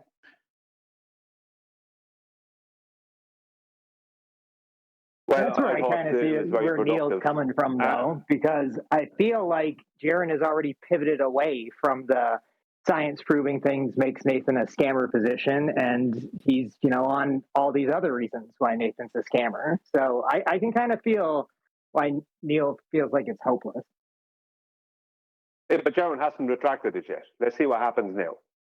Let's see if Jaren retracts it, because he should do a public retraction. But that's the other problem, is that Jaren reiterated that. Jaren also reiterated that same thing after conceding it to Nathan himself. Yeah. See, this is the problem. Right. You know what I'm saying? So it's like you're using the words and you're not either understanding what you're being asked or know what you're saying. And then it comes out crazy. And then later on, you call the same guy you just agreed with 6 times that, now that guy's a scammer again. It's like, what are you saying, bro? Get your shit together. Yep. It was like he was trying to maintain that Nathan was wrong about something. Yep. Even though he conceded to the things that Nathan wasn't wrong about. Even in the end, after all of that was... Go ahead. I'm sorry, I didn't mean to interrupt. I was just saying it's just working backwards like the Clovers do. Jaren already has the conclusion that Nathan's a scammer, so he's going to find any kind of reasoning to back that up at this point. But I mean, I guess that's not the important part. The important part is to make sure that his assertion that science doesn't prove things is proven to be inaccurate. The rest of it is just ad homs and nonsense. Well, is it possible? Now, I'm trying not to divine motives too much here, but is it possible? Because it's not motive so much. Well, maybe it is. Is it possible that Jaren, because he's such a conspiracy theorist, that like a whole lot of conspiracy theorists, that they forget that when something is proven, then it isn't a conspiracy anymore? So what I mean by that is it possible that Jaren, in his own mind, can't accept that it actually is flat and it's not a globe? Is it possible that is actually freaking him out? Is that possible? Because conspiracy theorists love conspiracies, but they jump from one to the other, and never gets proven. And that's the problem. Jaren is a massive conspiracy theorist. Then that's what makes him and Nathan different. Nathan is not a conspiracy theorist. Nathan will entertain something, but he won't dive into it like Jaren. Nathan will go, I don't know. I've heard that's all right, but there's nothing there for that. Nathan sticks to what can be proven. And the thing about it is, I think maybe it's possible that Jaren is such a conspiracy theorist that he can't believe that the biggest of what he thinks is the biggest conspiracy theory ever, what he thinks is a conspiracy theory, is not. It's actually true. Is it possible that he can't actually entertain that he doesn't realize that in the back of his head he can't entertain. He knows it's not a globe, but maybe he can't accept that it's flat. Is that possible? You guys hear Maybe me all he right? can't. Hello? Yes. Yeah. Well, listen, I've been around this topic long enough that I cut my teeth with Jeranism, right? So his original shtick was to say that science doesn't prove things, and that was because we've all been fed the pseudoscience. So it's going to be hard for him to abandon that because he will lose his platform. As a conspiracy theorist, you have to undermine science and say anything is possible. Therefore, I can't even go along with the supposed idea that science proves things. He has to hold on to saying science doesn't prove anything, or everything else that he's worked so hard for he'll undermine himself. I'm not sure it has anything to do with being a conspiracy theorist, though, or that conspiracy theorists are more inclined to not believe the biggest conspiracies. I mean, from my perspective, I think conspiracy theorists tend to want to jump the gun on what's not provable. And I mean, I don't know. I really just think it's hard to discern Jaren's motivations, and it seems almost entirely personal at this point. And like, I mean, if I want to speculate wildly, I'd think that he partially holds Nathan responsible for what happened to Bob. Like, as unreasonable as that is. I have to say, excuse me. I'm very satisfying how Richard was behaving and how he talked and how he was explaining about it. And I think we really have to think about it. Just like he said, it's not about the scientific method there, it's about measurement. And we have, if you take in this measurement that has been proved, like he said, a million times, that will show. You don't use scientific method to see how far you can see. There's not scientific method you need there. We're talking about measurement. And that is a measurement of how light propagate and how, the behavior of it. And that's all. Yeah, Johnny, that's cool. And I hope everybody understands that, again, nobody was getting in the way of anybody saying that. Like, you can say what you want. Nobody's gatekeeping. Like we've been charged with. Nobody's going around with misrepresenting and lying on this side. Maybe you get things wrong here and there. Yeah. And I'm pretty sure if you're able to prove that, each and every one of us would concede and go, okay, I was wrong there. So you have to actually give it the opportunity. I told him to come on Nathan's today because he couldn't get on. Kiwi wasn't going to let him get on the show. You know, Kiwi, when he's doing his shows, like they're his shows, he doesn't really let us interject until the end anyway. So I told him, yo, just come on Nathan's. Like, you act like Nathan is not going to let you talk. And that's exactly what happened. There was a conversation that got a little testy, but I'm really happy with how the conversation went. What did he? I got a question about that. Did he concede to the discrete points of interaction on the photographic plate? No. He wouldn't admit that. No, he said that. Dots he said it was a red herring. Yeah, said it was red herring. Yeah, but let me throw something out there. Let's just talk about this phenomenon that's happening only, from what I can tell, only within interferometry. How do you measure something if you don't have a baseline? Look, if I'm going to measure something, let's say a piece of wood, I have a baseline. I can use centimeters, inches, meters, whatever, right? Feet.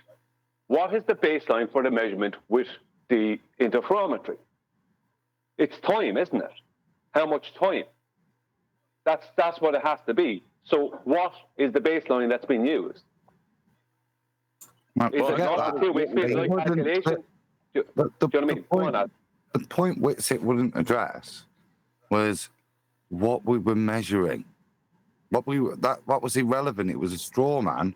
What we were measuring, so we could go forward and use this measurement to declare things. He wouldn't express what was being measured, what the device for the measurement was doing, how it was working. That's what he dodged and said was irrelevant. Did you detail that, Adam? Hold on a sec. Did you detail that? How it's measuring discrete points of interaction that we can then take and quantify and describe as a wave function? Did anybody get to that point with We him? got close. We didn't quite get there, though, no. I tried to get him to say what was happening. So I said, so that we can then, I did mention, derive a wave pattern from calculation, which wasn't responded to. So I alluded to it, but it was for him to explain. That's what I wanted him to state, what the device was doing, how it worked. Because surely it's important how the device works, what it's doing, before you can then draw inference on the measurements you've taken from it. If you don't even know what it's doing or how it's doing it is irrelevant, that seems a very confused logical framework to me. I have to round out on that note, I'm afraid, gentlemen. So with that, I'm going to say another huge, massive, enormous thank you to both Discord and G+ panels for making today's after show possible. And of course, a massive thank you to all of you in either Nathan Oakley 1980 or Nathan Oakley premiering streams, hopefully smashing the super chat, liking, commenting, sharing, subscribing, hitting me up on PayPal, and all that good stuff. I've been Nathan Oakley, and I will see you all in the next video.